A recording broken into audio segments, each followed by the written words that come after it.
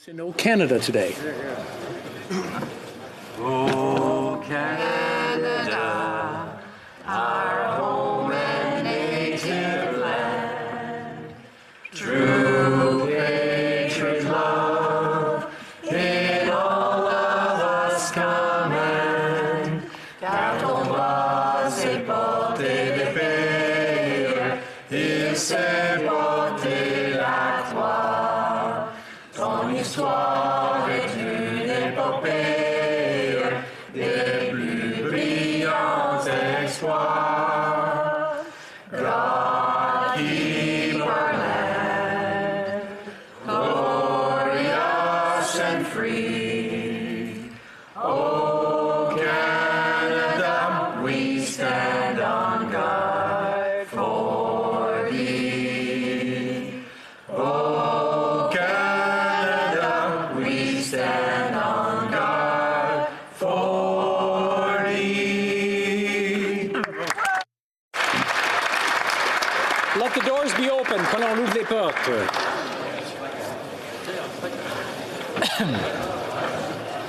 Thank you. Sénateur Serge Cormier.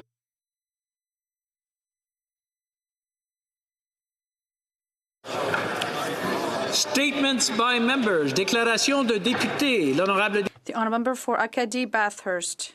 Thank you, Mr. Speaker. First of all, allow me to sincerely thank the wonderful people of Acadie Bathurst for giving me the honour to serve them as their MP for a second term. Very unfortunate news.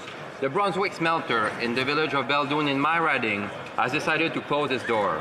I'm very disappointed in this decision as the smelter is the largest employer in our region, and this closure will result in the loss of 280 jobs and 100 more indirect job loss. This will have a major impact on the economy of the region. Je suis fier des investissements sans... I'm proud by the unprecedented investments that our government has made in Bathurst.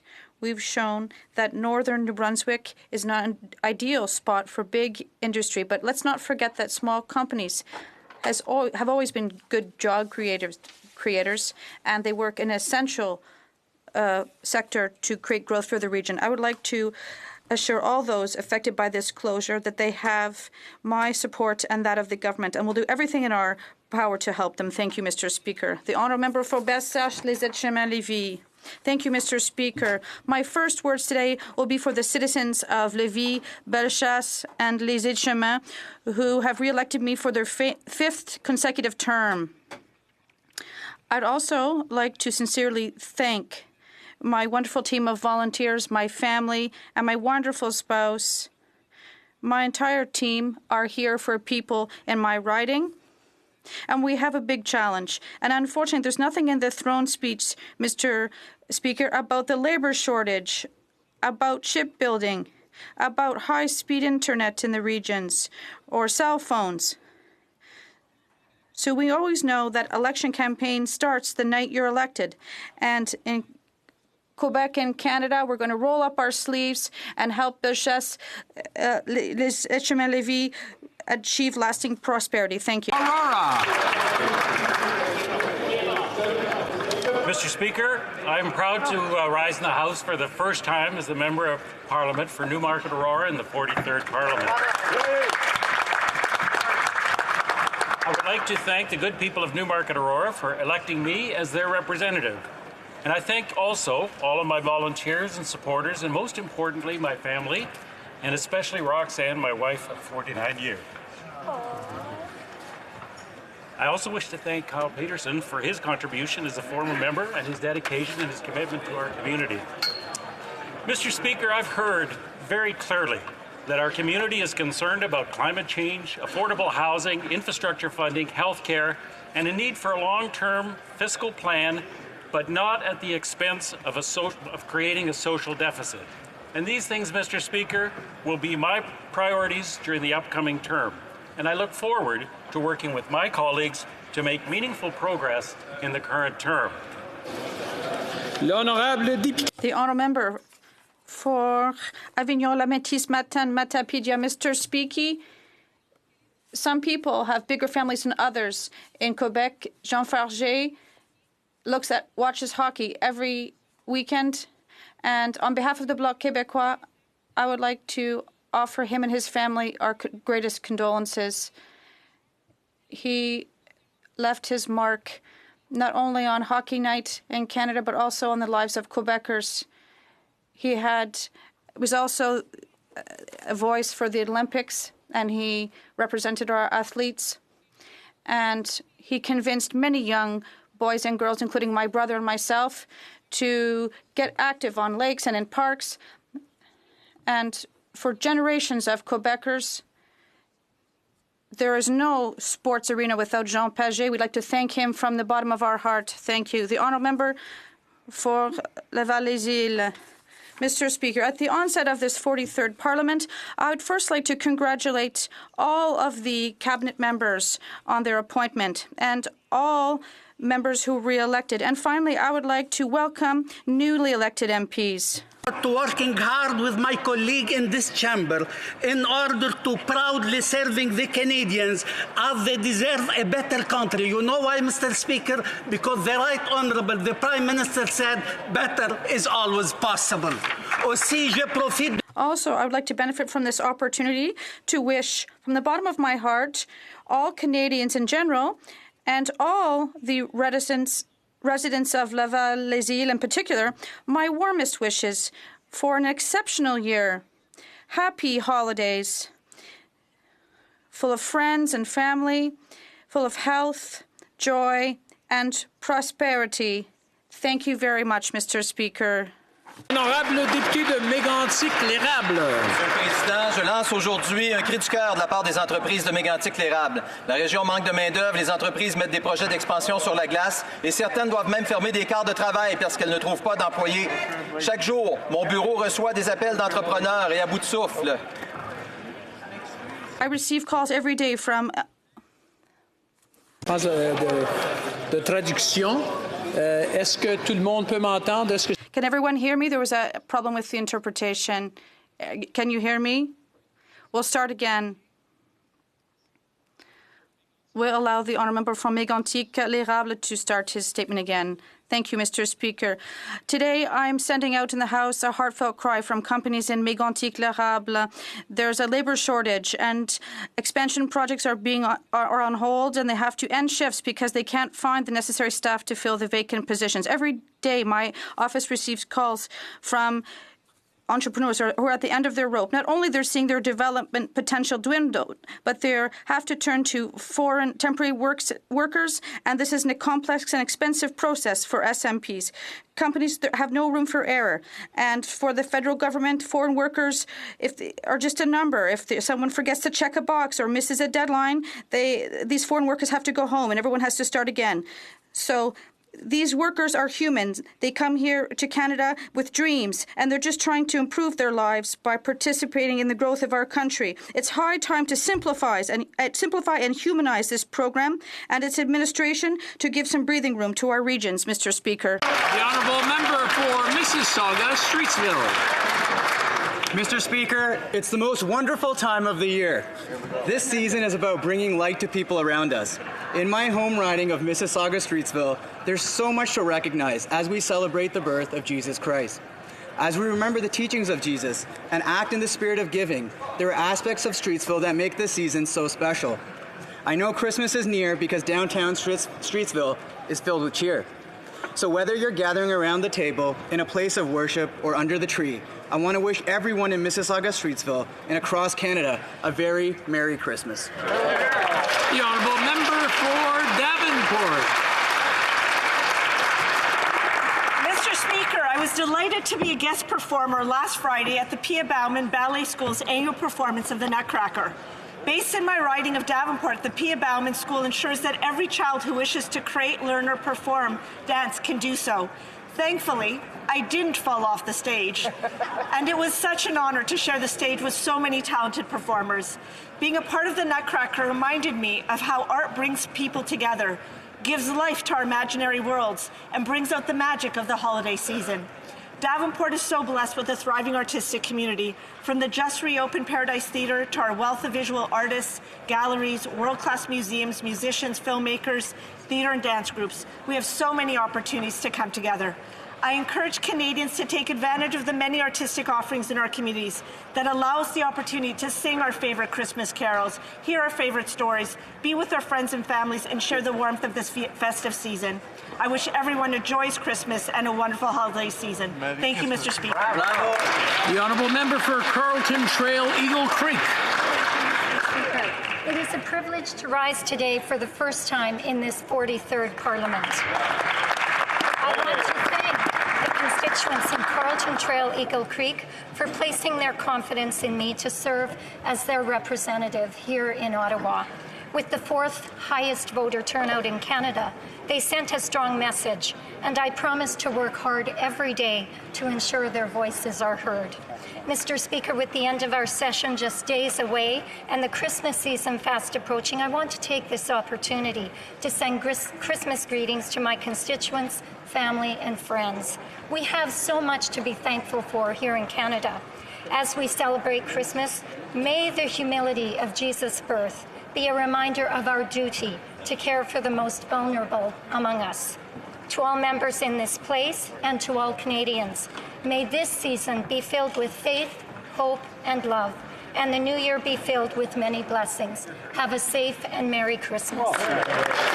The honourable member for Mississauga, Erin Mills. Mr. Speaker, I'm honored to rise today in this House for the first time this 43rd Parliament to welcome new and returning members and to congratulate you on your election. I want to thank my constituents in Mississauga, Erin Mills, for placing their trust and confidence in me once again to be their strong voice in Ottawa. Thank you to my volunteers and to my team for your hope and hard work. Mr. Speaker, over the summer, I heard my constituents loud and clear about the issues that matter most to them, from climate change, pharmacare, affordable housing, seniors issues, fundamental human rights, and women empowerment, many of which I focused on and will continue advocating for as we proceed in this new parliamentary session. I look forward to working with all members in this House to push that needle towards progress. Thank you, Mr. Speaker. The honourable member for Chicoutimi-Le-Fjord. Mr. Speaker, I'm rising today to honour a great person in the sports world, Jean Paget. He was with his loved ones when he died, and he was from the Saguenay region.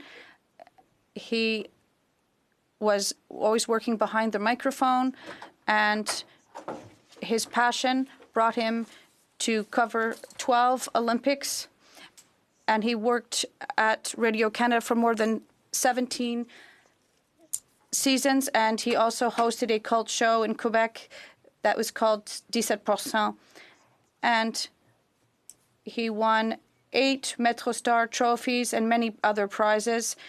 The National Assembly of Quebec underscored his contributions, and I offer my sincerest condolences to his family, his wife Brigitte, and I would like to thank Mr. Paget for all the wonderful moments he offered us on TV. Thank you. Mr. Speaker, I want to acknowledge the bravery and tenacity of Iranians as they stand up against one of the world's most oppressive regimes, the Islamic Republic of Iran.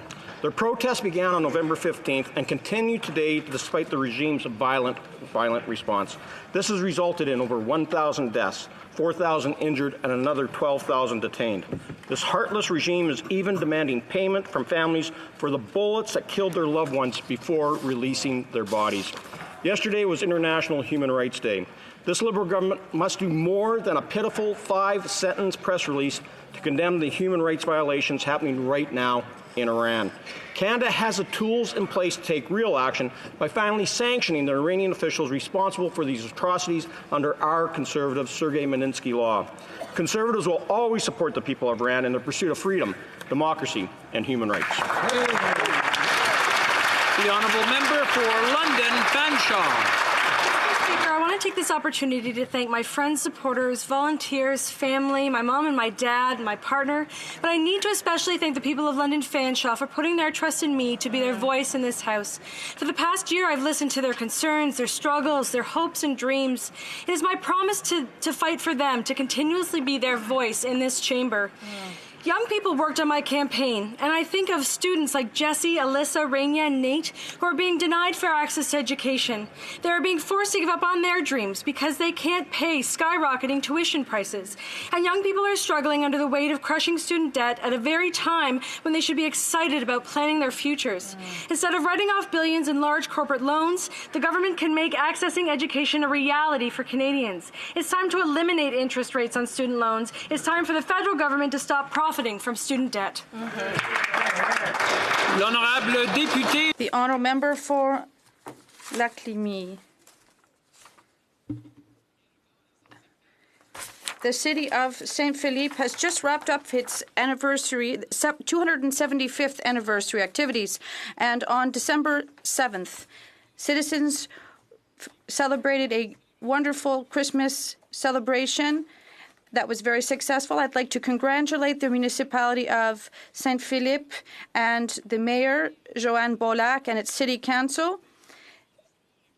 They created wonderful opportunities to celebrate with families there. And I would also like to underscore the work of Ms. Marie-Josée Roy, the director of the activity department there, who coordinated various activities for the population of St. Philippe. A strong Canada is a unified Canada. The concerns of every single province do and should matter. Right now, 20% of young men in the province of Alberta are unemployed. And I'm not just talking stats, I'm talking faces. I'm talking real-life stories.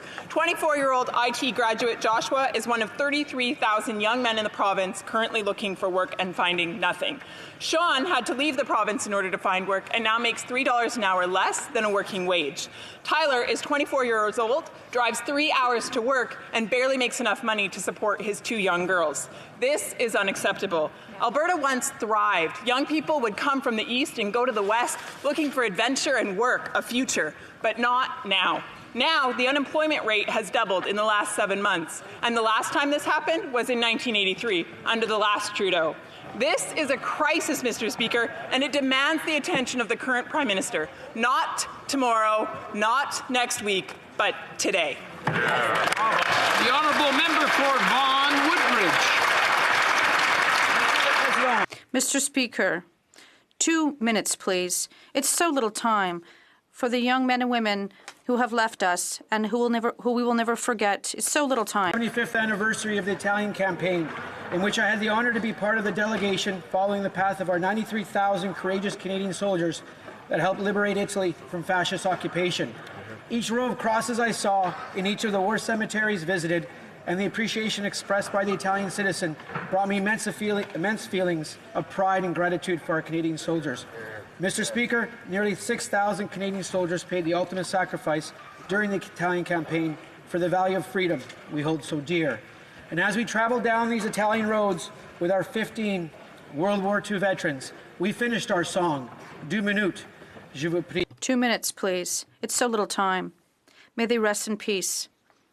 And may we never forget their death. It's so little time. Thank you. Merci.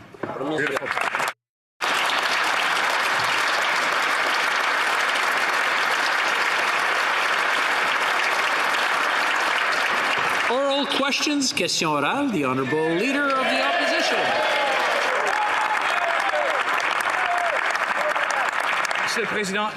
Mr. Speaker, after having made concession after concession on NAFTA, we discovered that the Prime Minister is asking Canadians to give even more. Can the Prime Minister explain exactly which concessions were made on Canadian aluminum? The Right Honourable Prime Minister. Mr. Speaker, let me be clear. The new NAFTA agreement, with the new modifications as signed yesterday, represent a gain for aluminum workers. We are very proud that we were always there to defend aluminum workers, and we will continue to do so. We're now ensuring that automobile manufacturing in Canada will involve 70% of North American-made materials, And that means a lot of that will come from Quebec.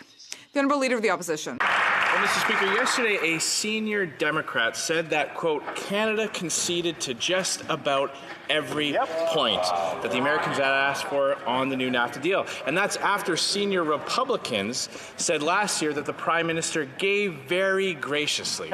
Now, while Democrats and Republicans don't always agree on everything, they do seem to agree that this Prime Minister has failed Canadians when it comes to the new NAFTA negotiations. So will the Prime Minister finally admit that what he came back with from Washington was a weakened NAFTA than what he had when he first went down? Right Honourable Prime Minister. Mr. Speaker, allow me to take this moment to congratulate heartily the entire Canadian team for the great negotiation, particularly our Deputy Prime Minister, the member from University of Rosedale. We strengthened environmental protections. We strengthened the support for workers. We moved forward on strengthened intellectual property and automotive rules of origin. We have ensured that access to our most important trading partner is solid for years to come. That is the work the Canadian team did in achieving the new NAFTA. The Honourable Leader of the Opposition. Mr. Speaker, when we're talking about being honest with Canadians, it's quite clear that the Prime Minister is attempting to bury the news that he still has absolutely no plan to balance the budget and that his high-tax, high-regulation policy is weakening the Canadian economy. Will the Prime Minister commit to tabling the long-term economic and fiscal projection in Parliament this week, and will he take the steps needed to protect Canada's economy from the negative headwinds? Right Honourable Prime Minister. Mr. Speaker, we made a very different choice than the Conservatives do.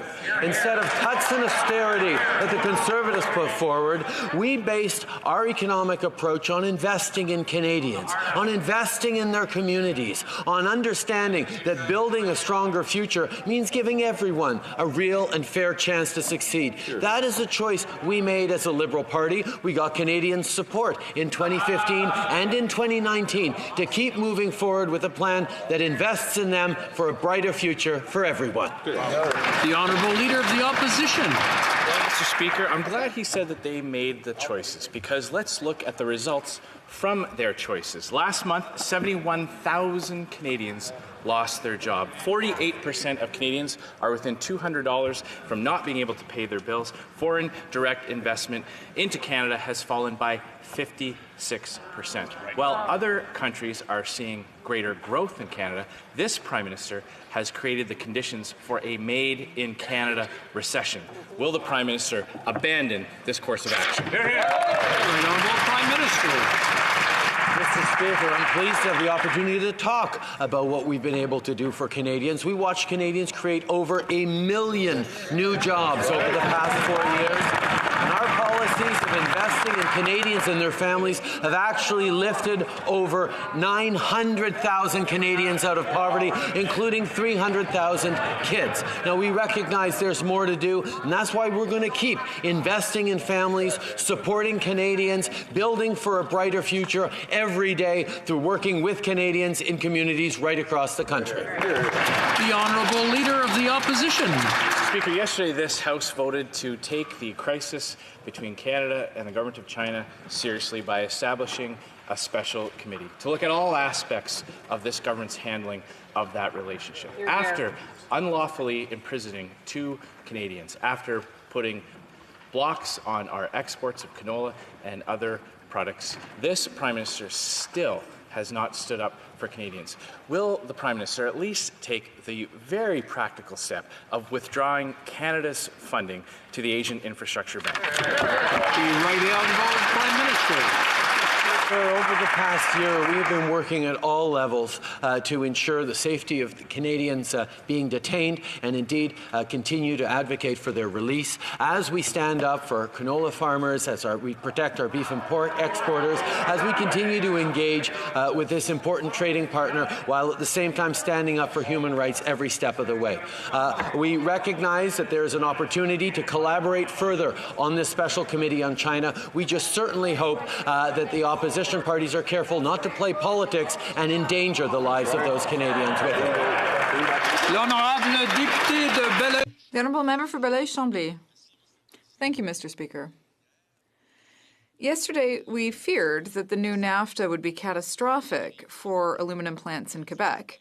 Today, Mr. Speaker, we know that that's the case. Not only will aluminum not be protected the way steel is, but worse, under the agreement, aluminum cannot be protected for a minimum of 10 years. The agreement says that 10 years after the agreement comes into force, the parties will be able to review the relevant demands in the interest of the parties so that aluminum can be protected. Did the Prime Minister decide to abandon aluminum workers? The Right Honourable Prime Minister. Mr. Speaker, allow me to clarify things a little bit because the Honourable Member across the way is wrong. The new NAFTA represents a gain for aluminum workers. And with this agreement, 70% of aluminum used in the manufacture of automobiles in North America will have to be produced with North American aluminum. We know that most of that comes from Quebec, so this will be good for aluminum workers there. And we are always happy to defend aluminum workers. The Honourable Member for Belleuil-Chambly. Mr. Speaker, one of the two of us is wrong, but I'm not sure who. I read an extract of the text that was put online by the government, and that says, without the shadow of a doubt, that for the next 10 years, Canada will not allow itself to protect aluminum the way it has done for steel. I think that's very clear. And I want to know what the Prime Minister will tell the workers of the Quebec regions who are being sacrificed. The Right Honourable Prime Minister. The new NAFTA represents a net gain for aluminum workers. Not only were we able to defend them by having the punitive 232 tariffs lifted, but we continued to defend access to the American market and to ensure that 70% of automobiles made in North America, the automobiles made in North America will use at least 70% of aluminum that is made in North America. And we know that that's good for Canadian workers. Burnaby South. Without actually protecting workers or the environment, the Liberals rushed to see the new NAFTA signed. American politicians did the work that the Liberals should have done. Without protecting the environment or our workers, the Liberals were ready to sacrifice our future. Instead of counting on the Americans to defend our workers, will the Prime Minister commit to improving this process in the future? The Right Honourable Prime Minister. To improvements to the new NAFTA that strengthen environmental protection, strengthen labor protection, improve the automotive rules of origin, improve the protection of intellectual property, and settle a stronger state-to-state dispute settlement. These are all improvements we made to a deal that the NDP already said that the new NAFTA was the best deal possible. Indeed, the members of the NDP attending the Unifor reception highlighted that this was a much better deal than the deal that was signed 24 years ago. That was from Jerry Dias, the head of Unifor. We know that this is a good deal for Canadians.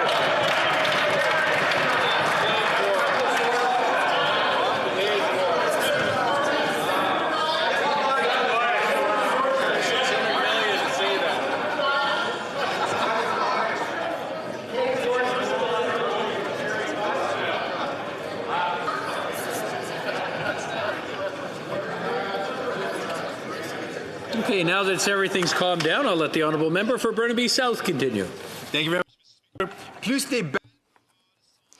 More empty rhetoric without real action. Yesterday, the Prime Minister promised a national universal Medicare program. The reality is, the Liberals have been promising universal pharmacare since 1997. Canadians shouldn't have to wait, and in fact, they don't need to wait. The Liberals can get to work right away. So my question to the Prime Minister, what's the timeline? When will all Canadians have their medication covered? The Honourable Prime Minister. Mr. Speaker, no Canadian should have to choose between paying for prescription drugs or putting food on the table. That's why we haven't waited. We acted right away and have done more than any government in a generation to lower drug prices in this country. And now it is time to take the next step towards national universal pharmacare, and that involves sitting down with the provinces to talk about how we're going to move forward on things like high-cost drugs for rare diseases, on moving forward on a national Canadian drug agency that's going to create a national formulary. There are many steps that we are embarking on right now because we know Canadians deserve a healthcare system that works for everyone. The honourable member for Durham. Mr. Speaker, this is the second time the Liberal government has announced a final agreement on NAFTA. Each time Canada's at the negotiation table, we seem to give away more. Maybe we should just accept this before we give away the farm, Mr. Speaker. Oh, wait, they already did that with dairy. With the auto industry and manufacturing growing in Mexico, why would the government give away our opportunity to sell more and more aluminum to Mexico in the future? The Honourable Prime Minister. Mr. Speaker, I understand that this is a recent development, but I recommend the member opposite take a little closer look at what actually was negotiated, because this is actually a significant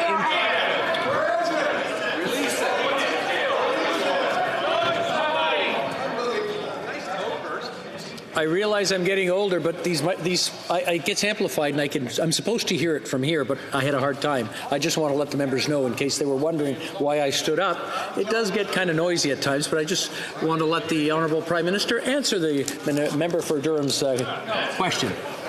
This new NAFTA Accord represents a significant gain for aluminum workers and steel workers across Canada as we move forward with guaranteed percentages of 70% in the North American automobile industry for North American steel and aluminum. This provides predictability and stability for our workers across Canada. We're going to continue to work hard to defend our workers, as this government has done for the past 4 years. Well, member for Durham. Mr. Speaker, the chairman of the U.S. Ways and Means Committee thanked Canada for conceding on all the new NAFTA amendments. This is after they gave graciously in the original deal. We know the Liberals have conceded on aluminum, impacting thousands of workers in Quebec. The Prime Minister's latest concessions come just weeks before the plant closure at GM Oshawa. How can the Prime Minister call this a win when workers in Quebec and auto workers in Ontario will lose? Honourable Prime Minister. Mr. Speaker, what the member opposite is saying is simply mistaken. This is an improvement for workers across this country, particularly steel and aluminum workers. We worked very, very hard with all parties, with our Mexican counterparts, with the Democrats and the Republicans, to ensure that this was a win-win-win for all three countries. And I can highlight that the improvements we achieved in this most recent and final version of NAFTA are significantly better for Canadians. We will always stand up for Canadian workers and for our most important trade deals with the Americans. L'honorable député. The honourable member for Chicoutimi-Le-Fjord. Well, there could not be a worse trade agreement than the one that Canada just negotiated. It's very simple. Canada, or rather the U.S. and Mexico, have a game plan, but we don't. As Jean Simard, the president of the Aluminum Association of Canada, said, Mexico has become China's North American backyard to dispose of its excess aluminum. How could the Prime Minister abandon our workers? And does he have any solutions for the industry to help us export more of our Saguenay aluminum, which is the cleanest on the planet? Right Honourable Prime Minister. The new NAFTA agreement is a gain for aluminum workers. I understand the concerns of our colleagues in this House, and I know that what they're trying to do is to create fear and anxiety, but the reality is that we are there to defend aluminum workers. And this trade agreement represents a gain for workers. Anyone who votes against that agreement would be voting against aluminum workers in the Saguenay and elsewhere in Quebec and Canada. For Prince Albert. Mr. Speaker, while the United States and Mexico continue to negotiate a better NAFTA for themselves, this Liberal government sat again on the sidelines. This was a missed opportunity for the Liberals to help industries such as aluminum and softwood lumber. The forestry sector is hurting. Mills are closing. People are losing their jobs. Why would the Prime Minister agree to a deal that does nothing for aluminum producers or our forestry workers? The Honourable Prime Minister. This new NAFTA deal is significant gains for our aluminum workers. On forestry workers, we remain extremely concerned with the difficult situations they're facing. We will continue to work very hard with our American counterparts, alongside Canadian premiers, standing up for our forestry workers and encouraging the United States to come to an agreement on softwood lumber. The Honourable Member for Aurora, Oak Ridges, Richmond Hill. Monsieur le Président, hier...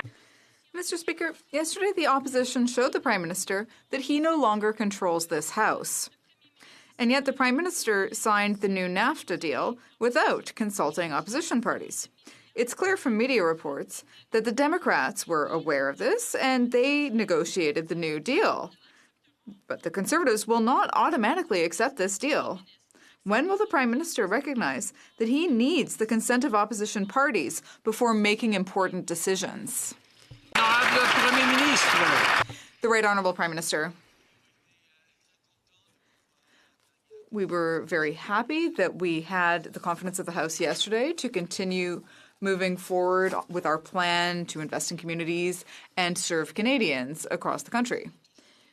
We will always work with our colleagues in this House to represent Canadians properly. We know that this new NAFTA will help Canadian workers, including in the steel and aluminum sectors, and it will help them have greater job security and more growth in their communities.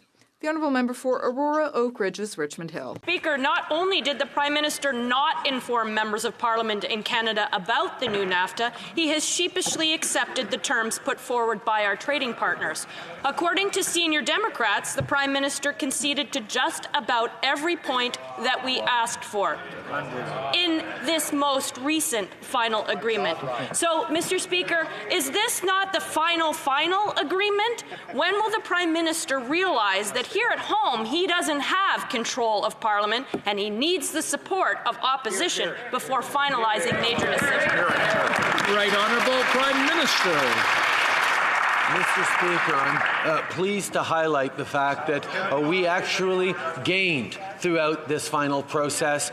We have significant advantages to Canada with the final text negotiated between Canada, the United States and Mexico, and we're representing strong outcomes for Canadian workers, for Canadian businesses, and for Canadians from coast to coast to coast.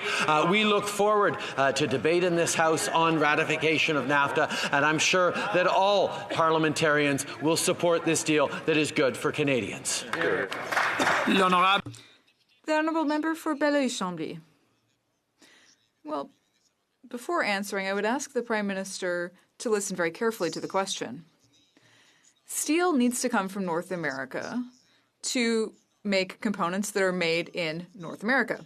But aluminum can come from anywhere in the world in order to make components that can be deemed North American. So that's not the same degree of protection. I would ask the Prime Minister to confirm that interpretation of the facts. The Right Honourable Prime Minister. Mr. Speaker, I can say that the Honourable Member is mistaken on those details. We did ensure protection for the aluminum industry. We ensured protection for our aluminum workers. 70% of the aluminum used by the automobile sector in North America will have to come from Canada, or rather from North America. That is a good thing for our workers. The Honourable Member for Belleuil-Chambly. Well, maybe that was a slip of the tongue. I mean, he said it could come from anywhere, not necessarily Quebec or Canada. Does the Prime Minister realize that by failing to protect aluminum for the next 10 years, he is inviting companies to invest elsewhere than in Quebec? The Right Honourable Prime Minister. Once again, Mr. Speaker, the Honourable Member is mistaken in his interpretation of what was agreed to with the U.S. and Mexico. This agreement represents a gain for the aluminum industry in Quebec and in Canada. And we know that with projects like Elysis and others, the aluminum industry really does represent great hope for the future of Quebec and Canada.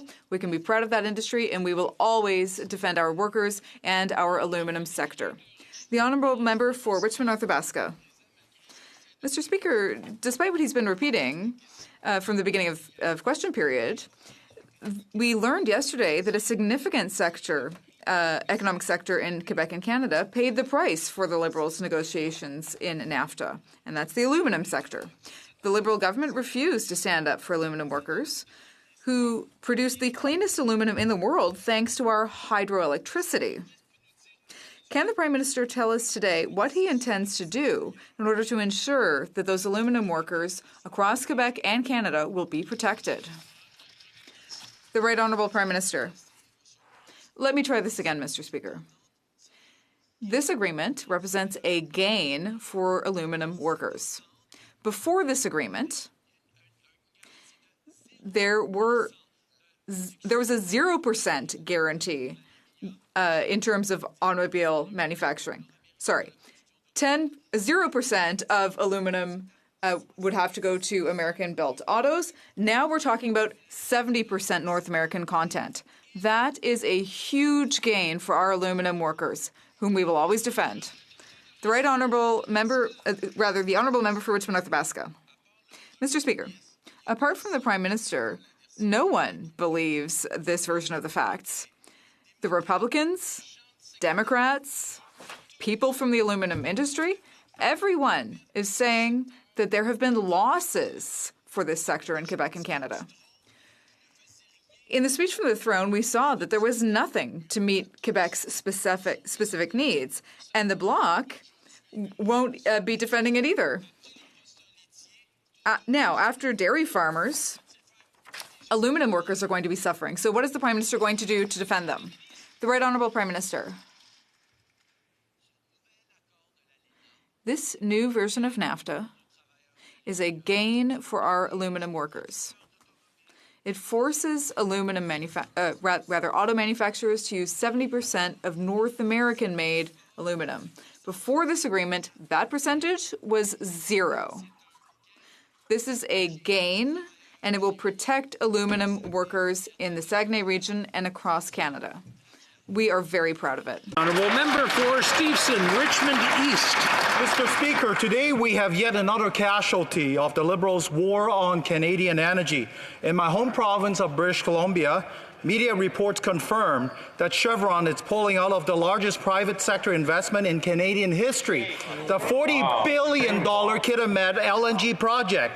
This comes just one day after the Minister of Environment publicly cast doubts on the future of LNG in Canada.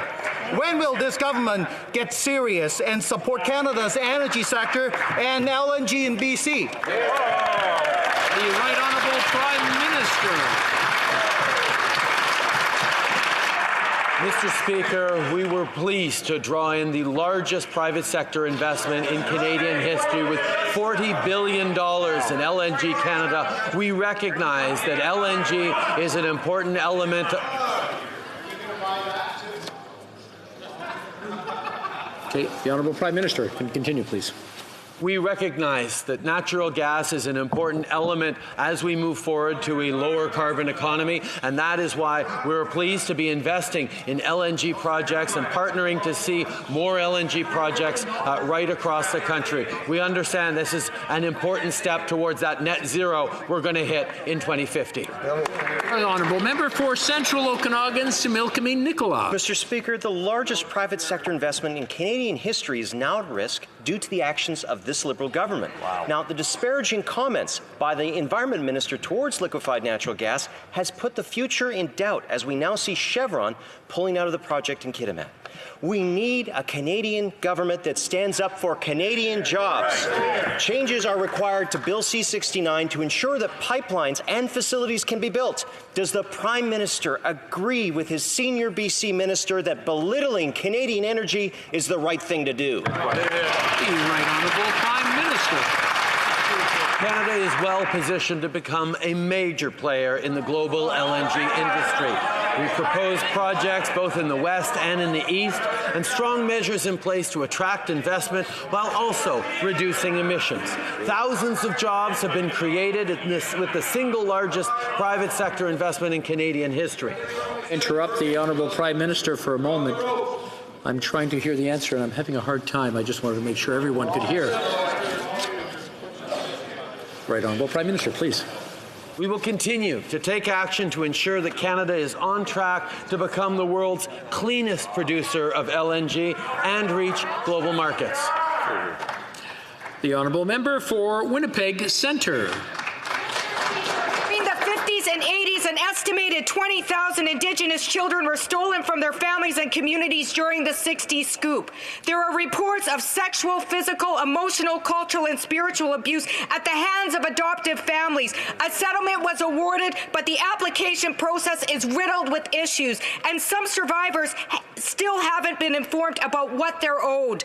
Victims deserve justice. Mr. Speaker, without stalling payments for those who've applied, will the Prime Minister extend the application date?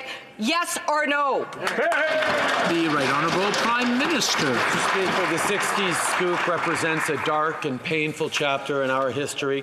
The court-approved settlement agreement process has begun to compensate survivors. The settlement includes a $50 million foundation for healing, commemoration, education, language, and culture. But we know there are other claims left unresolved, so we're working to address harm suffered by other Indigenous children as a result of the 60s scoop. The Honourable Member for Timmins, James Bay. For 7 months, the body of 16-year-old Devin Freeman hung on a tree 35 meters from the group home where he disappeared, and nobody found him. What a sad symbol for this nation. First Nation families are losing their children all the time to what the Human Rights Tribunal has ruled the willful and reckless discrimination and systemic underfunding by this government. So to this Prime Minister, stop with the honey-dripped words and call off the lawyers. Will he commit to meet with Cindy Blackstock to ensure that the Human Rights Tribunal ruling is respected so that no more children die on his watch or our watch? The Right Honourable Prime Minister. Mr. Speaker, we strongly agree that survivors, that we must compensate Indigenous children harmed by past government policies. We want to ensure that Indigenous people harmed under the discriminatory child welfare system are compensated in a way that is both fair and timely. We want to work with all parties to address this issue. We've demonstrated our commitment to addressing long-standing child and family service needs of First Nations, Inuit, and Métis children. Honourable Member for Milton. Thank you, Mr. Speaker. As this is the first time that I rise in this House, I'd like to take this occasion to congratulate you on both of your elections and thank my neighbours in Milton for the opportunity to serve in this room. Canadians understand the importance of having privileged access to our neighbouring markets. 2 million Canadian jobs depend on our trading relationship with our largest partner, the United States. Can the Prime Minister update the House on how the most recent changes to the new NAFTA will benefit and help Canadian workers and families like my neighbours in Milton? Right Honourable Prime Minister. I want to thank the member from Milton and want to welcome him and his strong progressive voice to this House of Commons. Yesterday, Canada, the United States, and Mexico took important steps towards the ratification of the new NAFTA. This agreement will help keep advanced medicines affordable for Canadians, improve labor protection, go further to protect the environment, and strengthen the state-to-state dispute settlement. This is a win-win-win that is progressive and will benefit workers, middle-class families, and the Canadian economy. Honorable député de Louis Saint-Laurent. Mr. Speaker, this is not a gain for Canadians. The current economic situation is showing signs of weakness. Unemployment went up last month. We're now close to 6%. Last month, 71,000 Canadians, including 45,000 Quebecers, who lost their jobs. Mr. Speaker, what message does the Prime Minister have for the 71,000 people who are looking for a job today? The Right Honourable Prime Minister. It is very difficult for families who are facing difficulties like losing their jobs. That's why we are there to help them. We know that over the last 4 years, Canadians created over 1 million jobs, but there's more left to be done. That's why we will continue to invest in families, to invest in communities, and we're going to invest in our children and our seniors and helping to generate economic growth throughout the entire country. That's a priority for us, and we will continue to work hard every single day to help those Canadians. The honourable member for Louis Saint Laurent. Those are fine words, but that doesn't give a job to these 71,000 Canadians who lost their jobs last month, and it doesn't help half of Canadian families who are $200 away from being in the hole. The Prime Minister and I and everybody here, we don't have that problem. We have a nice job. We've had it for about 2 months. We're not $200 away, but half of Canadian families are $200 away from disaster. What does the Prime Minister have to offer aside from fine words? The Right Honourable Prime Minister. Investing in social housing is more than fine words. The Canada Child Benefit is more than fine words. It helps out hundreds of thousands of Canadians to have a better future and to get the support they need today. We recognize that there's still a great deal left to be done, but we're on the right track, Mr. Speaker. We will continue to invest in families, to help workers, to defend our workers. We will continue to create economic growth throughout the country by working hand in hand with all of our partners throughout the country. Member for Carleton.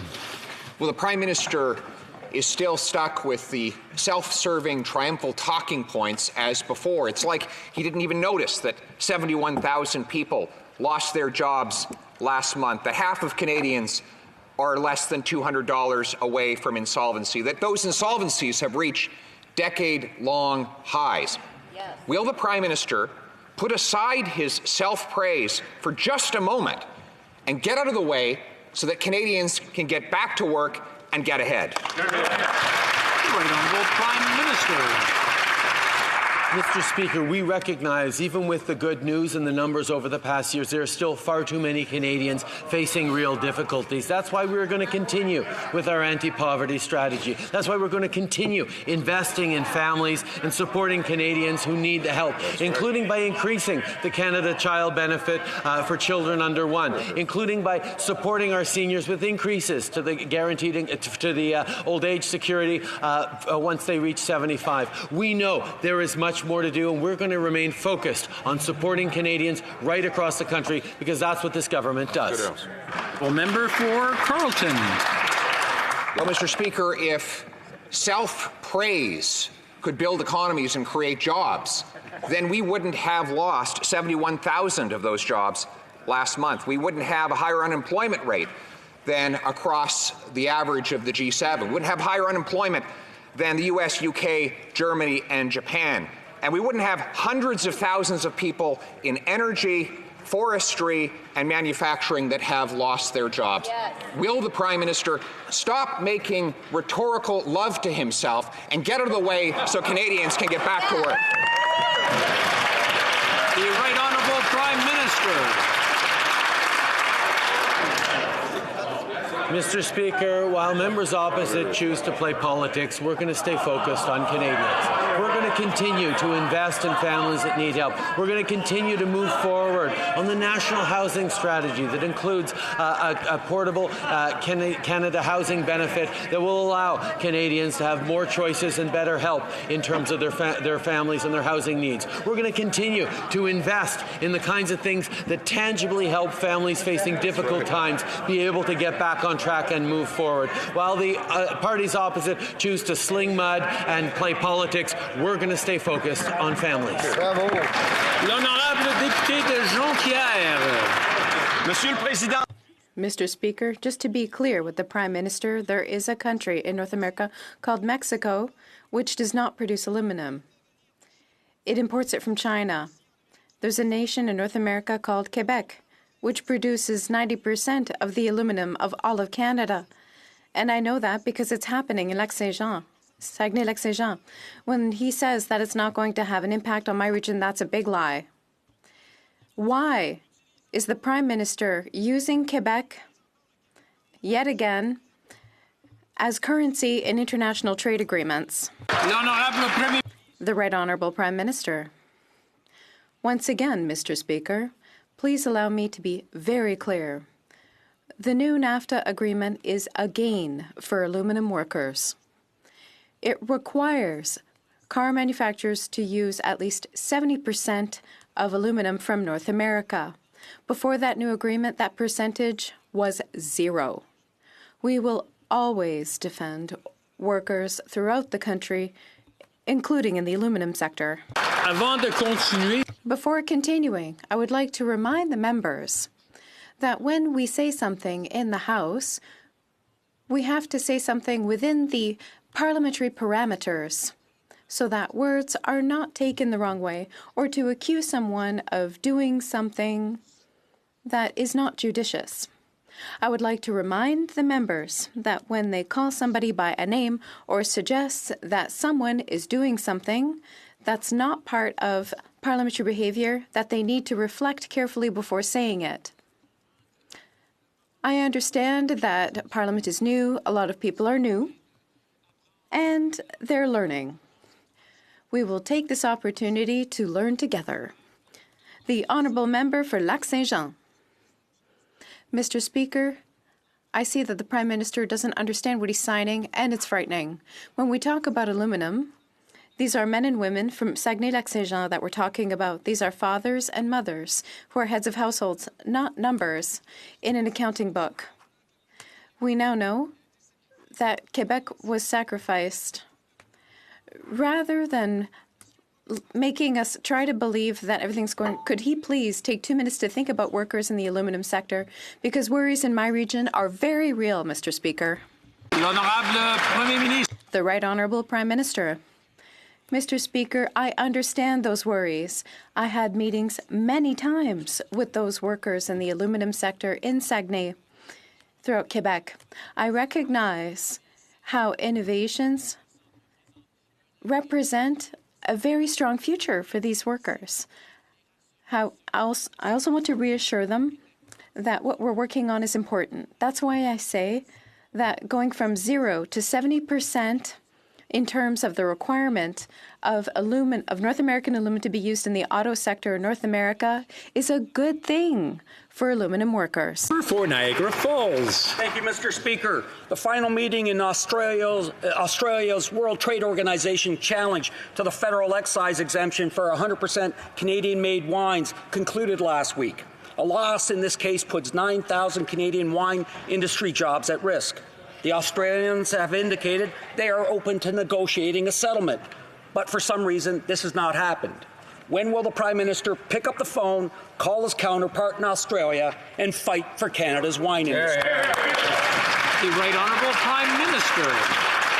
I have had direct discussions with my Australian counterparts on the issue of of protection of Canadian wine industry. We will continue to work with the WTO, with all of our trade allies around the world to ensure protection for Canadians while we uphold the rule of law and the rules-based trading system.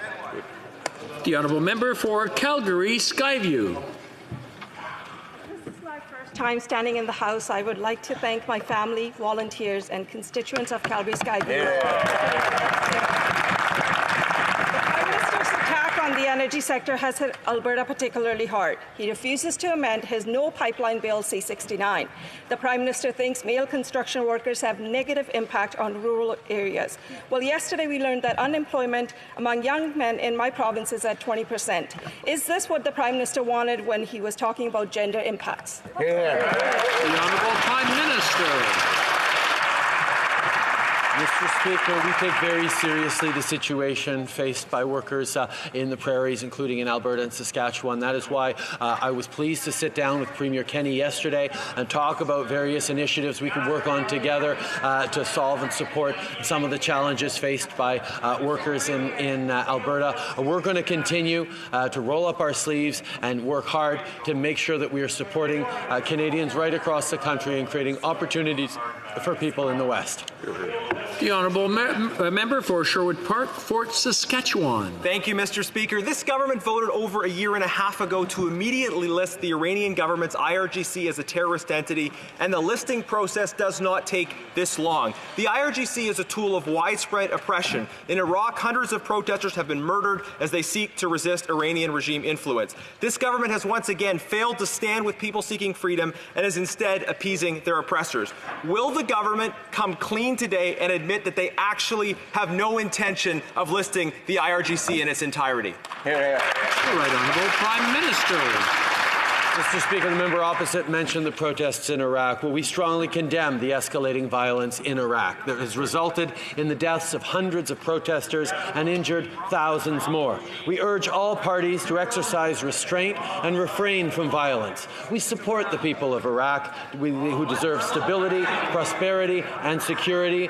Human rights, including the right to protest and freedom of expression, must be protected. We continue to work closely with our allies and partners to follow the situation and play a constructive role. The Honourable Member for Brampton East. Mr. Speaker, as this is my first time rising in this House, I'd like to thank my family, volunteers, and constituents for giving me the honour and privilege to serve. This week, the government tabled a Notice of Ways and Means motion which proposes to lower taxes for the middle class and to increase working capital by increasing the basic personal income to $15,000 by 2023. Can the Honourable Prime Minister tell this House what this change means for middle-class families? Honourable Prime Minister. Speaker, I want to thank and congratulate the member for Brampton East. I know he will serve his constituents well. As the very first order of business, we're lowering taxes for the middle class and for people working hard to join it. Starting in 2020, this will put more money back in the pockets of Canadians. It'll lift tens of thousands of people out of poverty, and families, including single parents, will save nearly $600 every year. We hope all other parties in this House will support these measures. The Honourable Member for Calgary, Nose Hill. More MVNOs will have an impact in Canada. Recent rulings which could allow for more MVNOs are being heavily appealed. It is a heated issue with extensive lobbying being placed on many members of this House. Given the importance of this issue, could the Prime Minister tell the House his vision for MVNOs in Canada, if he thinks they're important or not, and his government's position on recent related rulings that he is being requested to intervene in? The Honourable Prime Minister. Mr. Speaker, we made a commitment in the last election to decrease cell phone bills by 25% for Canadians. That is something that we will do by working with the industry, and if they don't bring down their prices, bring in significant measures around more competition in the industry to provide better opportunities for Canadians. This is a commitment we've made that'll save Canadian families thousands of dollars. We know that lowering cell phone prices is a priority for Canadians that we are going to take up. The Honourable Member for Foothills. It has taken Canadian ranchers decades to recover from the bovine spongiform encephalopathy crisis. That recovery was given a stunning setback when the Liberal government missed a deadline to apply to the World Animal Health Organization for negligible risk status. As a result of that, Ontario farmers, because of lack of process capacity and their inability to sell their fed cattle to the United States, they are suffering the consequences of this Liberal failure. Can the Prime Minister please explain to Canadian farmers why he failed to apply to the World Animal Health Organization for negligible risk status for BSE? The Honourable Prime Minister.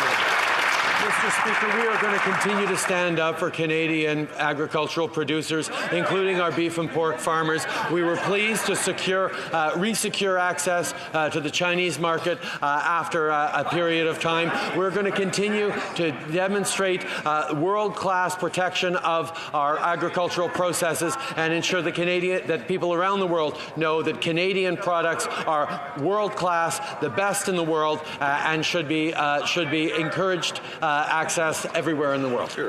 The Honourable Member for Fundy Royal. Mr. Speaker, this government's new jury selection rules have already been found to be unconstitutional in Ontario. Further, courts have been split on whether to apply the charges on a go-forward basis or retroactively. This confusion, created solely by very poorly drafted Liberal legislation, could have the impact of nullifying more than 30 guilty verdicts, including in a murder trial. How will the Prime Minister fix his mistake to ensure that murderers do not walk free? The Right Honourable Prime Minister.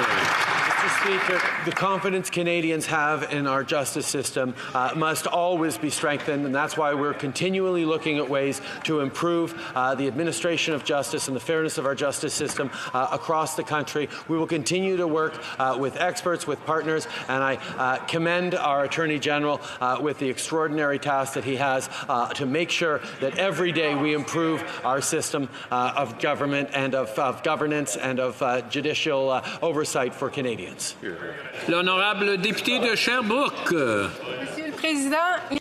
Mr. Speaker, Canadians clearly showed during the last election that they want the federal government to take measures to fight climate change. They clearly indicated that we have to not only put a price on pollution, but invest in infrastructure projects that will help us to fight and mitigate the effects of climate change. Can the Prime Minister update this House on current and future investments by the government in infrastructure, in green infrastructure, rather? The Right Honourable Prime Minister, I would like to thank the member for Sherbrooke for her question and congratulate her for having won her seat. Green infrastructure is essential to build a sustainable future for our country. We've earmarked $30 billion for infrastructure. Throughout the entire country, projects have been approved in order to deal with consequences of things like flooding, for instance. We're going to invest in the future of our country with projects that intend to reduce emissions and build more resilient and sustainable communities. Okanagan, West Kootenay. Mr. Speaker, the Liberal government paid $4.5 billion for an old pipeline. They said they'd make money on the deal. But today, the Parliamentary Budget Office reported that Canada is actually losing money on the operation of the pipeline, giving oil companies a break worth billions. An economist, Robin Allen, has shown that the toll charges Canada charges on the pipeline cover only 1/3 of the actual costs. So instead of giving oil companies billions of dollars in subsidies, why don't the Liberals use that money now to invest in a low-carbon economy? Hear, hear. The Right Honourable Prime Minister. We recognize, Mr. Speaker, how important it is to get our resources to new markets other than the United States. Indeed, for 10 years, a Conservative government was unable to do just that, which is why we are moving forward with the Trans Mountain Pipeline expansion. But at the same time, we recognize how important it is to invest in renewable energies, in a cleaner future for everyone, which is why all the profits from the Trans Mountain Pipeline expansion will go into nature-based solutions and new technologies that's going to allow us to continue to grow our economy, create new jobs well into the future right across the country. There have been discussions among representatives of the parties in the House, and I understand that we will now proceed to a tribute to our former colleague, the Honourable Deepak Oberoi. I now recognize the member for Lanark, Frontenac, Kingston.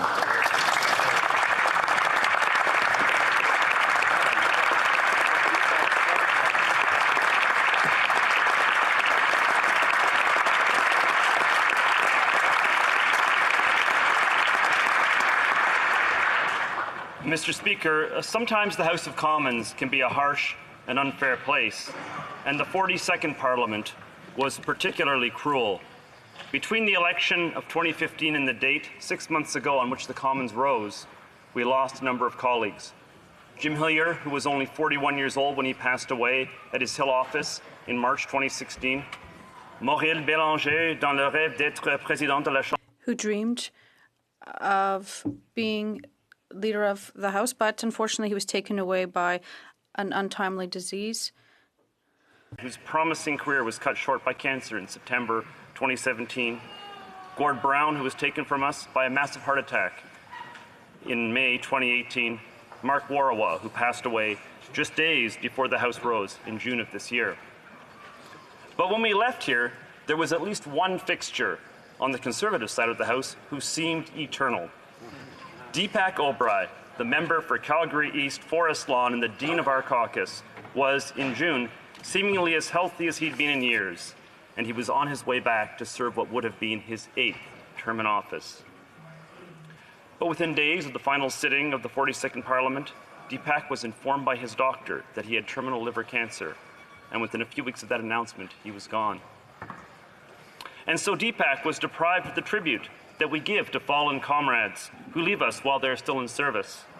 For those colleagues who are new to the place and who have never seen it before, a bouquet of white flowers is placed at the member's desk, along with a glass of salt water to symbolize tears and a lemon to signify bitterness at their untimely departure. It is a testimony to the fundamental decency of this place that the House leadership of all parties granted us the time today to give tribute to Deepak.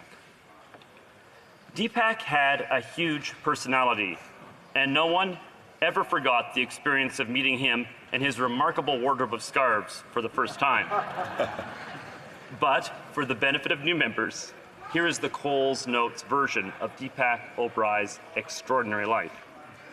He was born in Africa, in what was then the British colony of Tanganyika, on July 5th, 1950, and was educated in India and England, becoming an air traffic controller and later an accountant.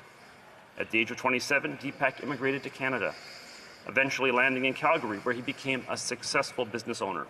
After dabbling in municipal politics and provincial politics, he was elected the MP for Calgary East in 1997.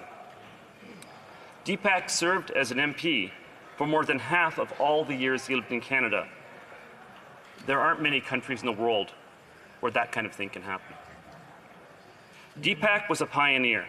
He was Canada's first Hindu member of Parliament and a member of the first generation of Indo-Canadian MPs whose legacy today is that numerous Canadians of South Asian origin, both first generation and Canadian-born, representing a diversity of faiths, are serving right now in this place under multiple partisan banners. In opposition, Deepak served in too many roles to enumerate here. In government, he spent nearly a decade as Parliamentary Secretary for Foreign Affairs, traveling the globe on behalf of Canada.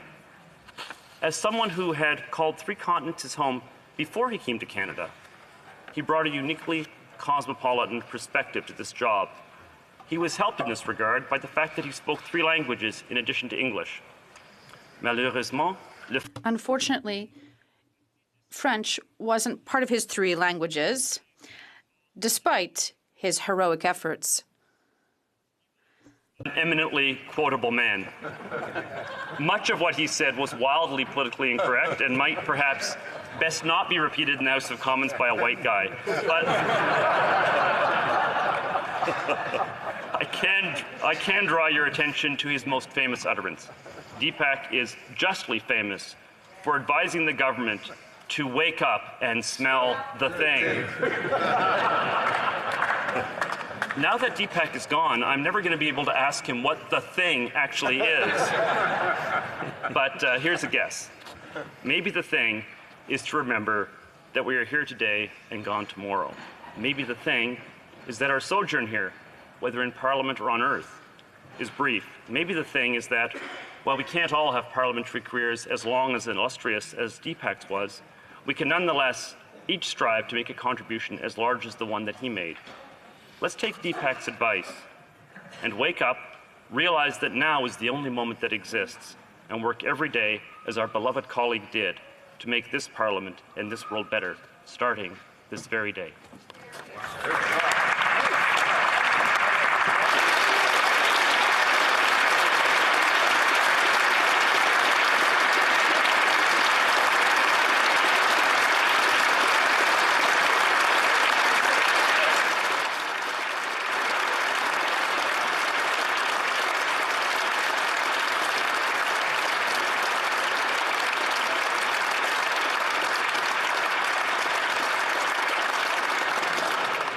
The honourable member for Don Valley West.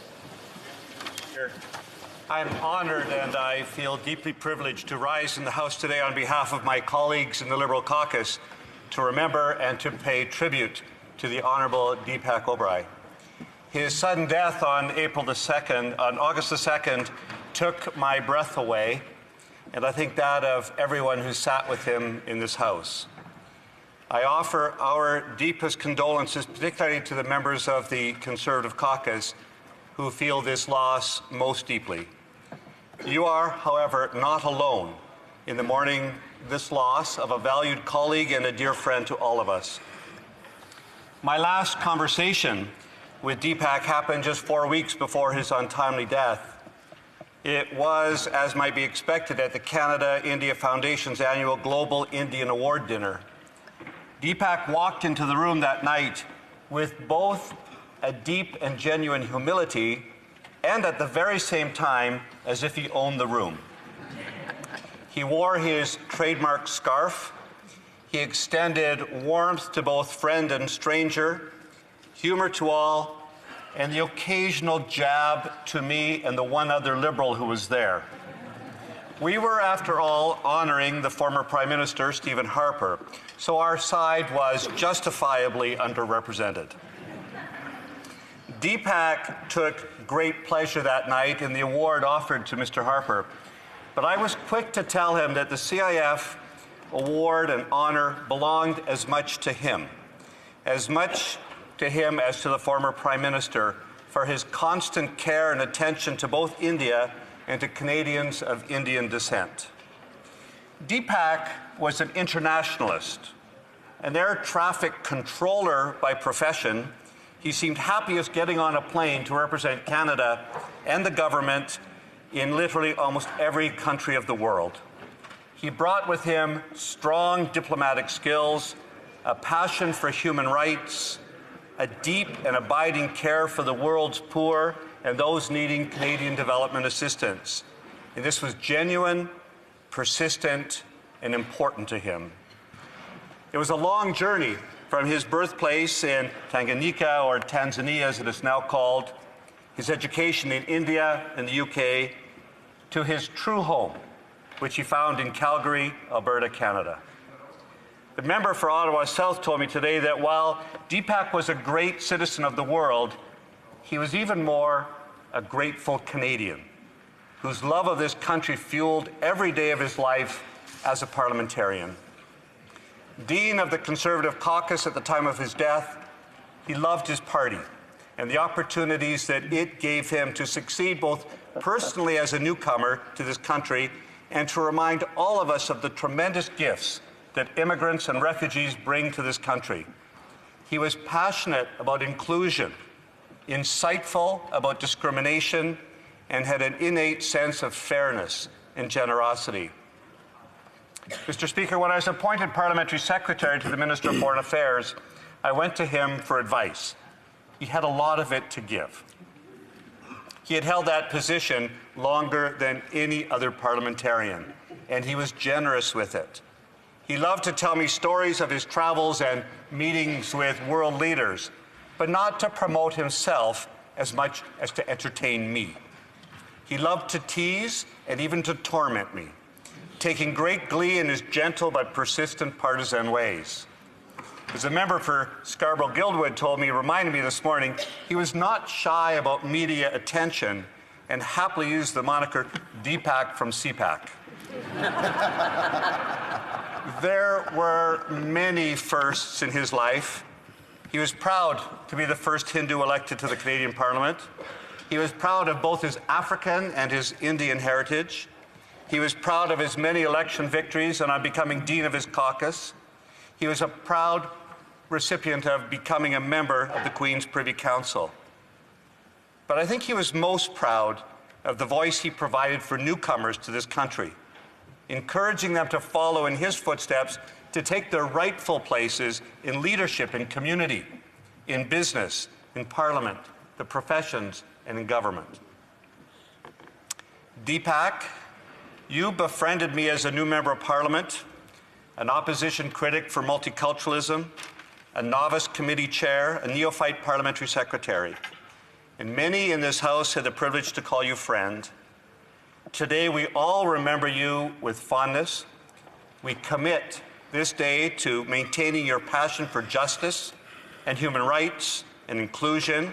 And especially, we give thanks to your beloved wife, Nina, your very proud children, Preeti, Kajal, Aman, your adoring grandchildren, Davin Jacob and Evisha, for sharing you with the people of Calgary, Calgary East, Calgary Forest Lawn, the people of Canada, the people of the globe, and allowing you to offer your gifts to make this world a better place. Thank you, Deepak.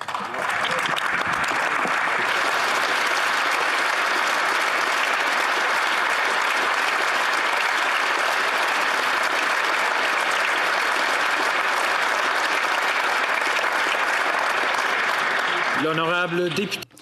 The Honourable Member for Bécancour, Nicolas Sorel. Thank you, Mr. Speaker. Today we're paying tribute to the memory of Deepak Oberoi, whose passing over the summer left all parliamentarians in shock.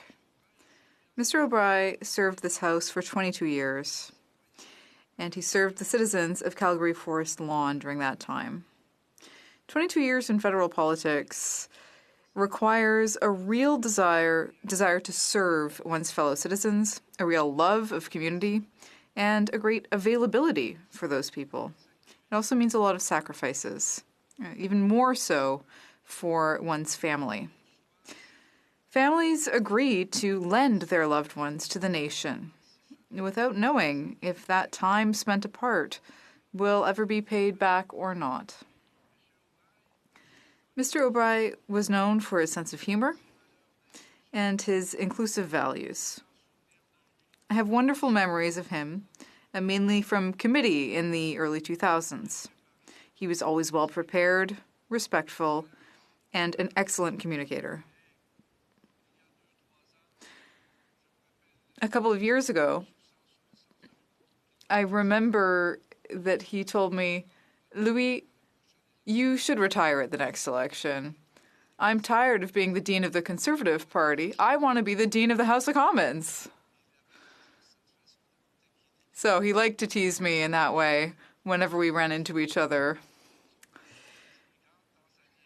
He started out as a Tanzanian immigrant, and he ended up as the Dean of a major federal party. And that story can be nothing but an inspiration for younger generations. He passed away at the age of 69 from cancer, which took his life in just a few weeks.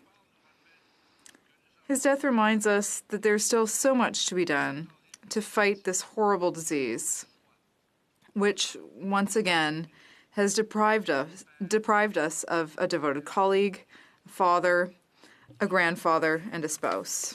On behalf of the Bloc Québécois, I want to offer our sincere condolences to his family, loved ones, and his Conservative Party colleagues. The great French author Alexandre Dumas once wrote, "Those we have loved and lost are no longer where they once were, but they are always with us everywhere we go." Thank you, Mr. Speaker.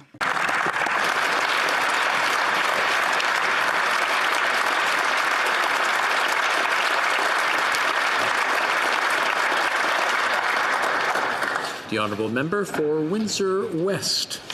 Mr. Speaker, I am honoured to rise in this House as the Dean of the Democratic Caucus to pay tribute to the late Dean of the Conservative Caucus. I know that Deepak planned on running again and was looking forward to the campaign in the hopes of returning to this chamber in this fall. His sudden illness and passing shocked us all. I wish to extend our deepest condolences to his family, his friends, and his colleagues, and the people of Calgary. As we have heard from the tributes in this House, we have lost a remarkable colleague. His accomplishments were significant, Mr. Speaker. Deepak Oberoi served this House with distinction for 22 years. He was elected 7 times, becoming the longest-serving MP of South Asian descent. Over the years, Deepak served as Parliamentary Secretary for Foreign Affairs, International Cooperation, and International Human Rights. He represented Canada ably on the world stage. New Democrats may not have interpreted the world the same as Deepak, but we respected him and his service, as did all of us, for our Canada. When Deepak was appointed to the Queen's Privy Council by former Prime Minister Stephen Harper, he was proud to have the honourable title and never shy to remind anyone, especially during hallway debates in the parliamentary corridors.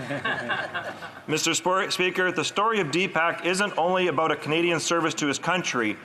It's also the story of perseverance by a Canadian who faced racism in all aspects of his life, including his professional and political life.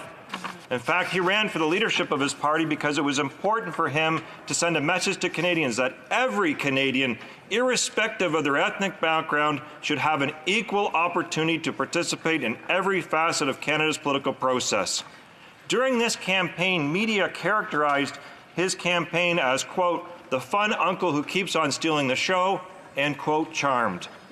We are fortunate he lived long enough to see a racialized Canadian elected as a leader of a major federal party. And while he rarely agreed with the NDP, he understood and appreciated the importance of a diverse House of Commons that respected all.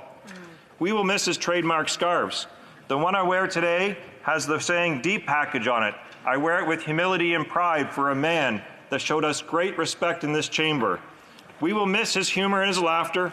Parliament and all of Canada lost our fun uncle, but not before he mentored us all. Thank you.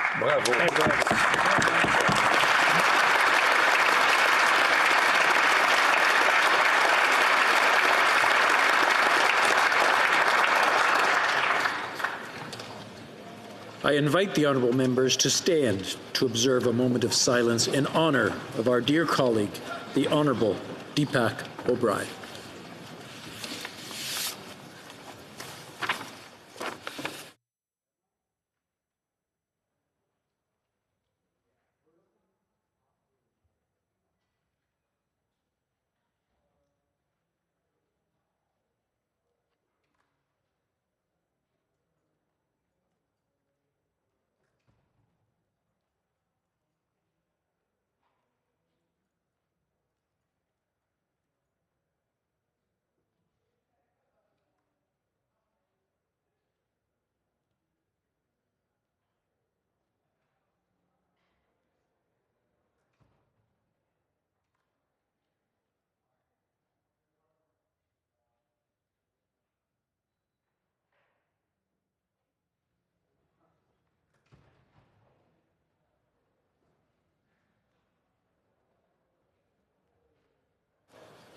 Thank you. Tabling of documents. The Honourable President of the Treasury Board. Mr. Speaker, pursuant to Standing Order 32.2, I have the honour of tabling on behalf of the Minister of Justice a charter statement concerning Bill C2, an act for granting to Her Majesty certain sums of money for the Federal Public Administration for the fiscal year ending March 31st, 2020, in both official languages. Thank you. Introduction of government bills. Reports from interparliamentary delegations. The Honourable Member for Dartmouth Cole Harbour. Thank you very much, Mr. Speaker. Pursuant to Standing Order 34.1, I have the honour to present to the House in both official languages 5 reports. The report of the Canadian delegation of the Canadian NATO Parliamentary Association respecting its participation at the Defence and Security Committee meeting in Hawaii, United States of America, March 19th to 21st, 2019. The report of the Canadian delegation of the Canadian NATO Parliamentary Association respecting its participation at the 2019 spring session in Bratislava, Slovakia, May 31st to June 3rd, 2019.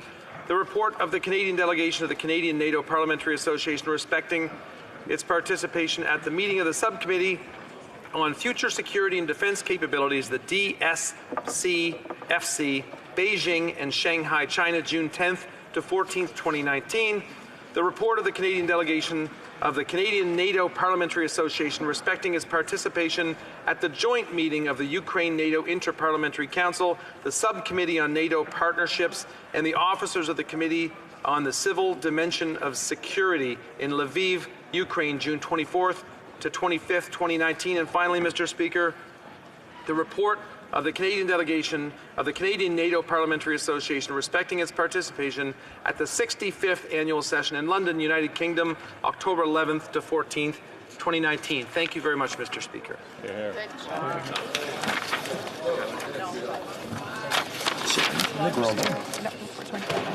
Okay, very good. Reporting from interparliamentary delegations, the Honourable Member for Vancouver Centre. Thank you very much, Mr. Speaker. Mr. Speaker, pursuant to Standing Order 34.1, I have the honour to present to the House, in both official languages, the reports of the Canadian delegation to the OSCE Parliamentary Assembly. The first one is the 18th winter meeting of the OSCE Parliamentary Assembly, Vienna, Austria, February the 21st to the 22nd, 2019. The Presidential Election Observation Mission of the OSCE PA Parliamentary Assembly, Kyiv, Ukraine, March the 31st, 2019. The second round of the Presidential Election Observation Mission of the OSCE Parliamentary Assembly, Kyiv, Ukraine, April the 21st, 2019. The 28th annual session of the OSCE Parliamentary Assembly, Luxembourg, Grand Duchy of Luxembourg, July the 4th to the 8th, 2019. The Parliamentary Election Observation Mission of the OSCE Parliamentary Assembly, Kiev, Ukraine, July the 21st, 2019. Thank you, Mr. Speaker. Reports from interparliamentary delegations. The Honourable Member for Davenport. Thank you, Mr. Speaker. Pursuant to Standing Order 34-1, I have the honour to present to the House in both official languages the report of the Canadian section of Parliamericas to the 11th Gathering of Parliamericas Gender Equality Network and the 48th meeting of the Board of Directors of Parliamericas held in Mexico City, Mexico from June 18 to the 20th, 2019. Thank you. Reports from interparliamentary delegations. The Honourable Member for Sault Ste. Marie. Mr. Speaker, thank you very much, and congratulations on your recent victory. And at this time, since I have the floor, I'd also like to thank the good people of Sault Ste. Marie for returning me. It's a great honor and privilege. Pursuant to Standing Order 34-1, I have the honor to present to the House in both official languages a report of the Canada-China Legislative Association and the Canada-Japan Interparliamentary Group respecting their participation at the 40th General Assembly of the ASEAN Interparliamentary Assembly in Bangkok, Thailand from August 25th to the 30th of 2019.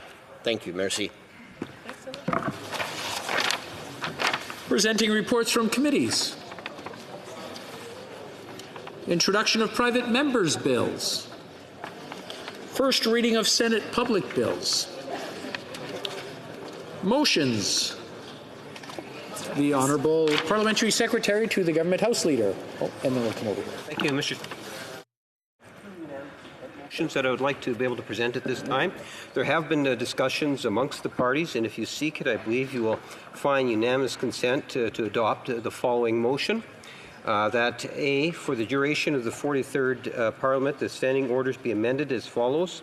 1. Standing Order 104, Bracket 1, be amended by replacing the words 10 members, quote, with the words 12 members, quotes. 2, by replacing Standing Order 104, Bracket 2, with the following. 104, Bracket 2, the standing committees which shall consist of a number of members stipulated below and for which the lists of the members are to be prepared except as provided in Section 1 of this standing order shall be on A, access to information, privacy, and ethics in brackets 11 members, B, agriculture and agri-food in brackets 12 members, C, Canadian heritage in brackets 12 members, D, citizenship and immigration, brackets 12 members, environment and sustainable development, brackets 12 members, finance, brackets 12 members, fisheries and oceans, brackets 12 members, foreign affairs and international development, brackets 12 members, government operations and estimates, brackets 11 members, J, health, brackets 12 members, K, human resources, skills and social development, and the status of persons with disabilities, bracket 12 members. L, Indigenous and Northern Affairs, brackets 12 members. M, Industry, Science and Technology, brackets 12 members. N, International Trade, brackets 12 members. O, Justice and Human Rights, brackets 12 members. P, National Defense, brackets 12 members. Q, Natural Resources, brackets 12 members. R, Official Languages, brackets 12 members. S, Procedures and House Affairs, brackets 12 members. T, Public Accounts, brackets 11 members. U, Public Safety and National Security, bracket 12 members. V, Status of Women, brackets 11 members. W, Transport, Infrastructure and Communities, bracket 12 members. And X, Veterans Affairs, brackets 12 members. 3, Standing Orders 104, bracket 5, 104, bracket 6, bracket B, 114 bracket 2 bracket E and 114 bracket 2 bracket 5 F, I should say, be suspended, and 4, Standing Order 1081 bracket 1 bracket C be amended by adding after the word subcommittees the following: composed of members from all recognized parties. End of quote. B, the clerk of the House be authorized to make any required editorial and consequential alterations to the standing orders, including to the marginal notes. Once again, Mr. Speaker, I would suggest to you that that's already been agreed to from members of the House, but we would seek that unanimous consent. Does the honourable member have unanimous consent of the House to move the motion? Agreed. The House has heard the terms of the motion. Is it the pleasure of the House to adopt the motion? Yes. Carried. The Honourable Parliamentary Secretary to the Government House Leader. And then the second motion that requires the unanimous consent, Mr. Speaker, that the Standing Committee on Procedures and House Affairs be appointed to prepare and report lists of members to compose the standing and standing joint committees of this House, and that the committee be composed of Ruby Sohoda, Kevin Lamoureux, myself, Jeanette Petitpas-Taylor, Kirsty Duncan, Sharon Rogers, Mark Gertson, John Brassard, Blake Richards, Eric Duncan, Corey Tosher, Elaine Terren, and Rachel Blaney. Does the honourable member have unanimous consent of the House to move the motion? Agreed. The House has heard the terms of the motion. Is it the pleasure of the House to adopt the motion? Carried. Motions. The honourable member for Timmins, James Bay. Thank you, Mr. Speaker. And at the outset, let me formally congratulate you on this important role of Speaker and representing the wonderful region of Northern Ontario and my next-door neighbours. So I want to welcome you in your new chair. I think if you seek it, you will find unanimous consent for this motion, that the House call on the government to comply with the historic ruling of the Canadian Human Rights Tribunal ordering the end of the discrimination against First Nation children, including by A, fully complying with all orders made by the Canadian Human Rights Tribunal, as well as ensuring that children and their families don't have to testify their trauma in court, and B, establishing a legislated funding plan for the future years that will ensure the end of systemic shortfalls in First Nation child welfare in Canada. Does the honourable member have the unanimous consent of the House to move the motion? Yes. Agreed. The House has heard the terms of the motion. Is it the pleasure of the House to adopt the motion? Yes. Carried. Presenting petitions. The honourable member for Sherwood Park, Fort Saskatchewan. Thank you very much, Mr. Speaker. I'm tabling two petitions today, both about the situation in Iraq, where peaceful protesters have taken to the streets seeking an end to corruption, sectarianism, and foreign interference. They want a strong, peaceful, pluralistic Iraq. Their response has been met with terrible violence. So the first petition calls on the House of Commons and the government to strongly condemn the use of violence against protesters and ask the government of Canada to pressure the government of Iraq to investigate and stop this violence while bringing those accountable to justice. The second petition calls on the government and the House to engage with the Iraqi government to promote pluralism and national unity, and also ask the government of Canada to impose Magnitsky sanctions on those in Iraq who have committed gross violations of human rights. This is a critical human rights issue, and I look forward to reading the government's response to these petitions. Thank you, Mr. Speaker. Presenting petitions. Présentation de pétitions. Questions on the order paper. The Honourable Parliamentary Secretary to the Government House Leader. Yes, Mr. Speaker, I would ask that all questions be allowed to stand at this time, please. Okay. Agreed? Agreed. Notice of motions for the production of papers. Request for emergency debate. I'm sorry, the Honourable Parliamentary Secretary to the Government House Leader. Mr. Speaker, just on the notice of motions for production of papers, I would ask that all notices of motions for the production of papers be allowed to stand, please. Agreed. Now, request for emergency debates. The honourable member for Kamloops, Thompson, Caribou. Thank you, Mr. Speaker. And I'm writing to seek leave for the adjournment of the House for the purpose of discussing an important matter requiring urgent consideration pursuant to Standing Order 552. As you know, British Columbia is facing a crisis in the softwood lumber industry. Communities across my province are reeling from mill closures and layoffs that have occurred over the past several months. At least 20 mills have been shut down or curtailed production.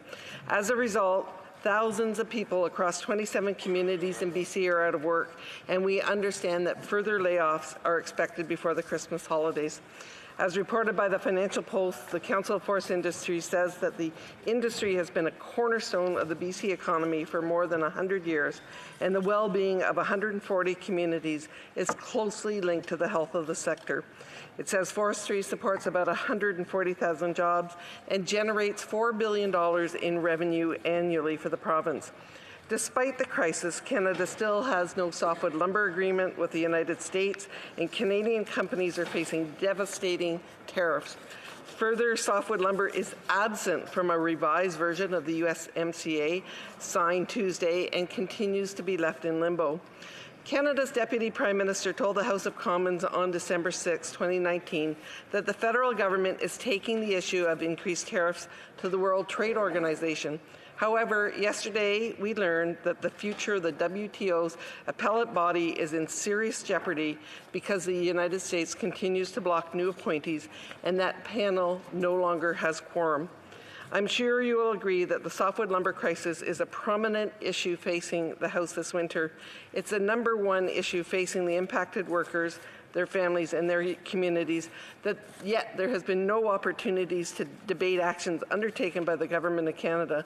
There is no clear plan of action presented to the House to support workers, community, and the industry. And your attention to this matter, especially as we head into the Christmas break, is really seriously hoping that you'll consider this request. Thank you. I thank the honourable member for Kamloops Thompson Caribou for her intervention. I must inform her that it does not meet the requirements of the standing orders. I would point out that the House is presently debating the address in reply to the speech from the throne. The debate is very large. It is a very large one that permits the raising of issues of importance for honourable members, and I'm sure that this will be one of them. We have a point of order. The honourable member for Calgary-Shepherd. Mr. Speaker, pursuant to Section 49.8, subsection 5 of the Parliament of Canada Act, I rise to discharge my obligations to inform you of the recorded votes of the First Conservative Caucus meeting. Whether Sections 49.2 and 49.3 are to apply in respect of the caucus, yes. Whether Section 49.4 is to apply in respect of the caucus, yes.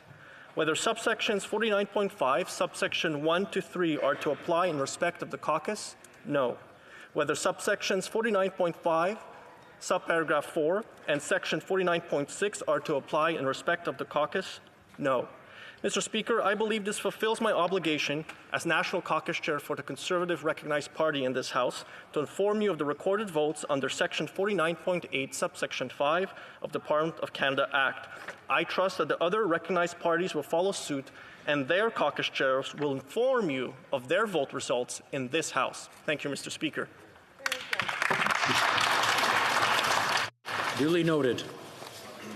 Orders of the day. Ordre du jour, adresse en réponse Orders of the day, address and reply to the speech from the throne. Resume consideration. to the speech from the throne and on the debate on the amendment of Mr. Scheer. The honourable member for Barrie Innisfil. Well, thank you, Mr. Speaker, and I just want to advise the chair that I will be splitting my time with the honourable member from Barrie Springwater Oro-Medonte, a gentleman who I served on Barrie City Council with, and I'm very happy that he has joined us in this House today. Now, I also want to just spend a moment. I know that the tributes have already been done for the Honourable Deepak Obrai, but I just want to say how much he will be missed, not just by our party, but by all parliamentarians. And somebody mentioned in their remarks that he was quite quotable.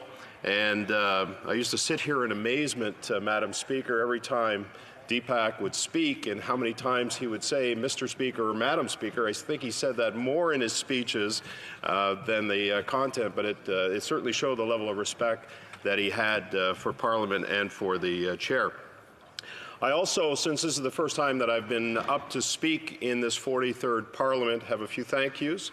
First and foremost, thank you to the people of Barrie-Innisfil for electing me for a second term. I'm humbled, I'm appreciative, and I certainly will continue to work hard and smart on their behalf. I also want to thank all of my volunteers who helped throughout the campaign, my campaign manager, but most importantly, my family, Madam Speaker, my wife, Leanne, and my children for their unwavering support and understanding for what I do as a Member of Parliament for Barrie-Innisfil, and I appreciate all of their support during the election campaign and their ongoing support as well. As I rise today to speak about the speech from the throne, I think what I'm going to focus on more than anything are the things that weren't in the speech from the throne.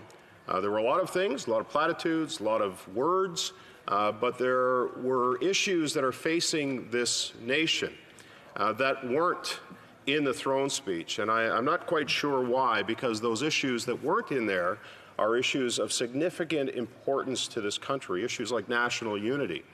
And coming from a province like Ontario, I don't think, Madam Speaker, the people of Ontario really understand the magnitude and the depth of what is going on in Western Canada. Now we're, obviously we work with colleagues from Western Canada, and we hear on a daily basis what is going on there, but it is dire. And what we didn't see in the speech from the throne, from this government, is how we're going to deal with the situation, deal with the situation with respect to natural resources, how we're going to get our products to market, how are we going to deal with some of the legislation that was passed in the previous Parliament that is going to affect and continue to affect our natural resource sector. And this is causing significant unity issues, Madam Speaker, as you're aware.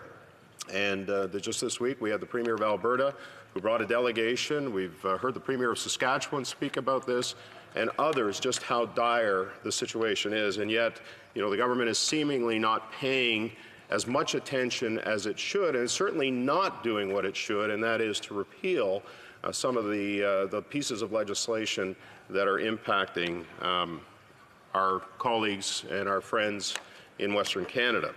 The other thing that wasn't in the throne speech was issues of economic and fiscal policy, Madam Speaker. There was no end in sight, nothing mentioned with respect to debt and deficit situations, and the fact that this government will continue to spend, although they call it investing, they're continuing to spend billions and billions of dollars, and that's increasing not only the debt, but it's also increasing the deficits. And in a minority situation, they will be under tremendous amounts of pressure from the other opposition parties to increase that debt and deficit situation. And so that's quite concerning as well. And what concerns me the most, and I know coming out of this election, what concerned the people of Barrie-Innisfil is our fiscal capacity to deal with a downturn in the economy. I think that's going to be one of the biggest challenges. And by all indicators, the economy is stalling. Of course, we saw that there were 71,000 job losses last month. We know that Canada's position in the G7 is diminishing in terms of debt to GDP ratio. So we are quite concerned about the government's ability going forward if we do face those strong economic headwinds to deal with that. Of course, our role in the world wasn't addressed in the throne speech, and if it wasn't for the opposition and the opposition parties yesterday, certainly the Canada-China crisis is worthy of attention. That wasn't mentioned in the throne speech, and it took an opposition day motion to really push the government and move the government in a direction where we need to deal with those issues. And so those are some of the things that weren't in the throne speech that certainly caused me concern. And the amendments that were put forward by the Leader of the Opposition will address a lot of the issues that weren't addressed in the throne speech, like economic and fiscal policy, natural resources, how to work to make sure that we see an uptick in the economy of Alberta and Western Canada and Saskatchewan. So I'm asking that the government take very seriously the amendments that were put forward in order for us to deal with those situations. But what we did see, Madam Speaker, was a government that seemingly went all in. And if it was a game of poker, they went all in, splashed all their chips onto the table on the issue of climate change. Now, there's not one person in this House and one person across Canada that doesn't believe that man-made climate change is having an effect. The challenge that we're having right now, Madam Speaker, quite frankly, is we need to have a national conversation about it. We're not, we went through the election, there was a lot of rhetoric, a lot of political posturing of the parties with respect to climate change, but one of the things that I think we need to, and I agree with the former Premier of New Brunswick on this issue, Frank McKenna, that if we're going to go to a zero-based carbon economy, then we need to understand what the implications of that are on not just Canada's economy, but also Canada's place around the world and how it can impact a global climate change, because Canada, quite frankly, Madam Speaker, is punching above its weight when it comes to the issue of climate change. And so, you know, we need to be free of that rhetoric. We need to get back to having a discussion of what that impact is going to look like and how we are going to position Canada to be economically competitive going forward when seemingly the rest of the world is not moving in that direction. I think that's a conversation that we should and could have in this minority parliament. And when you look at the rest of the world, Madam Speaker, just recently China built a rail system, and the sole purpose of that rail system is to move coal to coal-fired electrical plants. So one of the things that we talked about throughout the campaign was that Canada has the ability to impact the global climate crisis. In fact, even the Prime Minister acknowledged the fact that even if we were to go to a zero-based carbon economy tomorrow, that it would have zero impact around the world unless and until Canada leads the way when it comes to the type of technology and the type of innovation that we can offer. And the other thing that I was disappointed in, Madam Speaker, is the fact that Lake Simcoe, although it was mentioned during the campaign, one of the ministers came up to Barrie and announced that they were going to invest $40 million into Lake Simcoe. This is after the Conservatives had already promised an investment into Lake Simcoe and reinstating the Lake Simcoe Cleanup Fund. I want to make sure that this government is aware just how important the Lake Simcoe, the health and the vitality and the sustainability of Lake Simcoe is to Central Ontario and our ecosystem. And so we're going to continue to push the government on that. And Madam Speaker, finally, the voters of Barrie Innisfil asked me to represent them here. I'm asking that the government to listen to the voters of not just Barrie Innisfil, but across Canada to protect our national unity, to protect our economy, protect our environment, protect the energy and agricultural sectors, and keep life affordable to Canadians, and to support our amendment going forward so that we can move forward. Thank you, Madam Speaker. Questions and comments? The honourable member for Fleetwood Port Hills. Speaker, and thank you to my colleague for his speech. First of all, I had neglected to do this earlier, but I should have said in my first intervention a couple of days ago that I am very happy to be back here to represent the folks of Fleetwood Port Council, Surrey. An issue that came up, or a thought that came up about our oil and gas sector is that the problem that a lot of people have with it is when we use those products for energy, when we burn them. And their contribution to greenhouse gases and climate change is something that we may differ on the extent of it, but we know that it does exist.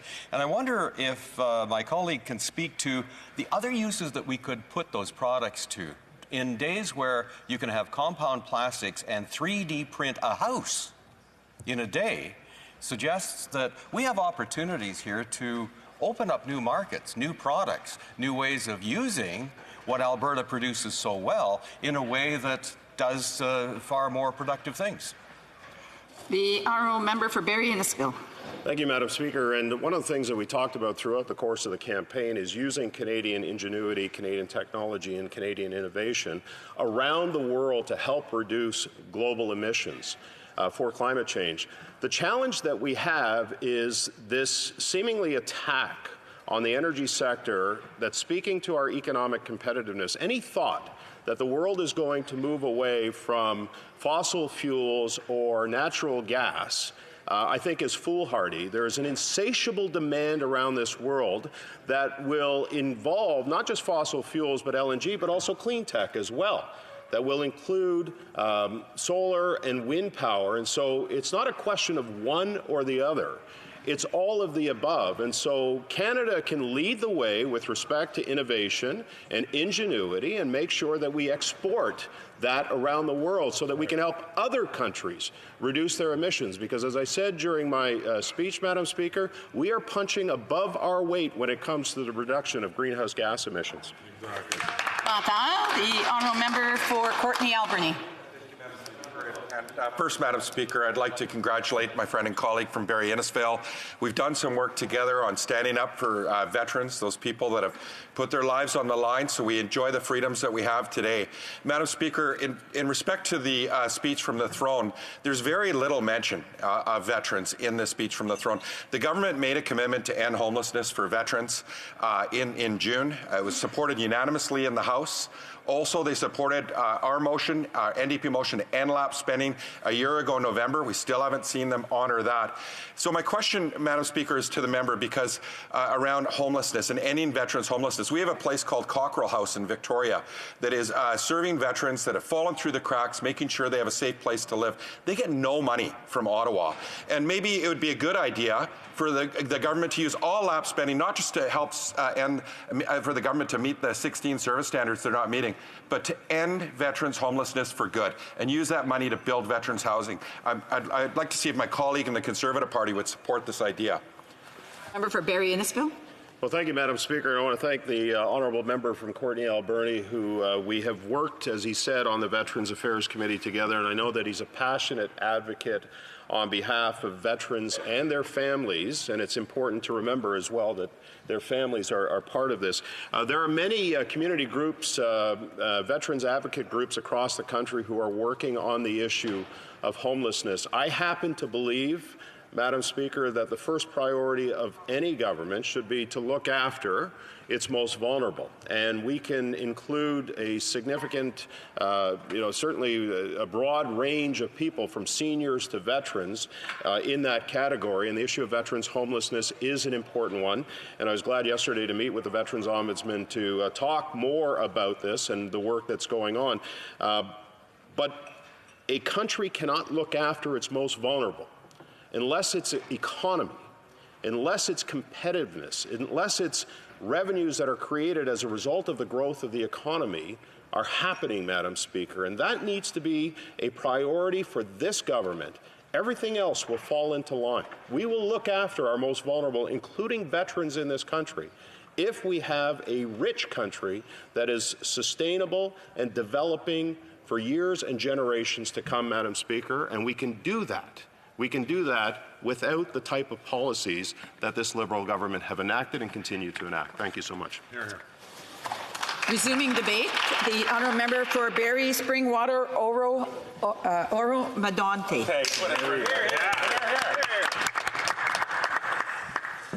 Thank you, Madam Speaker. And first of all, thank you to the member from Barrie Innisfil for sharing his time with me today. I did serve many years on council with him. He's been a great mentor to me, and I look forward to spending the next 4 years, or maybe not quite 4 years, but we'll see how long it's going to be. Longer than 4 years here together in Ottawa. So as I rise to speak in this 43rd Parliament, I wish to extend my gratitude to the residents of Barrie, Springwater, Oro-Medonte, who placed their trust in me to represent them in the House of Commons. It is a great honour to represent the people of Barrie, Springwater, Oro-Medonte in the House of Commons, and I commit to represent and help everyone to the best of my ability. I would also thank my campaign team, especially Matthew Kelman, Marissa Breeze, and the hundreds of volunteers and friends who helped me get elected. I would also like to acknowledge my predecessor, Alex Nuttall, for the fine work he did for 4 years, and wish him the best of luck in his new endeavors and spending more time with his family.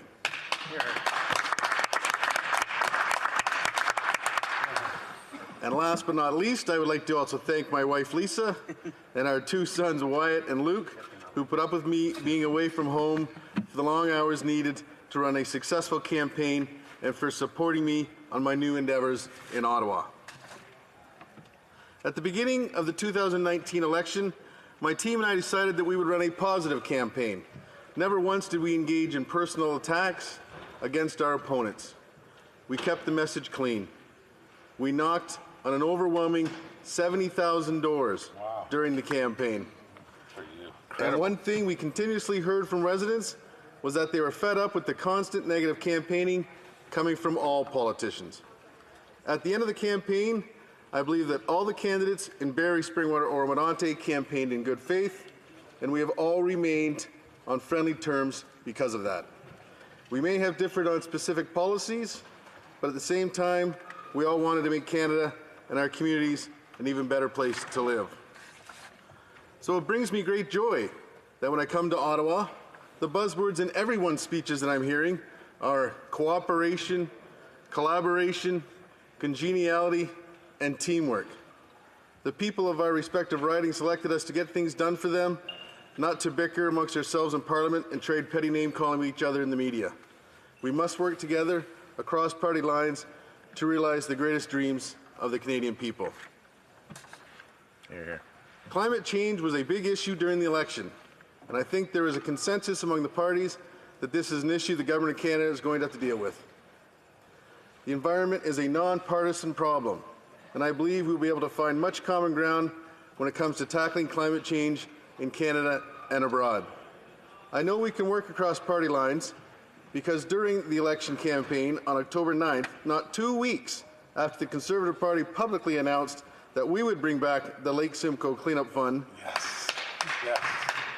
then Minister of Foreign Affairs, the member for Toronto Centre, came to the shores of Lake Simcoe in Barrie and announced that the Liberals would bring back the Lake Simcoe Cleanup Fund after they cancelled it in 2017. It was great to see the member for Toronto Centre in Barrie, Springwater, Oro-Medonte.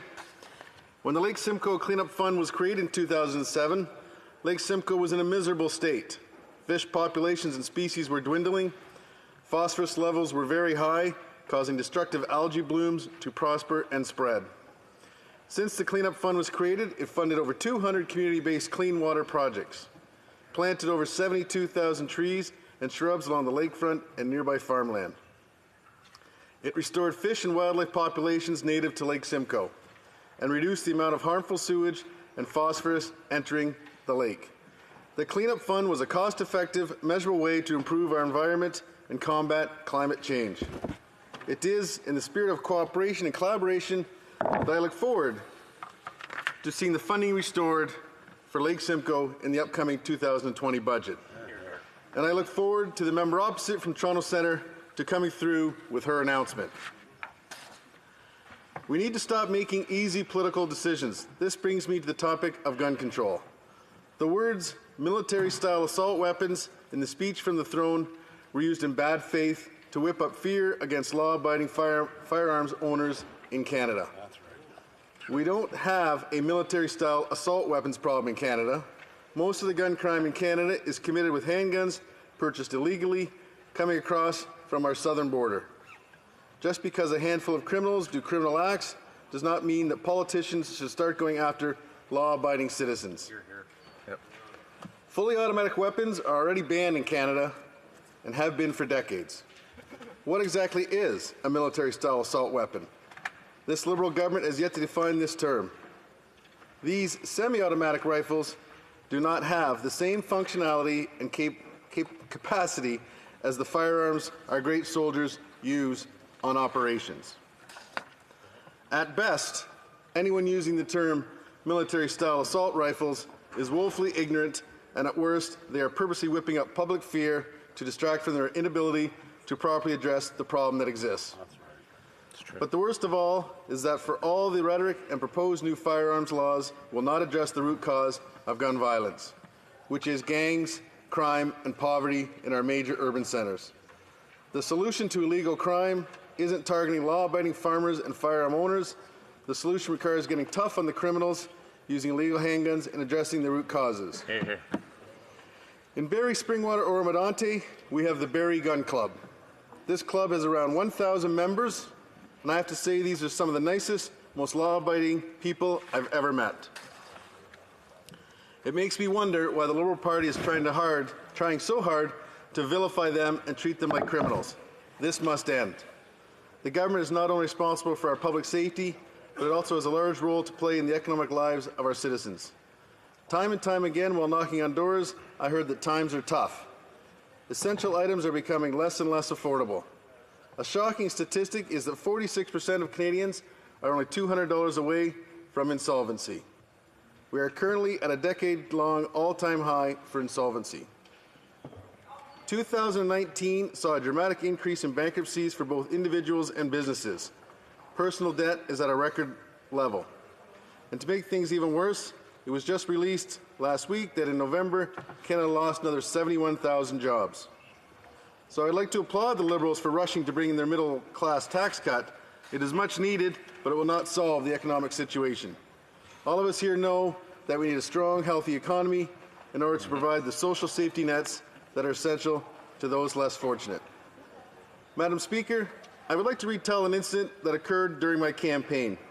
One day I was in my campaign office and we received an email from a local doctor who worked in palliative care unit at Royal Victoria Hospital.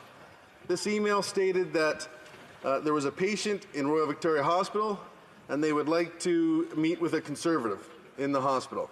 So immediately I did have some things on that day. I dropped everything I was doing and I went to the Royal Victoria Hospital to meet with this gentleman named Antonio. I had no idea what I was getting myself into. I thought perhaps he wasn't happy with his health care, he wasn't happy with Conservatives, or he wasn't happy with something, so I was a little apprehensive. But obviously if a gentleman's in in palliative care, it's something we need to attend to immediately. So I dropped everything, I went to meet with this gentleman in the hospital. I went by myself, and when I arrived there, I walked into his room and introduced myself. He was in there with his 2 grown grandchildren, and Antonio, who was still of good mind, explained to me that the reason he wanted to meet a Conservative, and I explained to him I was running for Barrie Springwater Oro-Medonte, was that he had concerns. He had concerns with the state he was actually leaving Canada in to his children and grandchildren. Now, Madam Speaker, this was a gentleman who was in palliative care on his deathbed. He could have asked to see a clergy member, he could have asked for his favorite meal, he could have asked for a lot of things, but he asked to see a Conservative. So I went there that day not knowing what to expect, and it really turned out to be our call to arms for our campaign. I left him and I promised him I would do everything I could to win that day. We did win our riding, and successfully we didn't form government, but to this day we still have a sign up in our office that says "Win it for Antonio," and when times get a little tough, we remember him. And I made a promise and a commitment to him, and when you do that to someone literally on their deathbed in palliative care, I hold that near and dear to my heart, and I'll never forget that moment. So thank you very much. Questions and comments? Questions et commentaires? Questions and comments? The Honourable Member for King's Hand. Thank you very much, Madam Speaker. Opposite, both from Barrie Innisfil and the member opposite for their conversation on economy and on climate change. My 2 points, Madam Speaker, relate to the economy, and we have heard a lot from the opposition members about the 71,000 jobs in November, and certainly we would never want to mitigate what Canadian families are going through right now, but I'm hoping that the member opposite will recognize that there has been an overall net gain in the amount of employment in 2019 from this government, and it's almost 30,000 jobs. So I hope that the member opposite will recognize that yes, this has not been a great month for Canadian workers, but overall the job numbers are up. Second, Madam Speaker, we talked about climate change, and I want to applaud the members opposite for talking about the importance of this, because I think that is very positive from the opposition benches to be talking about the need to move forward. We talked about using Canada's international record.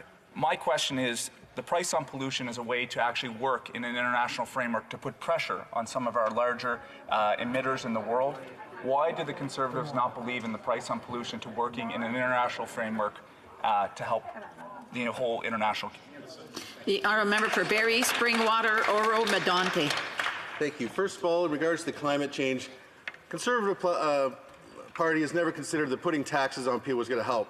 We don't want to tax people that are going to be driving their kids to hockey. I'm a hockey coach myself. I'm dealing with 17 parents all the time. We don't want to be taxing mothers who are driving their kids to soccer games. We don't believe that's the way to do it. We believe in technology, and we're going to help the world help that issue. It's not just a local issue, it's a global issue, and we want to make some technology, encourage companies to do that, and take that worldwide. What was the second part? Economy. Oh, and the economy, sorry, the jobs. To the 71,000 people that lost their jobs recently, that's the issue. The past is the past. The economy's slowing down now. People are starting to lose jobs. So 71,000 people that need jobs today, I'm hearing it in Barrie. People are struggling to make ends meet. They need to get by. We need to make life more affordable for them. Questions and comments? The honourable member for Courtenay Alberni. Thank you, Madam Speaker. First, I want to thank my friend and colleague on his and congratulate him on his new election and welcome to this House. Madam Speaker, I'm glad to hear him talk about the environment, especially what's at stake when it comes to our waterways. And he lives on the Great Lakes, and he knows I live in coastal British Columbia. And as we're seeing more carbon dioxide released, we're seeing the greenhouse effect come into play. And as we know, Great Lakes and the oceans are absorbing about 90% of the heat from a warming planet. We just learned from the report that came out in Madrid from the IUCN that we're seeing oxygen increasing at 2% right now in our oceans, Madam Speaker, putting tuna, marlin, and sharks at risk. It's a scary time, Madam Speaker, and if we don't take aggressive action and have a regulatory body in place to make sure we meet the targets that have been set out by the IPCC report that we need to reduce our emissions by 45%. We're not going to be able to save our oceans and our waterways. And I asked the member, does he support us having a regular external body to make sure we meet those set targets? The honourable member for Barrie Springwater, Oro Medonte. Thank you, and thank you for the question, and thank you for welcoming me to the House. We believe that it's a global effect. It's just not a Canada global warming. It's something that's going on all over the world. We believe it's just not a local issue. We're dealing with more local issues. Being in Barrie, we're really going to hold the feet to the fire, looking forward to the Lake Simcoe Fund being reinstated that the Liberal parties had cut back in 2017. We need that reinstated. We need Lake Simcoe to be clean, be fresh. It's a driver for our economy in the local area, and we're looking forward to them bringing back that fund hopefully soon. Questions and comments? You have time for a brief question. The honourable member for Calgary Rocky Ridge. Well, Madam Speaker, I'll try to be quick. It was the Liberals' comments that spurred me to want to rise and join this debate because I think it's important to know that there are 100,000 oil and gas energy workers in Alberta that are unemployed right now. We've seen some really shocking numbers in Alberta and Saskatchewan and British Columbia on employment. And I'd like to give the member a quick moment, if he'd like to comment on just how dire the job situation is in Canada right now. The honourable member from Barrie Springwater, Oro Medonte, has 20 seconds to respond. Thank you very much, and great question. Canada was formed on our resource base, and right now our resource base is being hit very, very hard. There's many people losing their jobs. I'm hearing every day through my former members, especially in the West, who are very suffering in the energy sector. Thank you. Reprise de débat. Resuming debate, the honourable member for Sherbrooke. My time with the member from Scarborough Rouge Park. Madame la Présidente. Madam Speaker, colleagues and members, this throne speech meets my priorities. Canada is an attractive destination for investors. Of course, we do face some challenges, including a labour shortage. During the election campaign, several of my fellow citizens told me about how hard it was for them to find qualified workers. The men and women of Sherbrooke are welcoming and they're open to immigration to fulfill their labour needs and to enrich our communities. Challenges, there is no group as large, as diverse, and as important in economic and everyday life as women. As we recalled earlier this month, the 30th anniversary of Polytechnique, the status of women in Canada and around the world continues to evolve and continues to be challenged. It is certainly true that women excel in any and every field that they enter, be it engineering, academia, athletics, and politics, to name only a few. Yet, women continue to face barriers to their entry and advancement in their careers, fewer opportunities and wage gaps relative to their male counterparts, verbal and physical bullying and harassment, and violence in all forms. If we want to seriously tackle these social challenges here in Canada and across the world, we have to promote gender equality. On the environmental front, our government wants to reach carbon neutrality by 2050, and to achieve this goal, our government made an ambitious decision by putting a price on pollution. Furthermore, our government has a clear plan to protect nature and to phase out the use of single-use plastics. Climate change is not a problem that is limited to Canada. Our government has worked and will continue to work with international and local partners in the fight against climate change. Our government wants to work with allied countries to oppose any forces that would destroy the international rules-based order. That's why our government will renew commitments with the international community, and particularly with our NATO allies. Because Canada is a vast country with a very specific reality, national unity will always be an important issue. We can only keep the country united if we work toward reconciliation between the Crown and Indigenous peoples. Our government will take steps to co-develop and introduce a bill to implement the United Nations Declaration on the Rights of Indigenous Peoples. We will also be continuing our work to phase out boiled water advisories, and we will be tabling a bill to ensure that Indigenous peoples have access to high-quality health care that is culturally appropriate.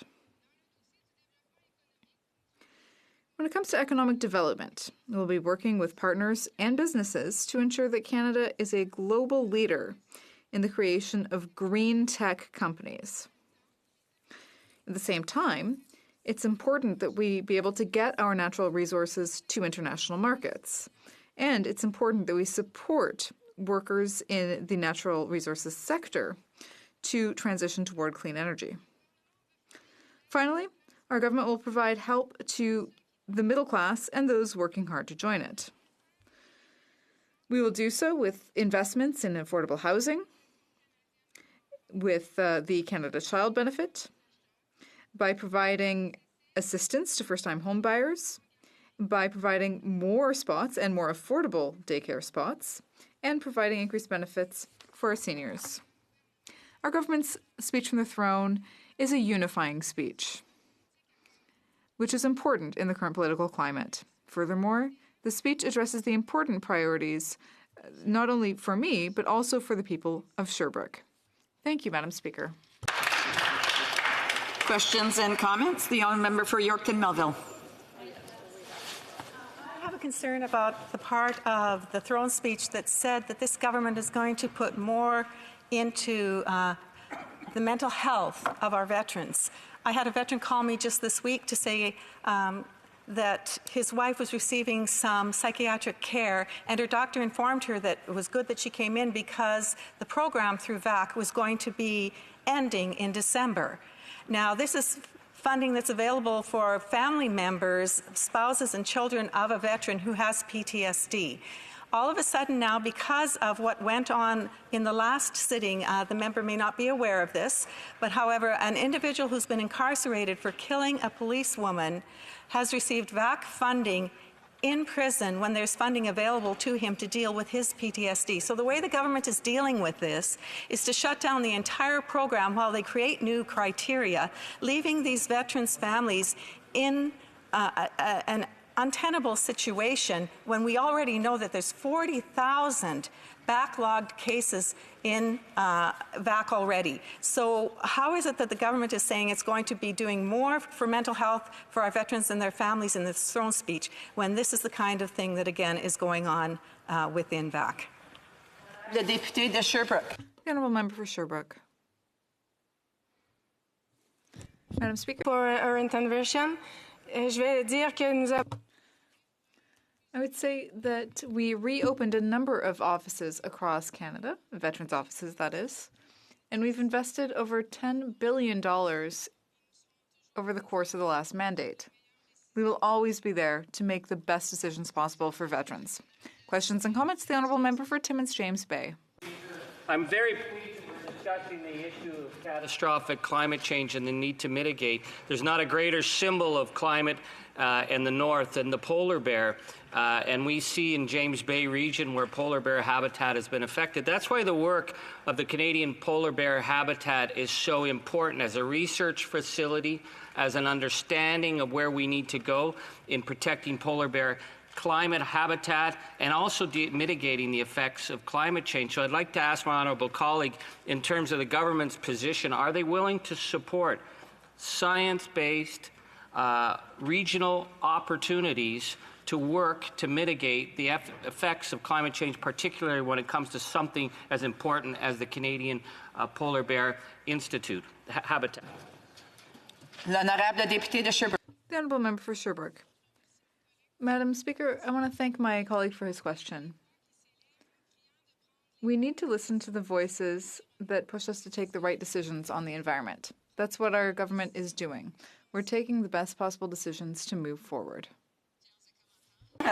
Questions and comments? The honourable member for Abitibi-Témiscamingue. Thank you, Madam Speaker. My colleague's speech was interesting in reminding us of the government's priorities, but there were a few things missing. For example, respect for provincial jurisdiction, and notably respect for Quebec's laws and other provincial laws dealing with environmental assessments, also the question of health transfers, taxes for internet giants, and supply management. So my question is, does she agree with those priorities? And if not, why is the government not pursuing them? The honourable member for Sherbrooke. Madam Speaker, I thank my colleague for his question. Quebecers know well that the government is always working to defend their interests and to ensure that all of those files are dealt with in a way that defends Canadian interests. We have time for a brief question. Parliamentary Secretary of the Government House Leader, a brief question. Yes, thank you, Madam Speaker. And I just want to thank the member for a wonderful speech and just get her to provide her additional thoughts in terms of how important it was. One of our first initiatives was to reinforce Canada's middle class by giving a tax break. A brief reply, please. Madam Speaker, I want to thank my colleague for his question. As has been said in this House, the government proposed a tax cut, and we're even proposing to increase the basic deduction. And we also, of course, introduced the CCB, which lifted many people out of poverty. Resuming debate, the honourable member for Scarborough Rouge Park. Madam Speaker, I'm absolutely delighted to be here, re-elected as the Member of Parliament for Scarborough Rouge Park and to speak for the second time in the 43rd Parliament. I want to begin by acknowledging that we're gathered here on the traditional lands of the Algonquin peoples, and I recognize the historical responsibility that rests on this Parliament towards advancing reconciliation. I'm indebted to so many people who worked so hard to get me elected, and permit me, Madam Speaker, to acknowledge them. First and foremost, I want to thank the voters in Scarborough Rouge Park, all 31,360 of them, for entrusting me to represent their interest in Ottawa. I pledge to work for everyone living in Scarborough Rouge Park, and I look forward to working for them each and every day.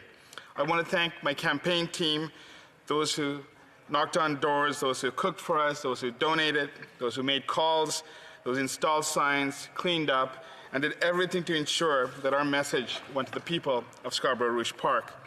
I want to thank all my volunteers for their tireless work and our staff for all that they have done to support me. And I want to thank my campaign manager, Dharni Rameswaran, and campaign director, Gautam Kurusamy, for the exceptional work in leading the team to attain the highest margin of any winning candidate in Ontario. Thank you. Walking in here last week, I realized the enormous sacrifices that we all make to be here. It's an incredible honor to be here each and every day, but there's a cost for being here. For me, it is a sacrifice of my family.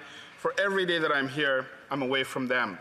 I know that Bhairavi and Sahana, my daughters, know more now than they did in 2015 of the work that we do here. In fact, Bhairavi was part of the Climate Action Rally and speaks to me about the need to address climate change with an urgency. They're the reasons why I'm here, and as many of you with kids can probably attest to, so that I could be part of a government that makes this world a better place to be. I cannot thank them enough for all their sacrifices, but I will work each and every day to ensure that we leave a better future for them. As many of you know, Harini, my partner, is my rock, and I'm so fortunate to have her candid advice, support, and unwavering love. Thank you, Harini. Madam Speaker, I wish to thank all those members who served here in the previous Parliament and to welcome the new ones from all parties who have taken their seats with a determination and resolve to work for their constituents. While I may not agree with their viewpoints on some issues, I pledge to work collaboratively to make life better for all Canadians. And I'm so excited to be able to work with the Scarborough Caucus, all 6 of us, to advance local priorities for the people of Scarborough. Madam Speaker, I'm very proud of the speech from the throne and the priorities outlined by our government. I know that many of my colleagues have spoken in support of the throne speech, and I agree with all of their sentiments. I want to highlight some priorities for our government and for me personally in the work that I do in Parliament. Madam Speaker, our government fulfilled our commitment to establish the Rouge National Urban Park. It is 79.1 square kilometers, and it was established fully in the last Parliament. We have a management plan. We will continue to ensure that ecological integrity is front and center in all the decisions that are made relating to the park. There's so many organizations that worked hard to establish the park, and I want to thank them for their tireless efforts. We cannot even contemplate the depth and breadth of the park once it fully comes to life. Much of the work has already been done in the last 5 years, but there's much, much more work to do. And I want to thank the work and the collaboration of the Toronto Zoo and the City of Toronto and all the surrounding municipalities for their support in establishing and expanding the park. I know as part of our commitment during the campaign, we committed to planting 2 billion trees, and I hope many, at least 1 million, will be planted in the Rouge National Park. Madam Speaker, during the election campaign, the recurring theme at the door was why our government hasn't moved fast enough to address climate change. Over the past several weeks, I've visited several schools, elementary, middle, and high schools. Our kids in grade 5, 6, 7, and 8, and in high school kept asking why we're not moving fast enough. They're challenging us to do more, and in fact, Canadians as a whole have challenged us to work together to do more to address climate change. Our government intends to do just that. Building on our climate action plan that places a price on pollution, our government is committed to attaining net zero emission by 2050. We will ban single-use plastics by 2021. We'll protect 25% of our shores and 25% of our land mass by 2025, and that number will be 30% by 2030. Attaining net zero emission would not be easy. It will require enormous commitment from everyone, and in order to ensure that we are able to reach this target by 2050. Finally, Madam Speaker, I want to highlight several very important human rights issues that I've been working on, and I know time is quite limited, so I want to first start off with Sri Lanka, where recent developments have brought into question the challenges that's facing the country. This year is the 10th anniversary of the end of the armed conflict in Sri Lanka. Last June, this Parliament unanimously passed a motion asking the United Nations to undertake an investigation into genocide on the island. Sadly, Sri Lanka has returned a war criminal to power, along with his cohort of despot military leaders who have sent chills down the spine of civil society actors on the island and worldwide. Now more than ever, truth, peace, accountability, and reconciliation on the island seems far out of reach. I'm deeply saddened to hear of the media personnel who are muting their voices and their reporting. It pains me to see lawyers and civil society activists who are self-censoring and limiting their advocacy, and I'm shocked to see embassy staff who are intimidated by the Sri Lankan Secret Service. I'm extremely offended that Shavendra De Silva, an individual accused of international atrocities, continues to lead the Sri Lankan military. And I'm stunned that Gotabaya Rajapaksa, who was the Minister of Defense and in charge of the Sri Lankan Army forces during the brutal final phase of the armed conflict in 2009, has become its president. And that Mahinda Rajapaksa, his brother, who was the president in 2009, is now its prime minister. Sadly, respect for pluralism, diversity, tolerance, and justice cannot be found on the island. Sri Lanka, like countries similar to Myanmar, have enjoyed international impunity. Impunity from prosecution for atrocities committed, and leaders have come to power notwithstanding their past behavior. Sadly, a democracy where the rule of law on the island is in shatters, strict majoritarianism prevails, and where the international community has failed to seize the responsibility to prosecute perpetrators of atrocities cannot last forever. History has taught us that while justice may be delayed, I'm absolutely certain that similar to what's happening in Myanmar today with the International Court of Justice, Sri Lanka too will face justice. Madam Speaker, I work with a number of very important human rights organizations, and I want to highlight the work of the Scholars at Risk program. There are currently 23 post-secondary institutions in Canada that work to support scholars and academics who are at imminent risk to their lives. And I support the work of SARS, and I hope that we will have an opportunity to support them as well in this Parliament. Madam Speaker, I came to Canada as a refugee when I was 10 years old, and for me, the issues of refugees have always been important to me and always been center to the work that I've done. The last Parliament, I was part of like many of my colleagues here, in welcoming the refugees from Syria as they came and landed at our airports.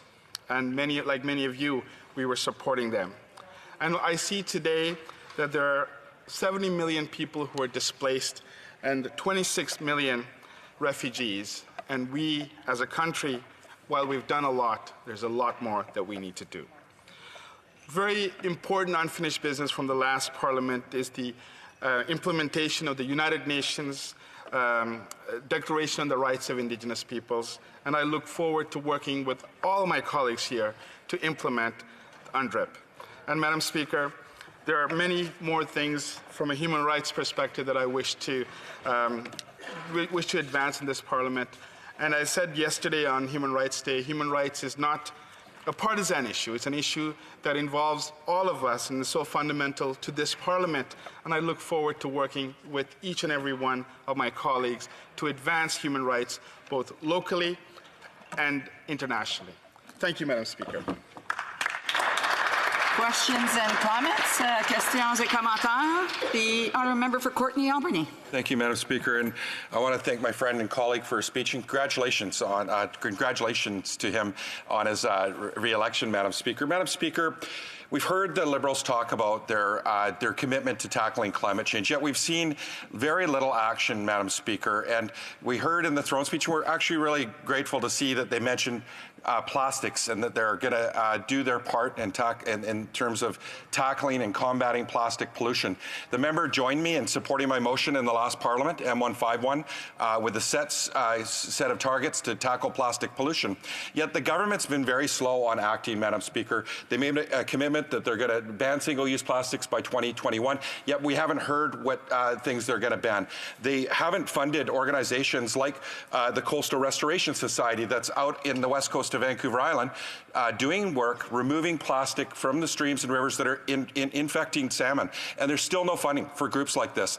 What is the member going to do to champion making sure that the government takes real action to combat plastic pollution, to make sure it protects our iconic salmon and species like that, and of course our waterways? The member for Scarborough Rouge Park. Thank you, Madam Speaker, and I want to congratulate my friend from Courtenay Albany for his re-election as well. And I want to assure him that climate change is a fundamental issue that this government will advance, and we are resolved to taking action on a number of fronts, including banning single-use plastics. Today is, I believe, our 5th day of sitting, and I know in the days and in the weeks to come, we will bring forward sufficient examples of how we're going to be advancing and addressing climate change. And I look forward to working across party lines to ensure that proper legislation is in place to advance many aspects of our programs. Comments?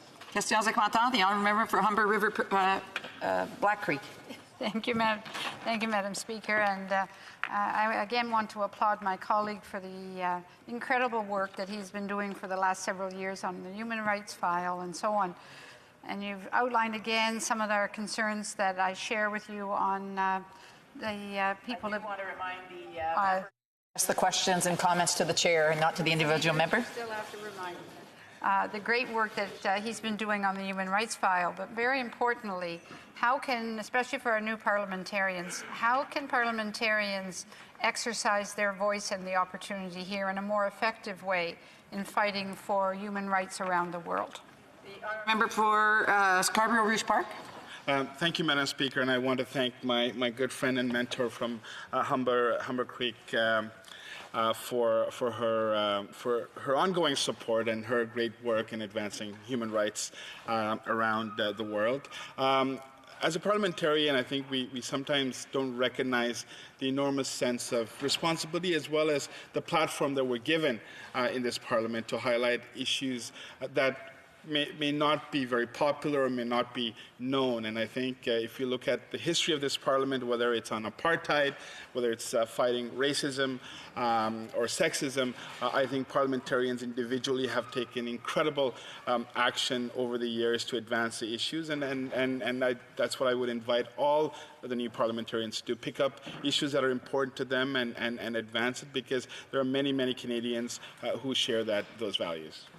Questions and comments? The honourable member for Caribou Prince George. Thank you, Madam Speaker. I want to thank our honourable colleague from Scarborough Rouge Park for his speech today, and I also want to, through you, Madam Speaker, I want to thank him for the work that he did in the last Parliament and as Parlsac in preservation of our Indigenous languages. And I worked with our honourable colleague, specifically with our Kwetli T'enneh First Nations, our local First Nations, our host First Nations in our community of Prince George, as it pertains to our elder Mary Gucci when she passed and took with her so much knowledge. Our honourable colleague did a lot of work on that, but and so I thank him through you, Madam Speaker. But I do want to ask for that same work that he did on the protection of Indigenous languages, that we are going to need a strong voice on that side in terms of our forestry and the other forestry workers in British Columbia. I'm wondering if I can, through you, Madam Speaker, ask for that same tenacity. Answer that very brief answer for the member from Scarborough Rouge Park. I want to thank, through you, Madam Speaker, the member from Prince George for those kind words, and I want to assure him that I support all workers in Canada and the right of Canadian workers to have employment and to be able to support them through our government and through advocacy through our government to ensure that all of our workers are supported in any industry that they're in. Thank you. Resuming debate, the honourable member for Mission, Mats Key, Fraser River. Fraser Canyon, sorry. Thank you. Madam Speaker, today I'll be sharing my time with the member from Edmonton Centre. It's a pleasure to stand today and address the speech from the throne. But before doing so, please let me thank the voters of Mission Matsqui Fraser Canyon for putting their trust in me. To my core campaign team, Jeff Wilson, Allison Rachel, Baljinder Brar, Mark Vella, Christopher D'Armani, Jagjit Tour, Jalen Kropf, and Sukhpreet Kang.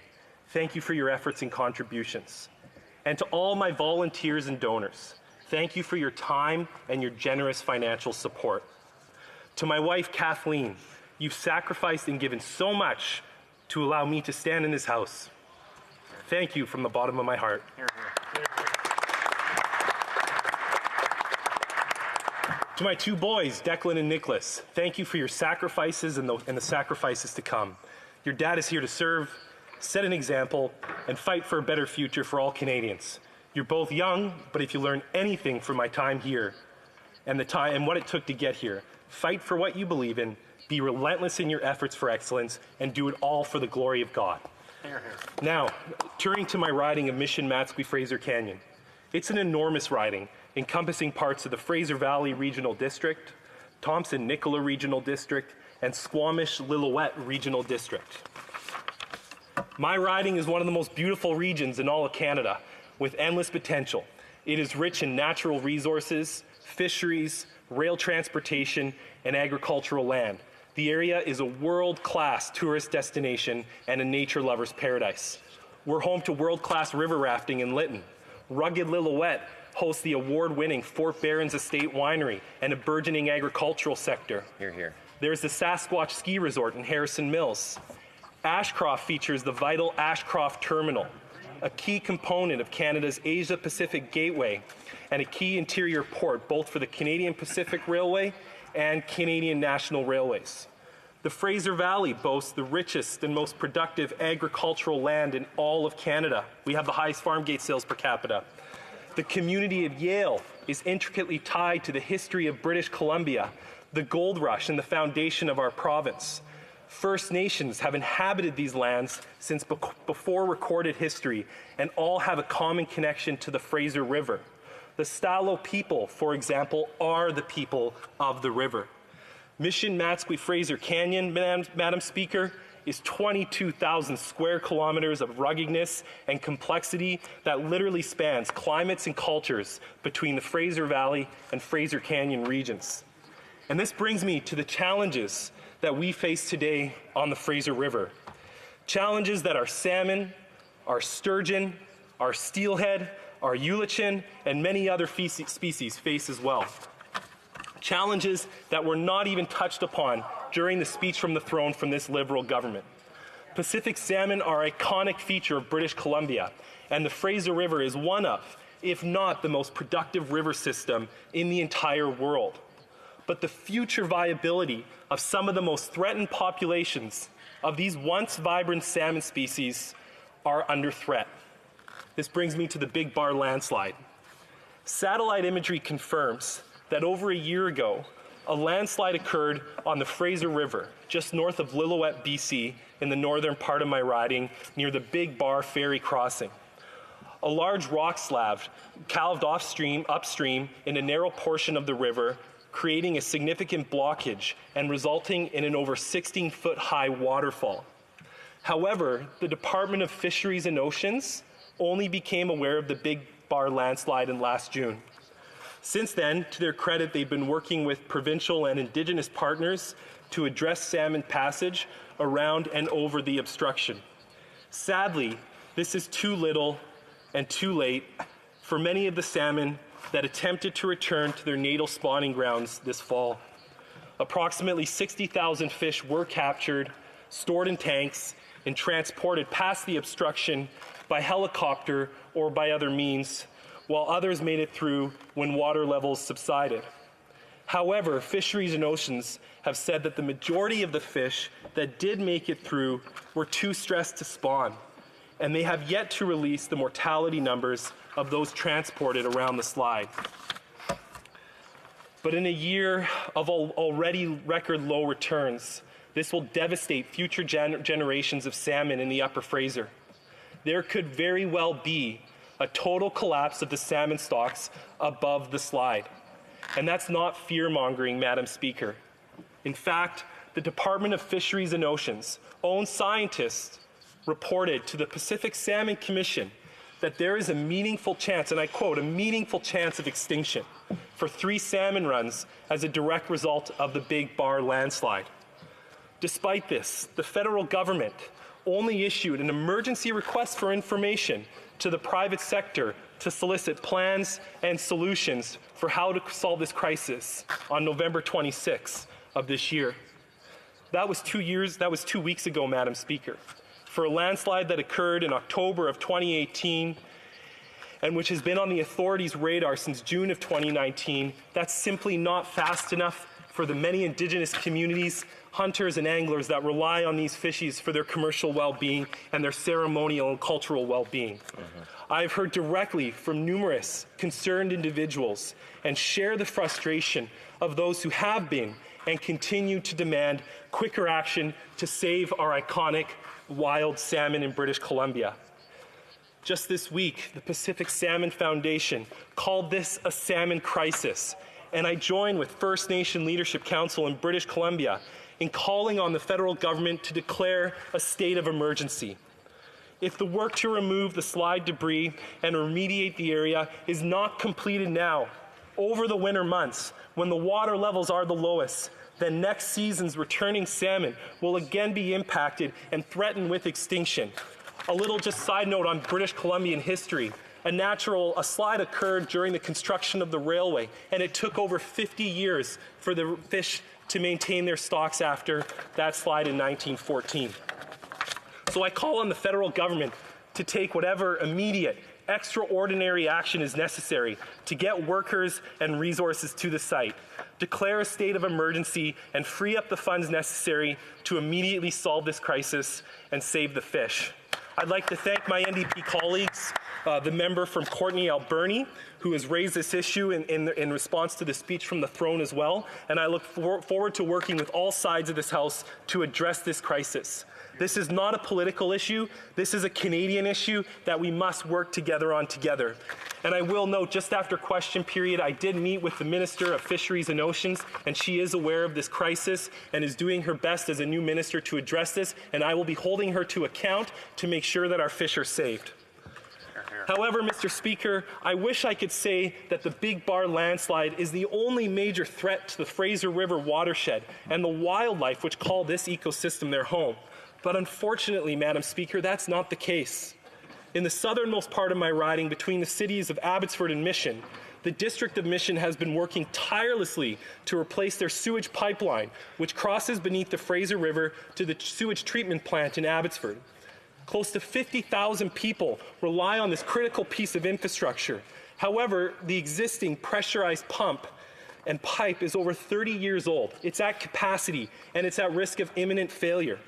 According to Mission's engineers, it's not a question of if, but when this pipeline of sewage fails.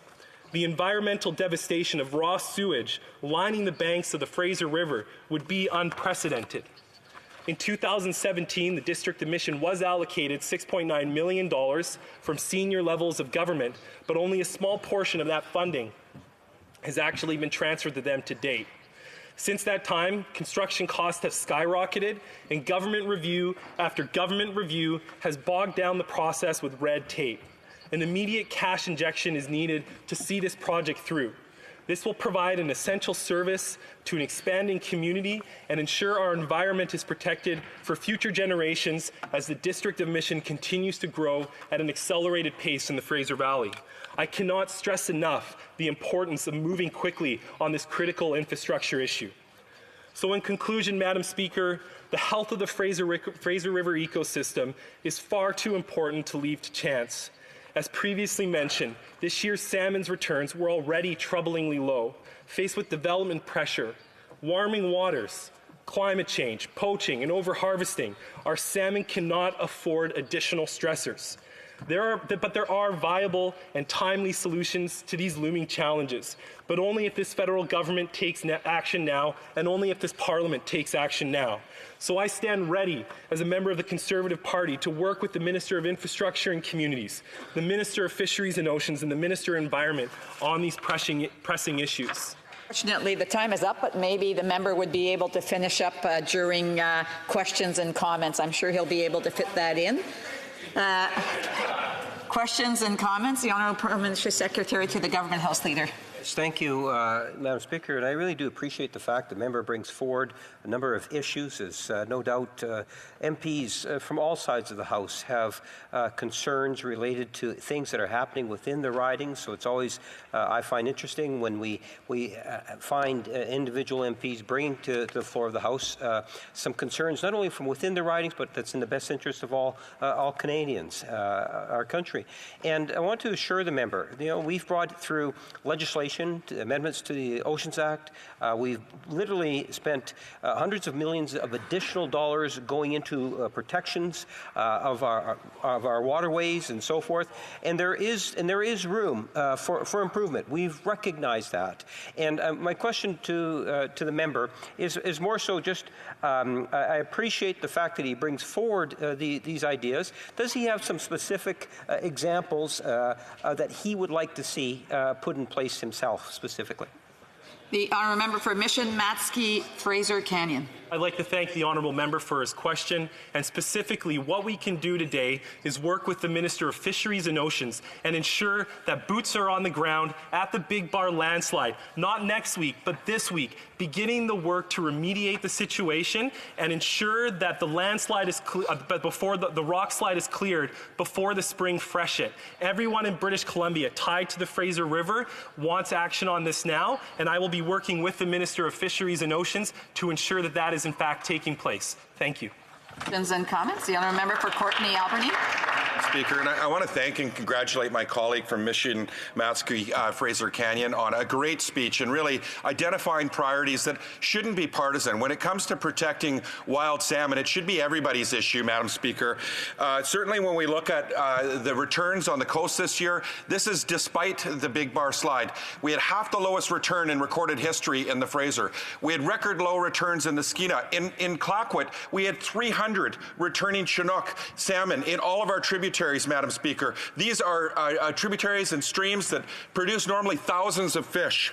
We are seeing fish die off, and we're seeing a lack of resources. We need an emergency package from this government.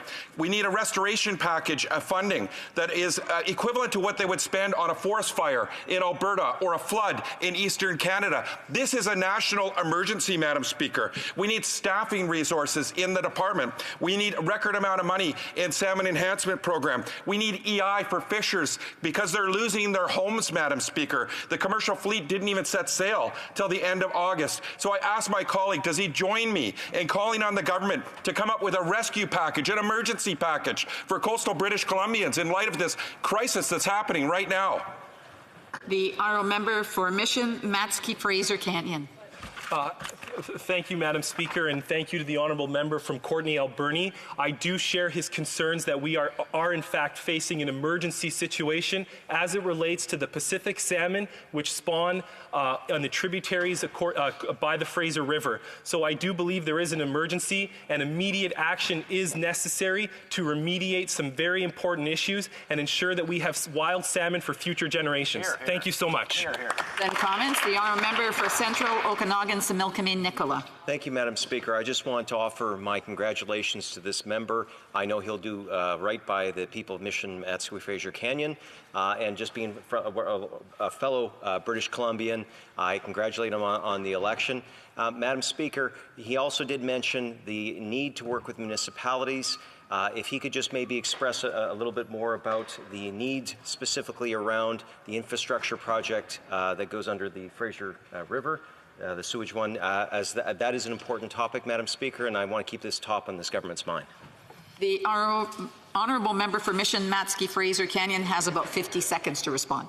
I'd like to thank my honourable member and colleague from British Columbia for his excellent question. The Mayor of Mission, Pam Alexis, has been working tirelessly to coordinate between our provincial and federal government to ensure that Mission receives the necessary funds. But what in fact took place was during the steel and aluminum tariffs, the cost of construction rose so quickly that the District of Mission just doesn't have the resources to get this project moving as it should. It was also bogged down by some environmental provincial regulations that need to be addressed as well. So I'm just going to work tirelessly with the District of Mission, with my federal colleagues on all sides of this House to avoid another environmental catastrophe on the Fraser River. Thank you so much. Resuming debate, the honourable member for Edmonton Centre. Whoa. Madam Speaker, I rise today to give my first speech in this great chamber as the Member of Parliament for Edmonton Centre. I want to take a moment before anything else to thank the constituents of my riding for putting their trust in me to voice their concerns in this important institution. My promise to them is I will represent their interests forcefully with the utmost integrity and conviction. This opportunity would not have happened without a dedicated group of volunteers who knocked on over 70,000 doors, many of which who have been helping me for over 6 years. To the Honorable Lori Hahn, who first approached me to serve, thank you for your belief in me and your service. I will not let you down. I want to express my profound gratitude to my family and their endless dedication and selflessness in helping me get here today. My wife, Debbie, who has supported me in every adventure I have traveled on for over 37 years. My kids, Garrett, Taylor, and Kennedy, son-in-law, Stephen, and granddaughter, Maya. Thank you. Dad and Papa C will make you proud. And a special shout out to my son, Garrett. He has inspired me every day as I watch him reach his goals, as he overcomes the challenges of living with Duchenne muscular dystrophy. Garrett, you give me the energy and the resolve to fight for what is right every day. Madam Speaker, I now want to turn to discuss the nothing burger that the Liberal government across the aisle served us last week. It was badly cooked with a stale bun and was lacking Alberta beef, had just a sprinkling of condiments that leaves you completely unsatisfied. Yeah, it does. Good analogy. All in all, Madam Speaker, the Liberal speech from the throne was full of platitudes and not much else. It did not touch on healing our regional divides or strengthening our position on the world stage, or getting Prairie Canadians back to work. No, instead, we got a whole lot of grandstanding with no actual plans to do anything for small business owners struggling in this declining economy. And this, Madam Speaker, was a disappointing experience for me as a newly elected member hearing my first throne speech. I was also disappointed that as an Albertan, the economic engine of our country was ignored, and the plight of 170,000 unemployed Albertans has been continuously treated with indifference from this party across the aisle. Shameful. My constituents of Edmonton Centre recognized this and responded accordingly in the last election. And I can tell you that I won't take their trust for granted. Just this past fall, Madam Speaker, I met a family in my riding in the neighborhood of North Kenora, where the husband had lost his job with a drilling company, which had redeployed capital to Texas.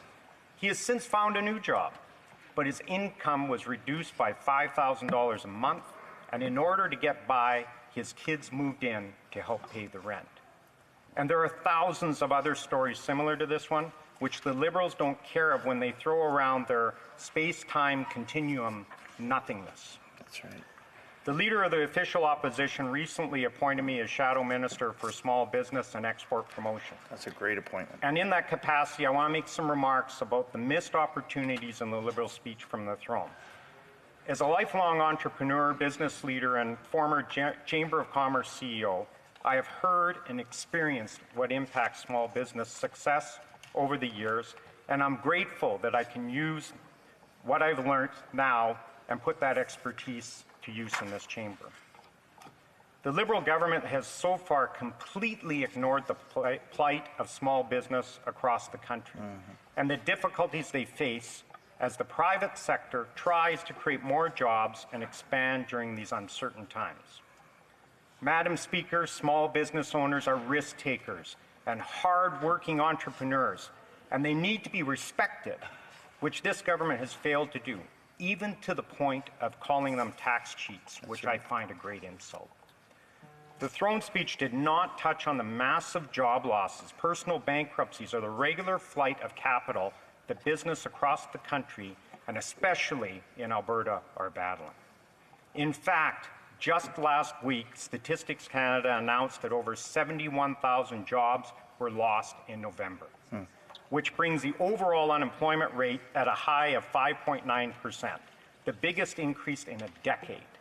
And in October alone, over 13,000 Canadians became insolvent. That's a 13% increase, which is a 10-year record. In 2018, the Fraser Institute reported that the amount of money that Canadians invest abroad increased by 74%. Business investment in Canada also declined 2% in recent years. and foreign direct investment dropped by 55%, and investments in intellectual property are also down. These are just some of the reference points to give my colleagues an indication of how bad the situation in the private sector is and why our economy is bleeding. And where were all these losses?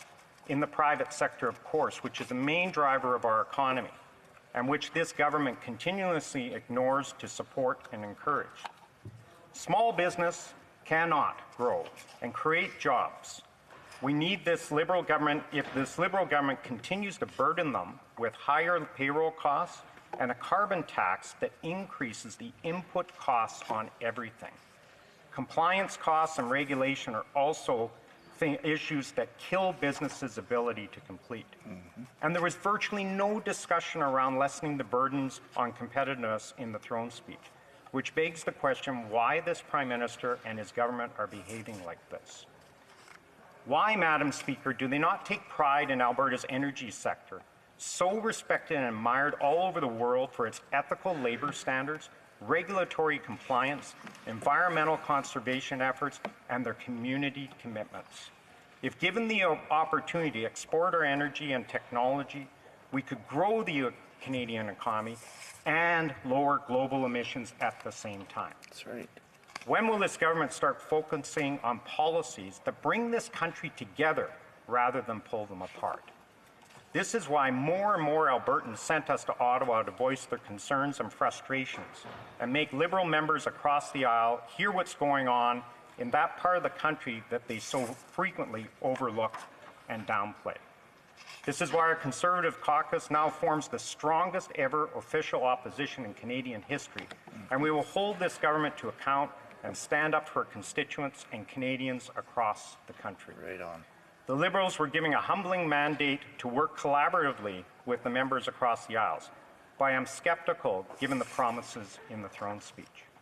Compared to their 2015 draft, this recent one was double the length, which didn't mean more policies were put in, just more platitudes and empty promises. Shameful. And far fewer sunny ways, as you might have noticed. Because we can all see that sunny ways and Care Bear economics lead to an unemployment rate of 5.9% across the country and to tens of billions added to our deficit, not to mention the sky-rising economic debt. And of course, a ballooning of government spending of our taxpayers' dollars with no return to balanced budgets, which is a big concern for both my constituents as well as small business owners too. In fact, government spending during the first half of this fiscal year compared to the same period last year increased by 9%, which is staggering. We all know that we can't spend our way to oblivion. Someone, somewhere down the line will be paying the price for the unstoppable spending habits of this Liberal government. And that means we will all be chipping in to correct this damaging behavior sooner or later. In conclusion, Madam Speaker, I want to reiterate my gratitude to my family, volunteers, community for putting their trust in me, and I look forward to representing their interests and concerns and serving my roles as Member of Parliament for Edmonton Centre and Shadow Minister for Small Business and Export Promotion in this great place. Thank you. Here, here. Questions and comments? Questions et commentaires? The honourable member for Thunder Bay, Rainy River. Oh, yeah, perfect. My first time standing up in the House of Commons. I'm very proud to represent the people of Thunder Bay. I'd also like to congratulate all of you for also having been elected to the House of Commons. We've already heard a number of stories about everybody's going door to door and what they're hearing door to door. And what I heard going to door was a lot of people kind of cynical about politicians and the fact that they hear so much bickering between the parties, so much heckling, so much hostility. People want us to actually work together for the betterment of this country. Now, in my brief few days in the House of Commons so far, I haven't got the impression that the opposition is really interested in working together with us for the betterment of the country. My fellow member of parliament from Edmonton, I think perhaps you underestimate the concern of some of us in our party for the people of Alberta. A lot of people from Thunder Bay go out to Alberta to work, at least part of the time. A lot of friends of mine live in Alberta. We certainly are sympathetic to you, and we welcome the opportunity to work with you should you feel able to work. I just, first of all, you know, I would just remind the member to check and see, because I will give you a signal saying that, you know, wrap it up, ask the question. And the other thing is I will ask the member to make sure he addresses his questions to the chair and not to individual members. The honourable member for Edmonton Centre can respond accordingly. Madam Speaker, I'm a bit confused if there was a question in there, which I don't think there was. But I can tell you that this side of the House is completely prepared to work with the other side. If you start to produce policies that deal with some of the issues I spoke to in my speech, there's over 150,000 people unemployed in Alberta. There's, as I described, the worker that has had his kids move back into his house because he can barely afford to pay the rent. When you start on the other side producing some policies that can help these people and help businesses, you'll get all kinds of cooperation. Once again, I want to remind the member that he's to address the questions to the chair and not individual members. Questions and comments. The honourable member for Timmins James Bay. Thank you. I want to welcome my friend to the House, and I listen with great interest. I do represent a resource region. But one of the things that we need to start talking about are the ever-rising emissions. And I think that's one of the fundamental problems with what I've heard from the Conservative Party. My family, my wife's from Alberta. Her family all worked in the oil patch. When I door-knocked throughout the election in blue-collar neighborhoods, I heard people who are very concerned about the crisis of catastrophic climate change. Year in, year out, Canada's emissions continue to rise. So if we are going to find a solution, it is a national solution, and Alberta is part of that. But the problem has to start addressing the ever-rising emissions that are coming from that sector. And we're not hearing anything from Jason Kenney, certainly, and we've heard nothing from the present Conservative leader. So I'm asking my honourable colleague, how do they bring this to the House so that we can start to deal with the issues of needing Canada to finally start lowering emissions? The honourable member for Edmonton Centre. Well, thank you, Madam Speaker. Already Canada is in a position where we produce some of the lowest emitting, highly ethically produced oil in the world. And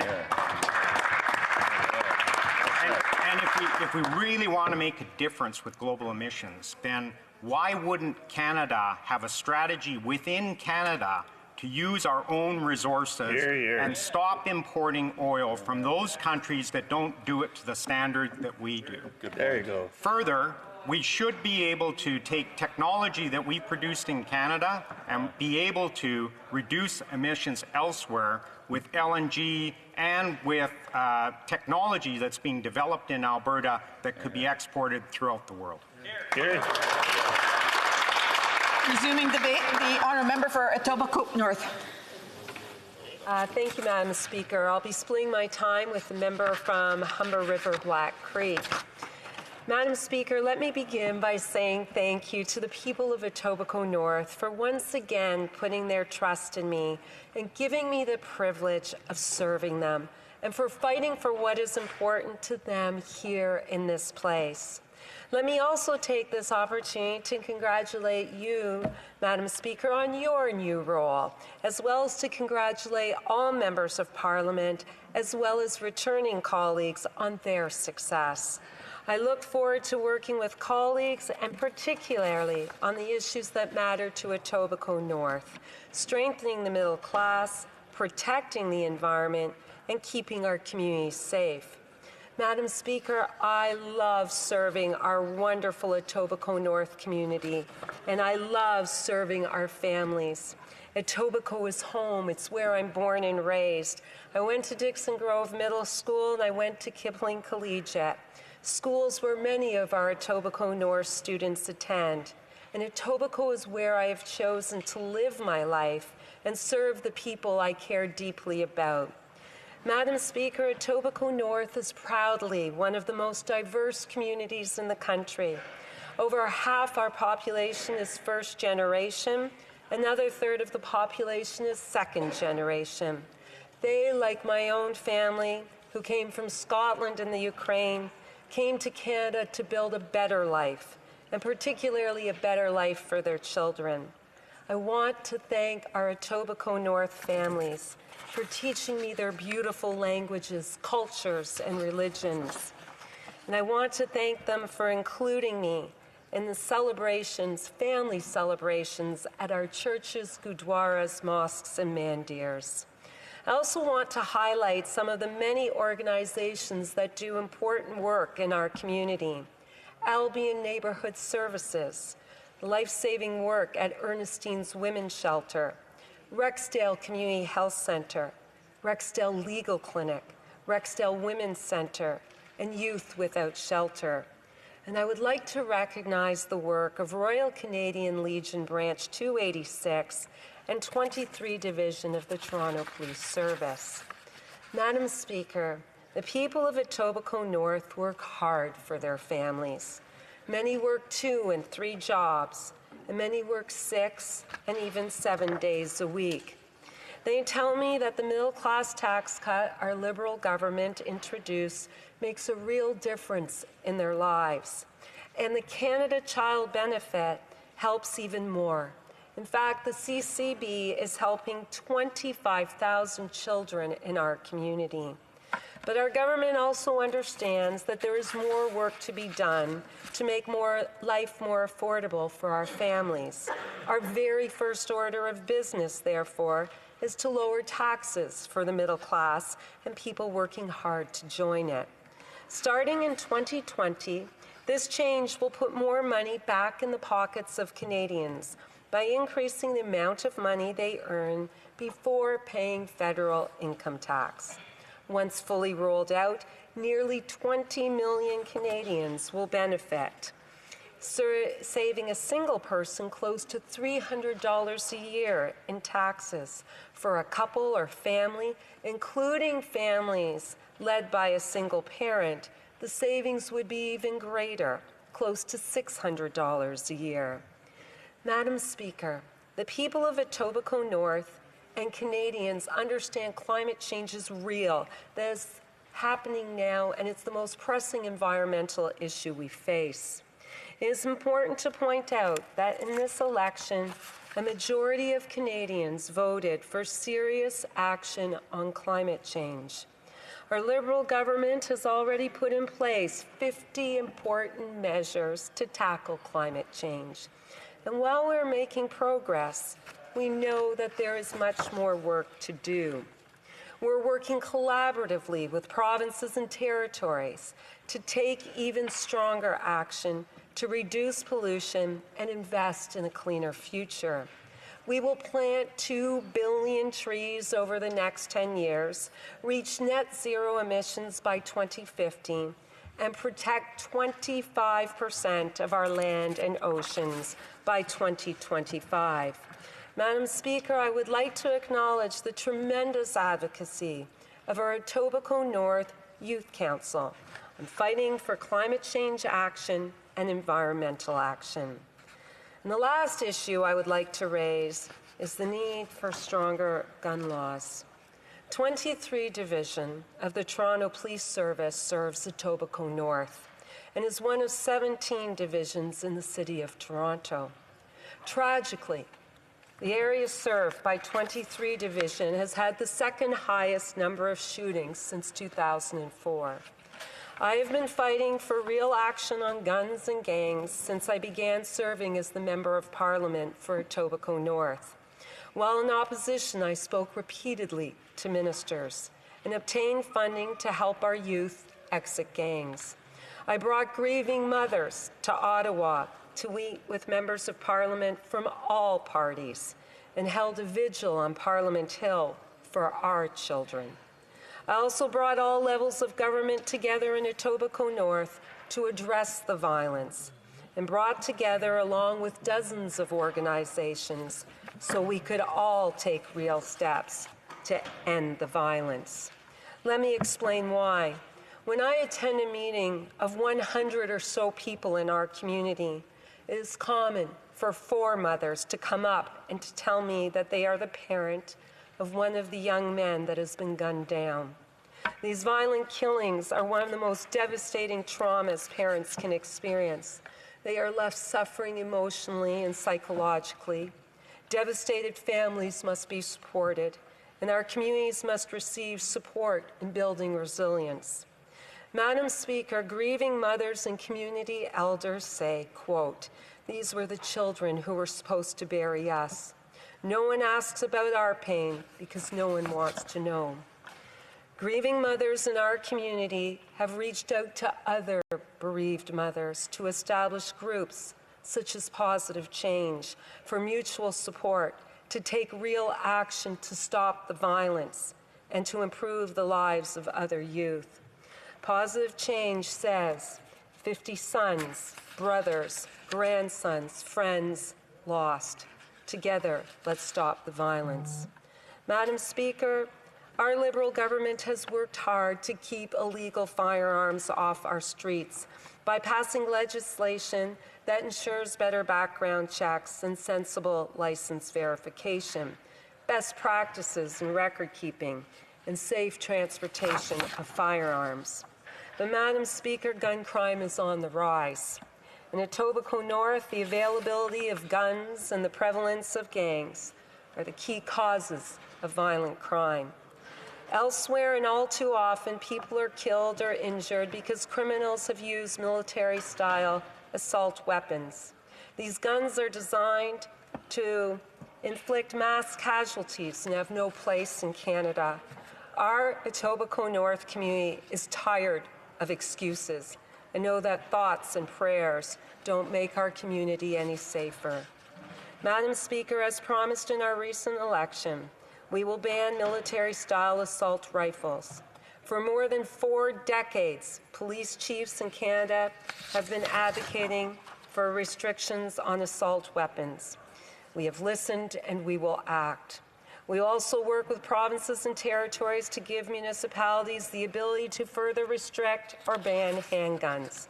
We will continue to fight gang-related violence by investing an additional $50 million a year for 5 years to help municipalities meet the needs of communities at risk. And we make sure that the Canada Border Services Agency and RCMP have the resources they need to detect and stop the flow of weapons at our borders. Madam Speaker, I have spoken at length about the violence that affects our community because I am always going to work to make our community safer. But I want to make it clear that I could not be prouder to come from our community, and I could not be prouder to serve our wonderful, hardworking families. I love to see our families in our schools, at their events, and in their homes. Our families make our community strong and our country better. Madam Speaker, thank you. I'd like to wish all my colleagues a very Merry Christmas, Happy Holidays, and best wishes for the new year. Thank you. Questions and comments? The honourable member for Edmonton Riverbend. Thank you, Madam Speaker, and congratulations on your role as well. Congratulations to my honourable friend across the way. We did get to spar a little bit in the last Parliament, which was fun. But I was a little bit surprised at her speech because we did spar over science quite often, and we didn't see a lot of science talked about in the speech from the throne. We didn't see, other than I guess space-time continuum, but we didn't see any science in her speech either. And I think there's a lot of viewers out there who were probably curious what happened to science in this government, this newest iteration of this government. Actually, come to think of it, sport's not even there either. So I don't know if she did the job so well in the last Parliament that they now no longer need those departments, or if they've just decided that that was politically astute at the time, and now it's maybe not so important. So that would be my question to the honourable friend. What happened to the science? The honourable member for Etobicoke North. Thank you, Madam Speaker, and I'd like to thank my honourable colleague for the question. Let me be very clear. Our government is committed to science, research, evidence-based decision-making, and supporting our world-class researchers and our students. That's why we reinstated the long-form census. That's why we created the position of Canada's Chief Science Advisor. That's why we've made the largest investment in research in Canadian history, a $10 billion investment in research, a 25% increase to our granting councils. That is in stark contrast to what we saw under the Conservatives, when research funding stagnated, when government scientists were cut, and when we had researchers protesting the death of evidence on Parliament Hill. Thank you, Madam Speaker. Questions and comments? The honourable member for Courtenay Albany. Yeah, thank you, Madam Speaker. And I want to thank my honourable colleague for her speech. Madam Speaker, she talked a lot about science, and we heard in the speech from the throne the Liberals commit to a carbon-free economy by 2050. Madam Speaker, the science says that's too far out. It says that by 2030, the science is saying from the IPCC report that we have to reduce emissions by 45% in the next 11 years, Madam Speaker. That's what the science says. So if the government's paying attention to their own science or international scientists around the world, they would be taking urgent action, Madam Speaker, to move towards a carbon-free economy. Not in 2050, but by 2030. That would mean we'd have to reduce emissions by 4.5% a year, Madam Speaker. We're not seeing that. Instead, the government's investing in fossil fuel infrastructure instead of clean energy. We need the government to take this, this emergency, this crisis, this climate crisis seriously, Madam Speaker, and I hope the member will listen to her government science and act on it. The honourable member for Etobicoke Centre. Madam Speaker, I'd like to thank my honourable colleague for the question. I want to be very clear. Climate change is real, that it's happening now. It's the greatest threat we face, environmental threat, and we have to take action for our children, our grandchildren. I'm glad my honourable colleague mentioned the Intergovernmental Panel on Climate Change. I actually served on the Intergovernmental Panel on Climate Change for 2 reports. I was a lead author for North America for climate change and human health. I have devoted the last decades of my life to fighting for action on climate change. I remember under the Conservatives, when climate change wasn't even accepted as real, we had an environment minister who didn't accept climate change was real until about 2012. And we accept the science, we're taking action, 50 different measures to tackle climate change, and more work to do. For a brief question, the honourable member for Bow River. Thank you, Madam Chair, and again, acknowledging your position, and thank you for stepping forward and letting your name stand and going through the process and being the chair. Appreciate you doing this. So to my honourable member, and when she talks about the possibility of doing it municipality by municipality, having been a former mayor and looking at the patchwork that could exist of legislation from one town, one city, one municipality, developing different laws, different rules, I would find that a nightmare as a municipality, and police enforcing it. Criminals would have a field day. Oh, we can do it over here, can't do it there, we'll go over here. So I think that patchwork that they might talk about of municipalities and rules, that's a problem. Brief answer from the member for Etobicoke Centre. I'd like to thank my honourable colleague.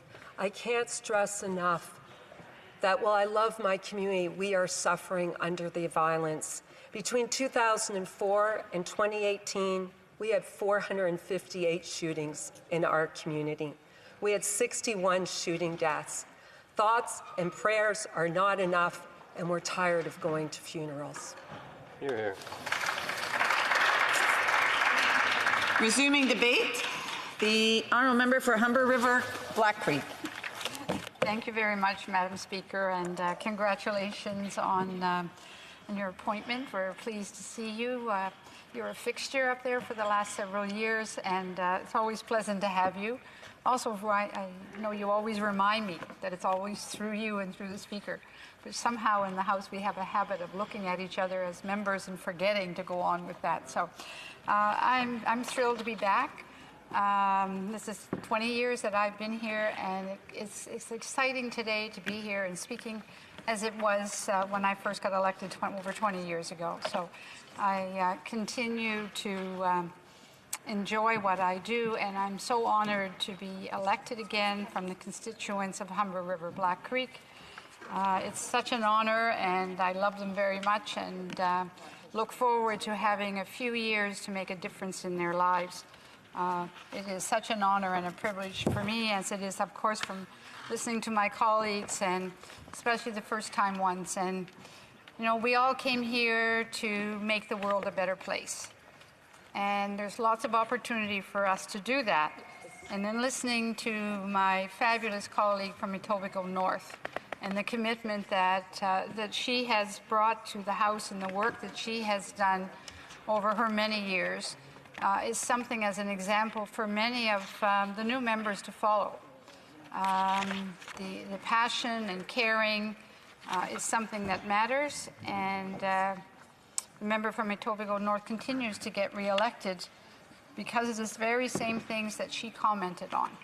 Her caring about the people that she represents, and continues on to fight against gun violence that many of us in the Toronto region are unfortunately having to deal with.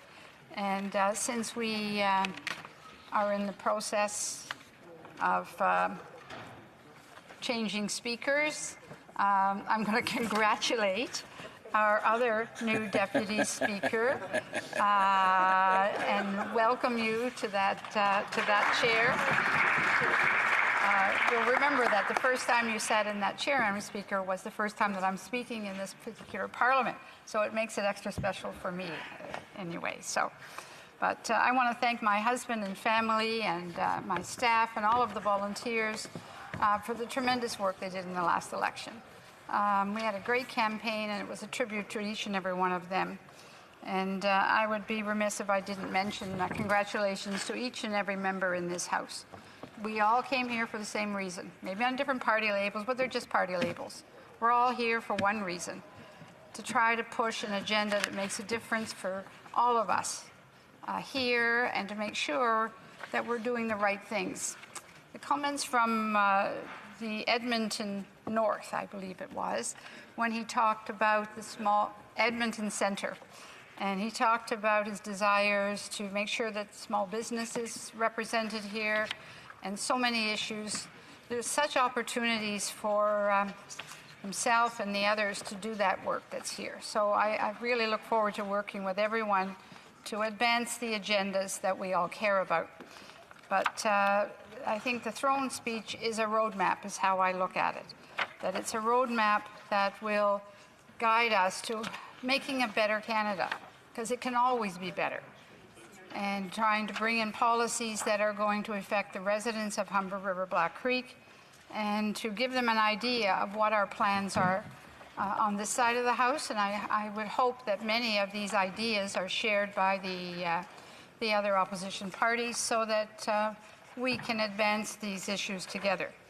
Talking about climate change and what a serious issue it is, I think the world has now woken up to the fact that climate change is severely eroding our quality of life.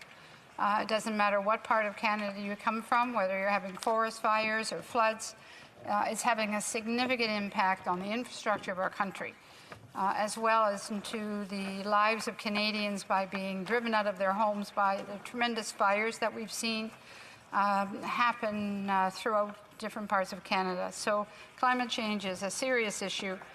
Clean air and clean water, the basic fundamentals that I know we all care about, is critically important that we be doing the investment. So when we talk about infrastructure and concerns about how we're doing it, we have to make sure that climate change is there, number one, as we move forward.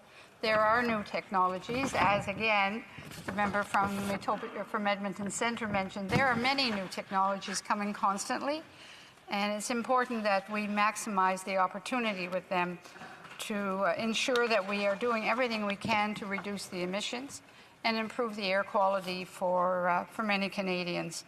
Our government cares, as does all of the opposition parties, about a cleaner and safer environment for all Canadians.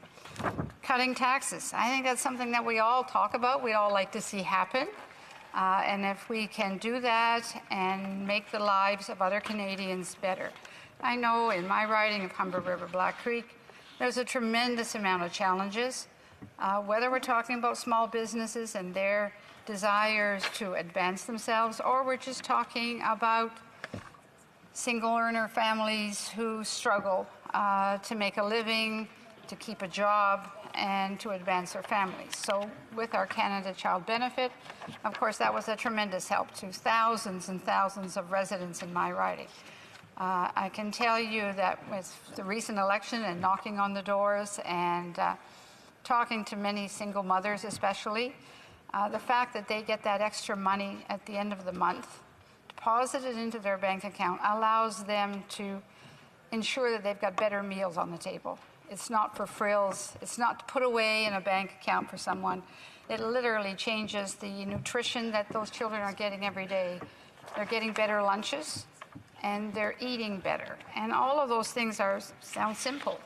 But to some of the families that I represent in certain parts of Humber River Black Creek, there's a real challenge there to be able to make the very best deal that they can within a limited income. Housing, another major challenge that is facing Humber River Black Creek, but it's facing all across Canada. To have affordable housing. One gentleman came to see me and he gets $1,080 a month in disability, and his rent is $1,000 a month because it had an increase. So when you're dealing with those kinds of issues, it makes it extremely difficult. And that individual said, when I asked, well, how do you manage if you're paying $1,000, you're left with $80? He said, I live off of food banks. And if you looked at the gentleman, you would never imagine that he was having to live off a food bank, but that's the reality. So I think a lot of what we're trying to do is make a difference in the quality of life of the people that we represent and throughout Canada, a fairness issue, so that people have those opportunities as they continue to move forward. Young families in particular. So the fact that we have lifted over 300,000 children out of poverty, I think is a tremendous thing that is important for each and every one of us to continue on as we move forward.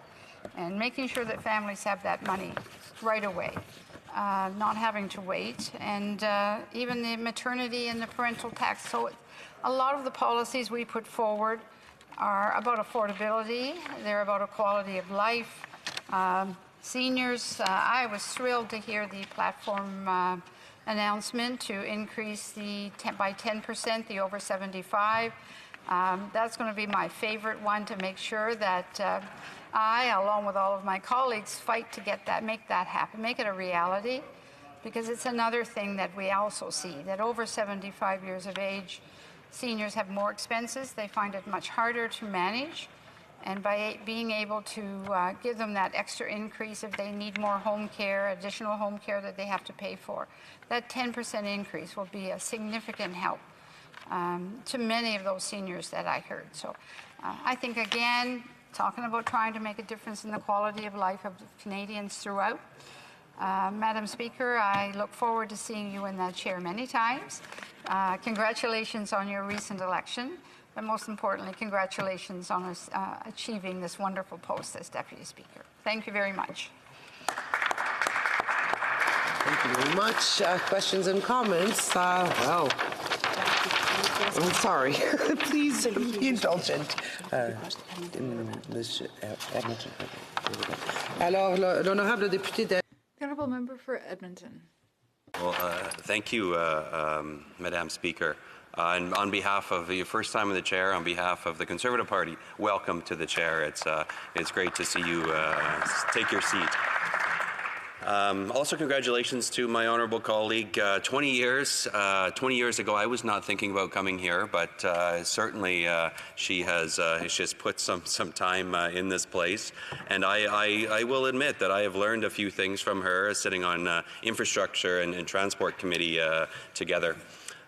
Speaking of the Infrastructure Transport Committee, we hope that there's some working relationship still to continue in my role as Shadow Minister for Infrastructure and Communities again. However, I'm hoping that she can answer Just a quick question for me.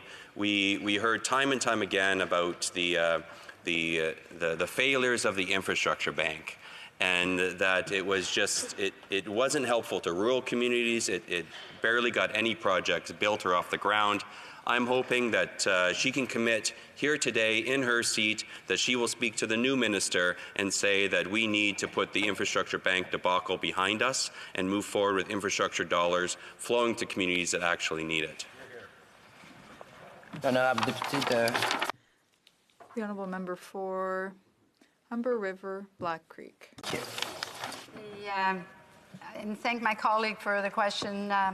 We had a great time on Transportation, Infrastructure and Communities Committee in the last 4 years, and I very much appreciated the ability to work together in advancing these issues. So, you know, you asked me about the infrastructure. I think it's critically important, even more so with the kind of pressures of climate change that we are all dealing with, that we're making sure that those infrastructure investments are happening. You specifically mentioned the infrastructure bank.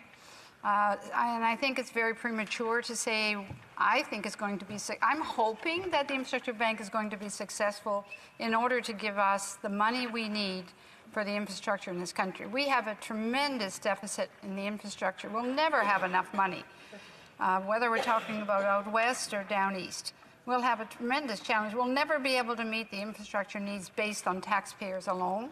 And looking for other opportunities as the infrastructure bank, I am hoping and watching very carefully that how that comes out, and hoping that it's going to be a successful expedition for us. Questions and comments. The honourable member for Berthier-Masquinongé. Congratulations to my colleague for the speech. Many of you have spoken about the environment and to say that the Liberal Party is ready to act on the environment. We are all suffering the effects of climate change. Our farmers, first of all, are suffering the consequences. Our riverside communities as well. Is the Liberal Party ready to set greenhouse gas reduction targets, to reach the Paris targets, which isn't that ambitious? Are they ready to pass a law to force us to respect this target in the future instead of using fine words as we've been hearing for too many years? The honourable member for Cumberland Black Creek. And congratulations to my colleague. I very much look forward to working with him as well as we move forward into this 43rd Parliament. But I have to say, climate change and the whole issue of how are we going to further protect our environment through a variety of measures. The Liberal side on this of the House is very committed to making the necessary changes to protect the environment. I've already heard of over 50 different ways that we are going to be moving forward on that agenda. And I would just say to my colleague, just watch and monitor the action that I hope will be happening. Thank you. Resuming debate, the honourable member from Weston Nova. Merci, Madame la Présidente. Thank you, Madam Chair, or Madam Speaker.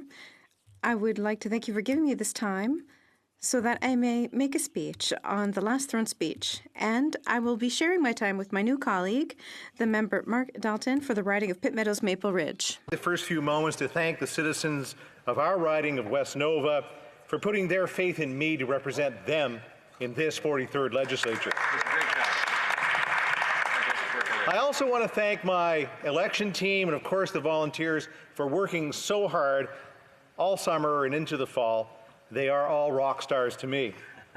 The election in West Nova was pretty civil, Madam Speaker, regardless of the intensity of the national campaigns. I would like to recognize my opponents for putting their names forward to represent our riding. Liberal Jason DeVoe, Green Party Judy Green, NDP Matthew Dubois, and Veterans Coalition Party Gloria Cook.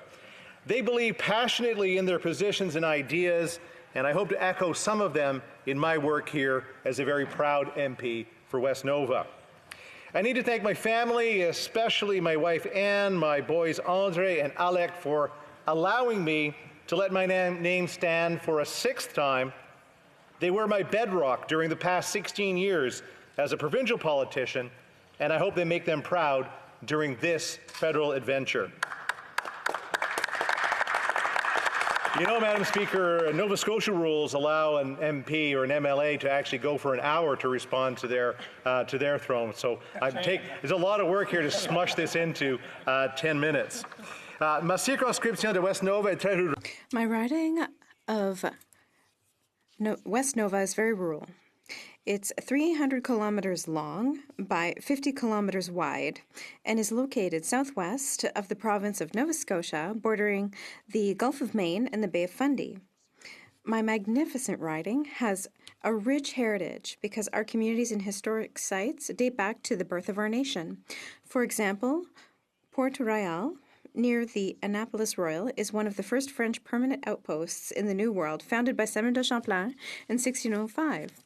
Nova West includes the Acadian communities of Clare and Argyll, where the language of my ancestors is still spoken even 264 years after the expulsion of 1755. This leads me to highlight that in the throne speech presented last Thursday, I was very disappointed that the protection of linguistic minorities was not included. It was barely touched on. And I wish to recognize the real commitments of the government in this important file, which is protecting the French language, because the continuing fight against Anglophone assimilation is very real in every Francophone minority community back home and throughout the entire country. I am proud to be able to support the important work of the Provincial Acadian School Board and the Acadian Federation of Nova Scotia, as well as all the other associations, because our language and culture are facing significant threats year after year. As Minister of Official Languages in the shadow cabinet of the official opposition, I will work very hard to ensure that the voices of Francophone communities in minority settings in my region and throughout the entire country are heard. Another point of the throne speech, and of course needs more detail, and that was the number one issue at the doorstep in West Nova, was health care. People in Nova Scotia are having a tough time in accessing primary care, specifically a family doctor. Currently in Nova Scotia, Madam Speaker, there are 50,000 people that don't have a family doctor. This is unacceptable and causes tremendous difficulty and uncertainty, especially in our rural areas. Imagine, ladies and gentlemen, Madam Speaker, being a senior or a diabetic or having cancer without access to a family doctor. As incredible as it sounds, it happens all the time in our area, forcing these patients to present themselves at emergency rooms, causing useless long wait times if they show up there at all. Healthcare is a basic human right, and we should all ensure the dignity of our loved ones.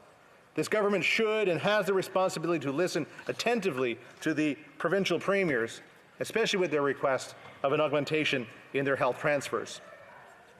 The other point. The economy of Nova West is based on its natural resources.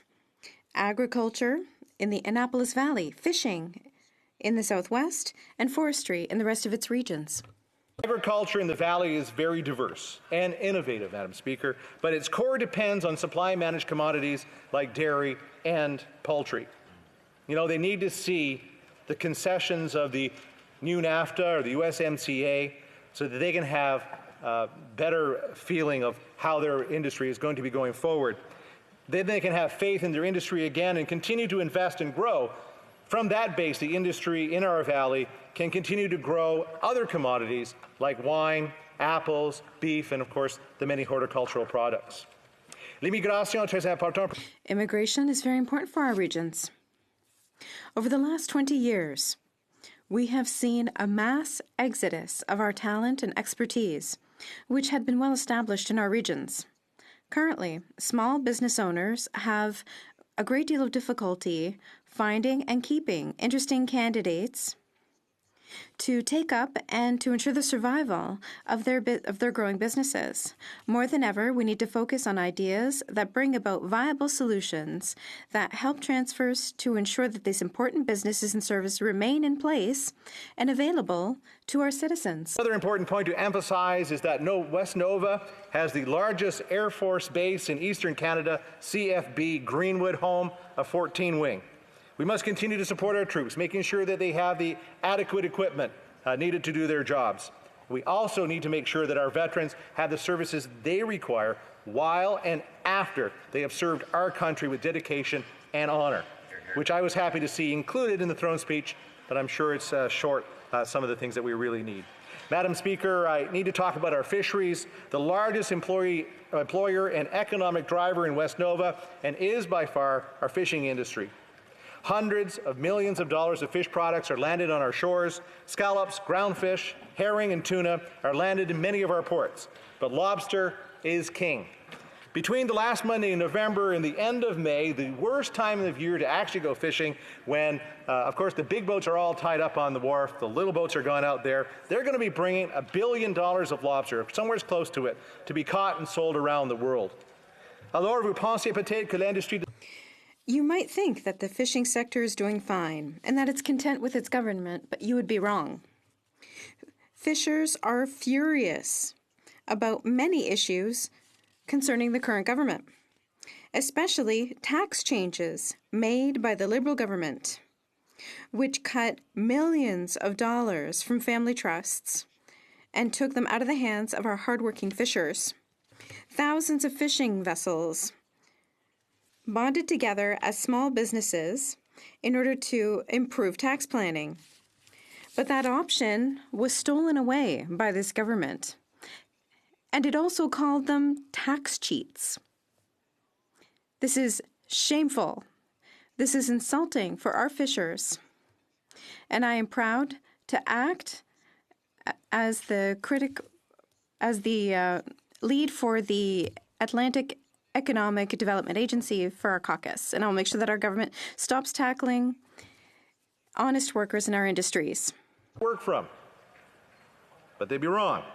They have woefully inadequate facilities that cannot accommodate the larger vessels that they are using, or they're actually falling into the ocean. The government boasted during the election of the investment that they've committed, but I can assure you it pales in comparison of what they really need. I look forward to working with the Minister of DFO and the Transport Minister to assess the real need to make our ports safe and to be able to seize the opportunity that our oceans truly are. Now, I could talk about a lot of other things, Madam Speaker, but I know I'm running out of time. We could talk about climate change and gun control. We could talk about MPAs. We could talk about internet and cell phone service, loss of our local call center. But unfortunately, I don't have an hour to actually do it. So, en conclusion, To conclude, I'm sure that all of my colleagues here in this House will agree with me. We have a great deal to do to make sure that Canada remains strong and stops dividing itself, because the throne speech was not reassuring in this respect. Our country is unique. It is good to live here, and it's exceptionally welcoming.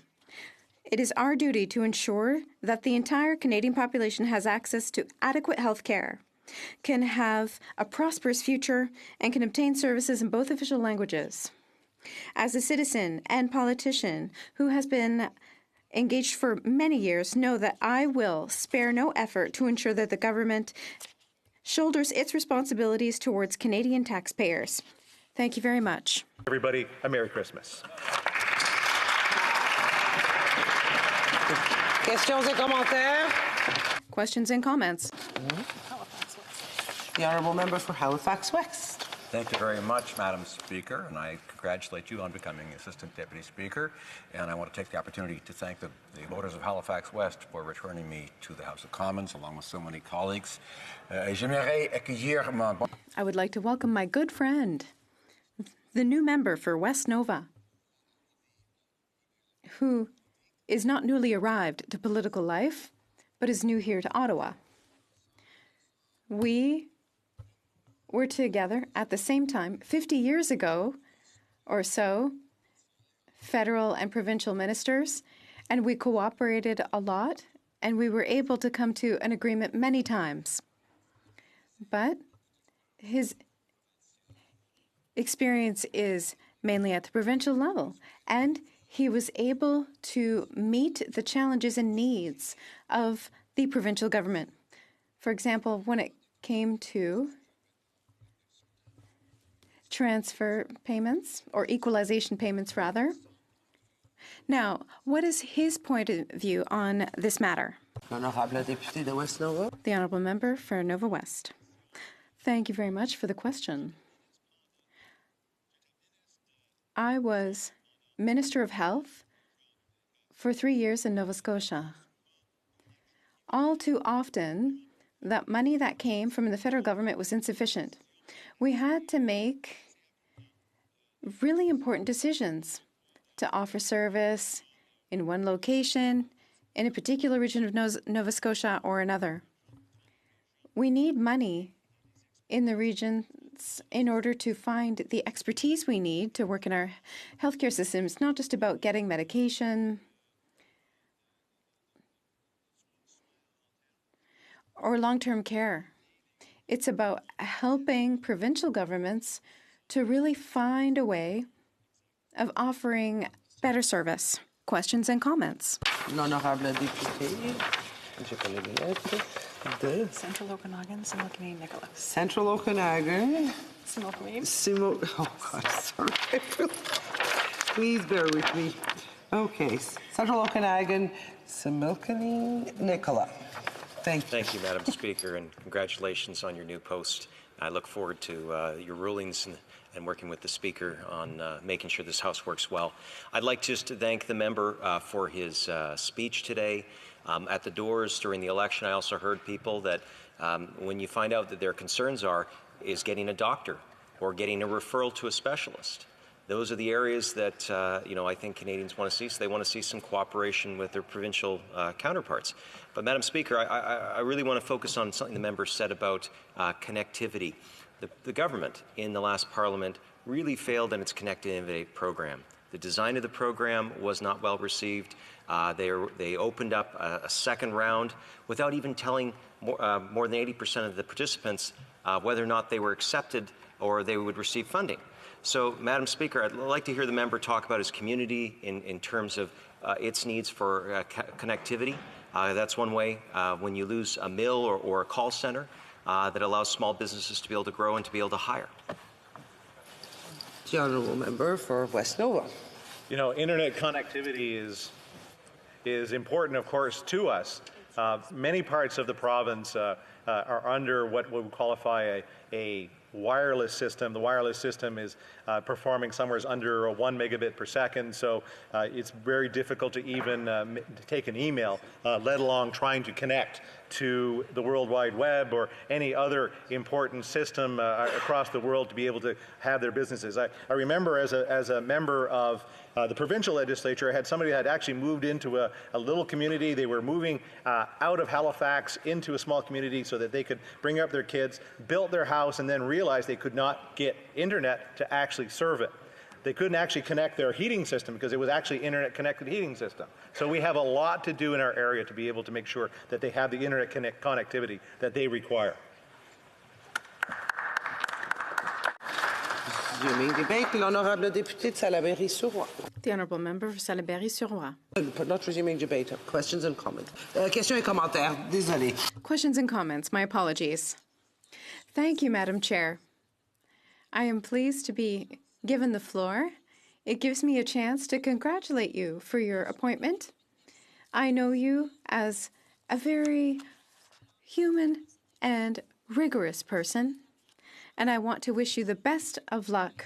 And I assure you that I will be happy to cooperate with you. It's delightful to see a woman occupying the chair. Hopefully, in the next legislature, you will be the next Speaker of the House. That would be such an honor for parliamentary women who sit in this place. I was listening very carefully to the speech of my colleague, and I was delighted to hear that he was Minister of Health in his home province. My question for him is a simple one. In your speech, in response to our colleague on the other side, for you, the provinces needed money to offer health services to their population. They need money, and I totally agree with you. We need money. Now, money goes through a transfer from Ottawa to the provinces and to Quebec. Could he explain to me why his party, when it was in power, cut the transfers from Ottawa to the provinces? Could he explain how, as Minister of Health, he can accept that Ottawa cuts provincial transfers when populations need services? Could he elaborate on that? Thank you, the Honourable Member for West Nova. Thank you very much, and thank you for the excellent question. Our healthcare systems went through a shock in the 1990s when Mr. Martin balanced his budget on the backs of the provinces. That's where it started, and over time, we saw changes, and eventually, listen, I saw budget cuts when I was a minister. We've always worked hard to make sure that we made a calculation just based on population. We have seniors in the West. We have systems that other provinces don't.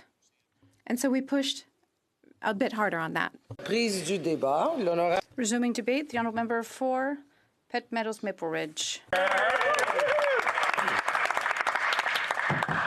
Thank you very much, Madam Speaker, and congratulations on your appointment.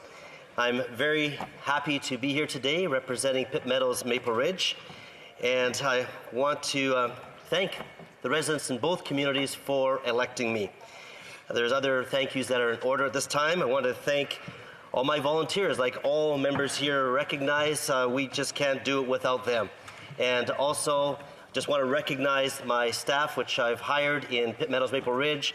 I've got Sean Mark Gillespie, Linda Kingsbury, and Nancy Nagy, who have worked, two of them have worked with me in the past, and Jay Denny here in Ottawa. He'll be working with me beginning next month. Excellent choice. And most of all, I want to recognize my wife, Marlene. We've been married for 34 years, and she has been a tremendous support to me. And she, when I was elected provincially, she came with me most times I was in Victoria, and she'll be with me a lot of the time here. So the my constituents are getting two for one. So anyways. So Pitt Meadows and Maple Ridge are two wonderful communities. We live in a stunning part of the country and the world, and you would never believe that we're within minutes of my communities that you are lost in nature, whether it be on the Golden Years Provincial Park or on Widgeon Creek on Pitt Lake or wherever. So it's one of the most beautiful places in Canada, and if you don't believe it, please come and visit. So it's very picturesque, and I just want to also say that both communities are growing rapidly. There's a lot of millennials that are moving to the region, to the new subdivisions are happening all over the place because it's more affordable, and that's a very relative term for the Lower Mainland. Transportation infrastructure is a real need, and I know that the Liberals have made many promises. They promised tens of billions of dollars, but 40% of those projects have gone nowhere. So it's one thing to make promises, it's another thing to put those promises into action. Yeah. So we're looking forward to seeing that in my communities. Also, on the provincial side of things, the NDP has made sweetheart deals with their preferred unions. That's made projects a lot more expensive than they otherwise had to be, and it has reduced the number of projects getting done at a much greater cost to taxpayers. Mr. Speaker, or Madam Speaker, for me it's been a long journey getting here. In 2003, I attended the Teachers Institute of Parliamentary Democracy here in Ottawa. I'm a teacher by profession. It was the best professional development experience I've ever had, and I recommend teachers across this country to apply for it. And I believe the next one's in February. But I just saw democracy in action, and it gave me a tremendous passion to get involved even more in politics. And I actually ran in the nomination for the Conservative Party when I just joined in 2004. I sometimes win, sometimes you lose, and I lost. So Randy Camp became the Member of Parliament. He won that year and was a great Member of Parliament for many years, representing the area. And then it was a minority government. It was an election in 2006. I won the nomination next time, but in a different riding. In Burnaby, New Westminster, won the nomination, lost the election. But that's not the end of the story. I did move on to provincial politics. I won 2 terms representing Maple Ridge Mission. It was a great experience. I enjoyed it very much and was able to accomplish a lot for my constituents. I want to give a shout out to my former BC Liberal colleagues and staffers. A number of them work on the Hill on both sides of the floor, and also my future Director of Operations, Jay Denny, will be working for me. So, Mr. Speaker, Madam Speaker, my heart has always been to eventually serve in the House of Commons. Why? I've always had a vision for Canada and its place in the world. I was raised in a military family, born in Germany. My dad was in the RCAF, and lived in bases throughout Canada. Lived in Quebec, in Chibougamau. It's up north, and it's a little chilly up there, but a beautiful place to live. Also in Valcartier, near the village of Quebec. Also in Ontario, Alberta, British Columbia, throughout the country. My mother is French-Canadian, Baudouin. Elle était une des 18 enfants. She was one of 18 children who was raised near Kapuskasing in the northern region of Ontario. And we moved to northern Alberta. And they're famous for their bees there and their very delicious honey. But I have hundreds of cousins, nephews, uncles that are part of the Franco-Albertan community. I'm French-Canadian, but on my father's side, I'm Métis. I trace my roots to the Red River Colony in the early 1800s, and with the Cree in the Lesser Slave Lake area. My Indigenous roots are very important to me, to my brothers and sisters, and my grown children. And one of my roles in the BC legislature was a parliamentary secretary for Aboriginal relations. Madam Speaker, our Indigenous population is the fastest growing population in Canada, and it's also the youngest. They are a vital and integral part of Canada's present and Canada's future. My constituency of Pitt Meadows Maple Ridge is a bit of an anomaly in the Lower Mainland. We have a growing population of Chinese, people from China, from Korea, Filipino, Farsi, Indo-Canadian. But the largest minority people group, are the Indigenous population. And I want to recognize the Katzie and Kwantlen First Nation peoples, and I look forward to having a good relationship and working along with them. I'm a member of Golden Ears Métis Society, or GEMS. It's a vibrant association affiliated with the Métis Nation, British Columbia, under the President Clara Morin d'Alcor. Mr. Speaker, Madam Speaker, I've got to change my note here, my apologies. And I do have glasses, so that's my excuse. Okay. When I was a teacher, I led different exchange trips to Quebec. Felt that it was important that students experience our country to grow an appreciation of the wonderful country that we live in and what a beautiful place that Quebec is. And it was good to have students from Quebec visit British Columbia and see what a beautiful country that they are part of. National unity is important for me. L'unité nationale. National unity is very important for me. And I don't like to hear people complain about Quebec. I love this province and its people, its joie de vivre and its passion. Yes.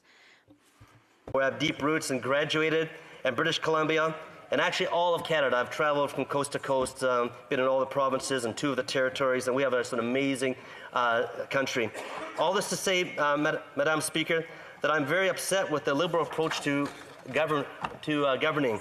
Je suis déçu et I'm disappointed and troubled by the Liberals' approach to our country.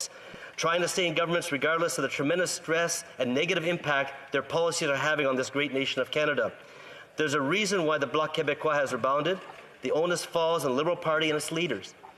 There's a reason why the Liberals got wiped out in Alberta, Saskatchewan, and lost seats in British Columbia and the Maritimes and Manitoba, and why Western separatism is being discussed in pubs and on the streets in places like Edmonton, Calgary, Fort McMurray, Regina, and Saskatoon.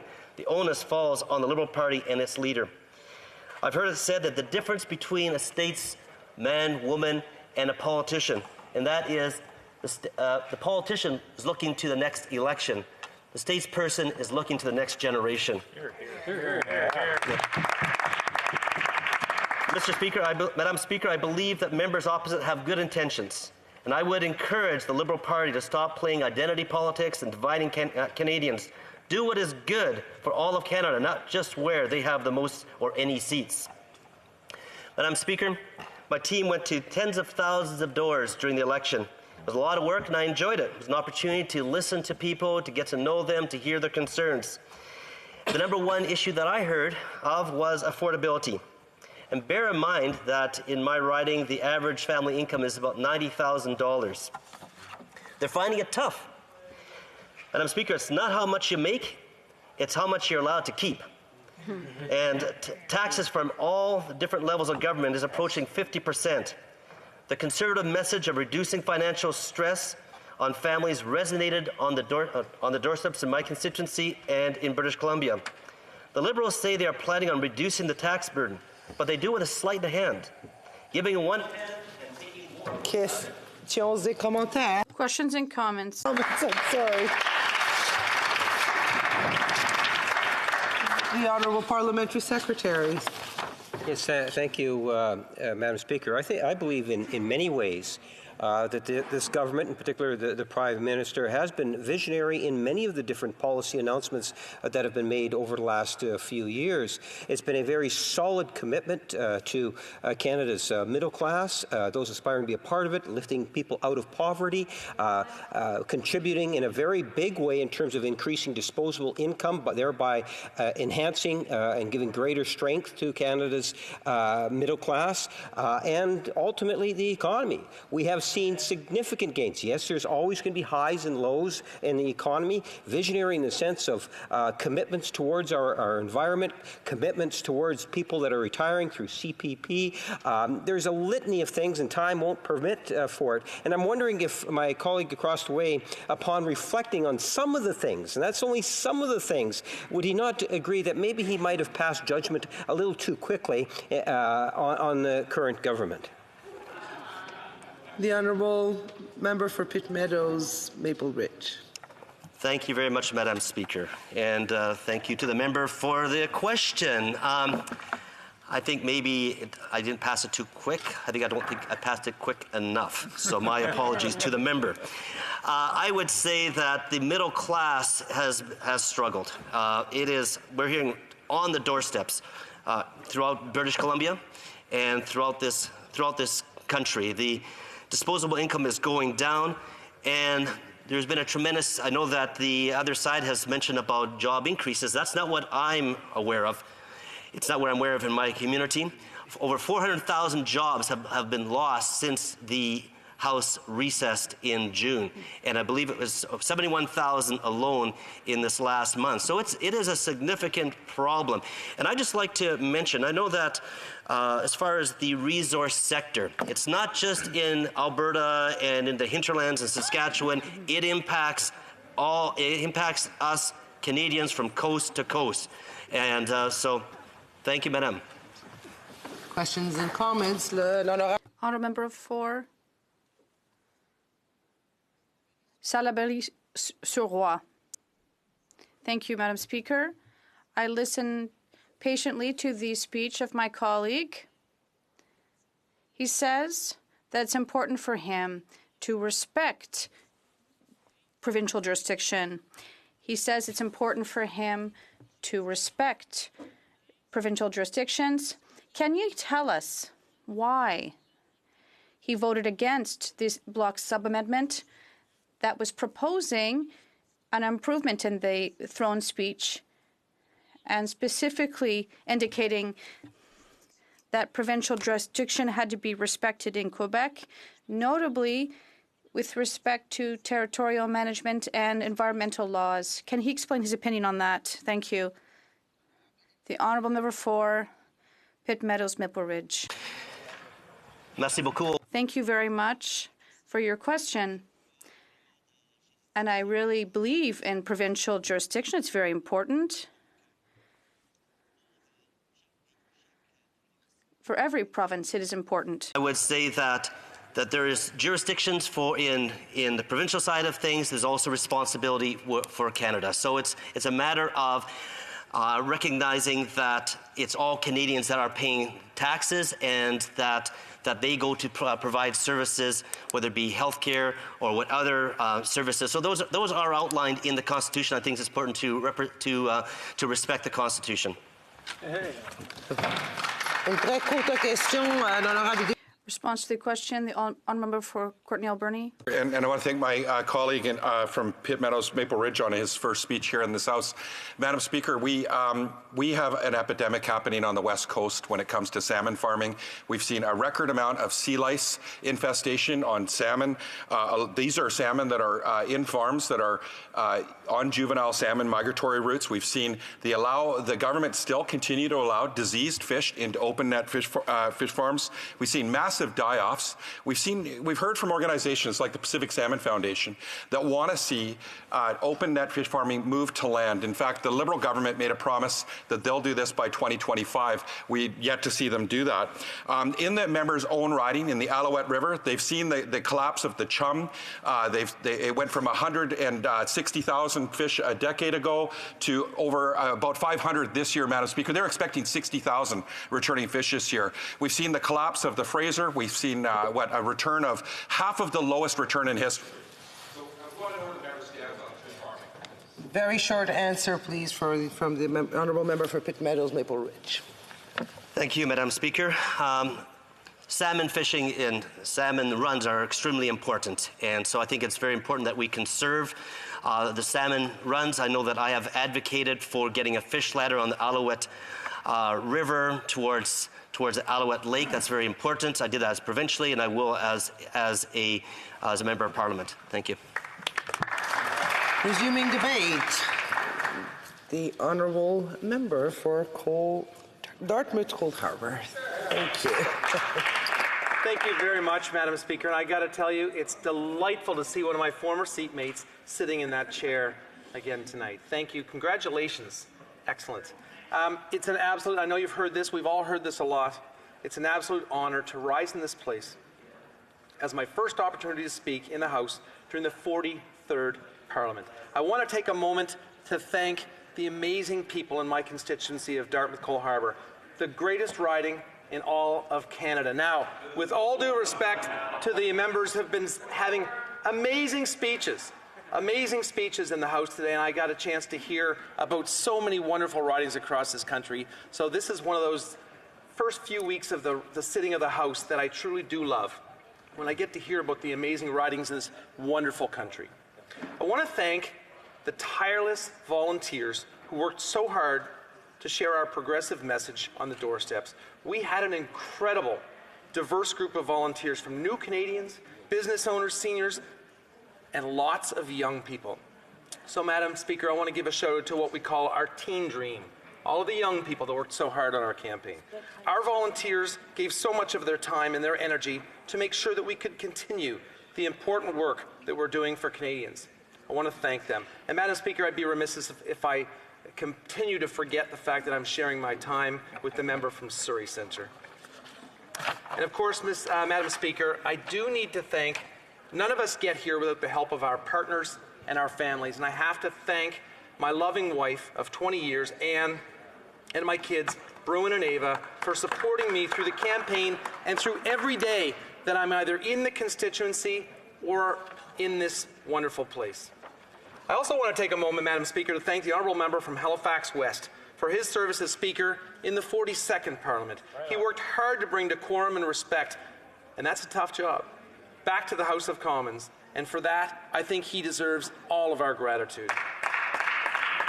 I also wish to congratulate our new speaker, the honourable member from Nipissing to Miskaming, I have no doubt that he will also serve honourably and will continue the member of Halifax West work in holding all members accountable in this place.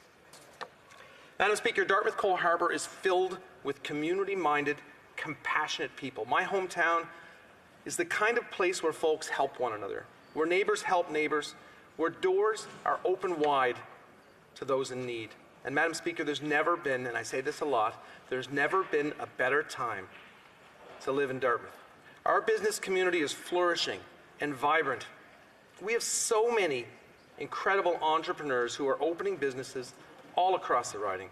From Selby's Bunker in Cole Harbour to Lake City Cider in Dartmouth, we have numerous restaurants, cafes, brew pubs, shops, and more, all worth exploring. Village on Main, the Cole Harbour and Area Business Association, the Downtown Dartmouth Business Commission, and the Greater Burnside Business Association are doing an incredible job advocating for businesses across our riding. Memberships are growing.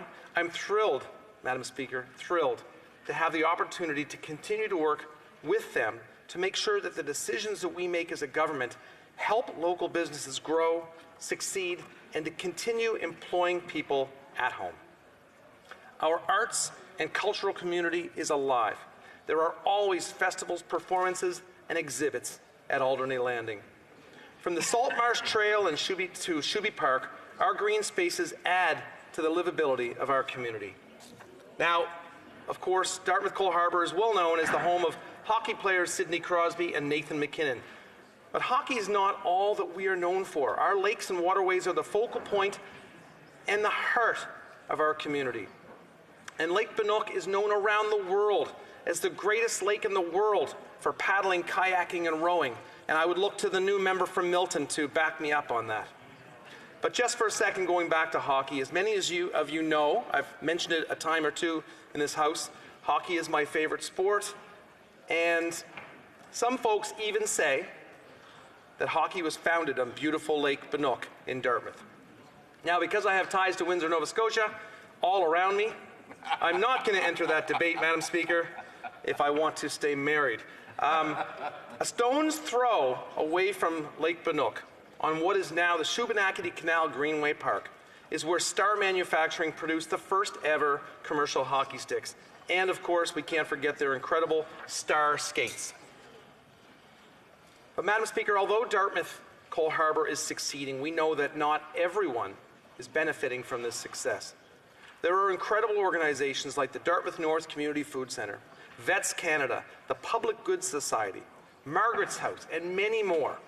Groups and people who are working hard to make sure that as we succeed, folks aren't slipping through the cracks. Madam Speaker, it's important to me that we recognize the good work that these organizations are doing, and that we learn from them, and that we continue to support them. Because the partnerships with folks working hard on the ground at the grassroots level are the only way that we'll be able to successfully lift our communities. From clean air to healthy waterways, we need to make sure that we leave this place environmentally healthy and better for future generations. My constituents, and in fact, Madam Speaker, the majority of Canadians overwhelmingly asked us to take stronger climate action and to protect our oceans. Now, I'm from Atlantic Canada, and we are seeing firsthand the harm of rising sea levels. And we're seeing the damage that plastic pollution is causing to our sea life and to our communities. Protecting our environment is top of mind, and it is a major priority for me personally. As a member of the Standing Committee on Environment and Sustainable Development last mandate, we worked hard to produce a report on protected areas. And Madam Speaker, that report has led to historic investments in protecting nature across our beautiful country. Our efforts are helping to protect areas like Blue Mountain Birch Cove Lakes in Nova Scotia. And through protected areas, we're helping species like the Nova Scotia Blandings turtle and mainland moose. And we're helping to protect the ecological integrity of our province. In my first term as a Member of Parliament, I had the opportunity of bringing forward a piece of private members' legislation, and I used this opportunity to work towards a healthier environment. My private member's bill was Bill C-238, the National Strategy for the Safe and Environmentally Sound Disposal of Lamps Containing Mercury Act. And now it is law across Canada. I want to thank all the members on both sides of this House for supporting that bill. This act is helping to keep dangerous mercury out of our land, air, and waterways. Madam Speaker, Dartmouth Cole Harbour is home to a growing and thriving clean technology industry. Companies like OneWind are promoting clean, renewable energy while at the same time employing hundreds of folks across our riding. In fact, the only impediment to their continued growth is the ability to find more skilled labor. We're home to Mera Renewables, a company that discovered a marine algae strain that they use to produce healthy omega-3 nutritional supplements, all without needing to harvest fish. Brilliant. In fact, the ocean technology sector is exploding in Dartmouth, especially through a place called Cove, the Centre for Ocean Ventures and Entrepreneurship. On the waterfront in Dartmouth, Cove is an incredible hub of ocean tech research and industry. Now, in the last mandate, I also advocated for the Zero Emission Vehicle Incentive. This incentive has been helping more Canadians help afford to make the switch to an electric vehicle. But, Madam Speaker, we need to do more. We need to do more to encourage people to try out these vehicles, to make sure that the supply is there for all Canadians, and to make sure more and more Canadians are aware of the benefits of electric vehicles. Madam Speaker, we know that we need to do more to strengthen healthcare across this country, and we remain committed to working with the provinces and territories to strengthen healthcare and to make sure that all Canadians receive the care that they need when they need it. Over the past few years, I've heard from constituents in Dartmouth Cole Harbour who are forced to choose between putting food on the table or paying for the prescription drugs that they need. I know throughout the previous mandate that I sounded like a little bit of a broken record, but Canada needs universal national pharmacare. Hear, hear. The throne speech called national pharmacare the missing piece of universal health care in this country, and I could not agree more. This government will keep working to make this a reality for all Canadians, and I can tell the folks back at home in Dartmouth Cole Harbour that I will not stop advocating for it. Madam Speaker, I think I'm just about out of time, so I will take my seat in this place. Once again, congratulations to you, and congratulations to all the new members in this House who are elected for the first time or re-elected. Thank you. Questions and comments. The Honourable Member for Kenora. Thank you, Madam Speaker. Many constituents in my riding have been concerned with this throne speech making absolutely no reference to rural broadband connectivity. Now, internet is becoming increasingly more and more essential for participation in modern life, and residents in rural and remote areas of our country are disadvantaged because of poor internet connectivity. So I'd like to know if the member can speak to the importance of this issue and when this government will make it a priority. The Honourable Member for Dartmouth Cole Harbour. Thank you, Madam Speaker. And thank you to the member from across. Welcome to this House. If you were here in the last election, or if you were paying attention, you would have known that we've made massive investments in connectivity, and we will have high-speed internet in every home in Canada by 2030. Stay tuned. A lot of work has been done by our amazing ministers on this. We are going there. We are going there by 2030. Thank you. Questions et commentaires? Questions and comments. For London Fanshawe. Thank you, Madam Speaker, and I congratulate you on your post as well. I was really happy to hear that the member had previously been talking about their acceptance of universal pharmacare. That's something that we desperately want to work on with this government, making sure that it's single payer and, in fact, universal. So that's great. Glad to hear it. What I did want to ask, however, is he was talking about people suffering and struggling, and a former colleague of his as well talked about the problem of housing. And I know certainly in my home community, in London Fanshawe and in London, Ontario, there are 5,000 families currently on the affordable or social housing wait list. Prices in London have increased over the last 10 years by 70%, and that simply isn't something that the average family can keep up with. They're certainly in a housing crisis, and I know that canvassing door to door, people are so concerned and they're so worried. They see their neighbors not being able to make ends meet, and things are getting tighter and tighter. these services are being downloaded onto the municipalities by this federal government, and it's simply a shame they cannot keep up. So will this member, a member of the government, commit to the NDP plan to build the necessary 500,000 units of affordable housing that will help people not only across Canada, but certainly in London Fanshawe? The honourable member for Dartmouth Cole Harbour. Thank you to the honourable member for the question. I believe our plan is better. I believe our housing strategy is the best housing strategy, the biggest investment in housing in the history of the Canadian government. Exactly. Bravo. And I feel that when we've made these commitments and we've made these bilateral agreements with each province, we are going to see incredible growth in housing. You're correct. We hear this. You heard me say this in my speech. When I knock on doors in Dartmouth Cole Harbour, the people that are seeing success, the people that are feeling and benefiting from the success are there to help the people that are falling through the cracks. And that's one of the reasons why I'm so proud of the people in my riding. Those doors are wide open for people who need help. We are working towards a national housing strategy. We just signed our bilat in Nova Scotia, I believe, on August 23rd. Minister Jordan, the member from South Shore St. Margaret's, was there that day to sign that with the Minister of the Crown in Nova Scotia. This is going to be a game changer in our country for housing. Thank you. Right here. Questions and comments? The honourable member for is in Oakville North. Yes. I'm sorry. I really have to find you. Oakville North, Burlington. Thank you. Thank you, Madam Speaker. And it is absolutely wonderful to see you in that chair. Congratulations. And I want to thank the honourable member for his speech and his work in the House. I know one of the things that I heard a lot during the campaign was about the Canada Child Benefit and the difference that it was making. You had mentioned the National Housing Strategy, a number of things that are making a difference in Canadians' lives to lift them out of poverty. I come from an affluent riding, there's no doubt about it, but there's still poverty in my riding and there's still people that are struggling. And I can remember one family in particular with a number of children who talked about the amount of money they were getting every month, and it was going to buy food to put on their table. So I wondered if the honourable member could just speak a little bit about some of the things that we have done, but also more importantly, some of the things that we can do going forward to alleviate poverty in our country.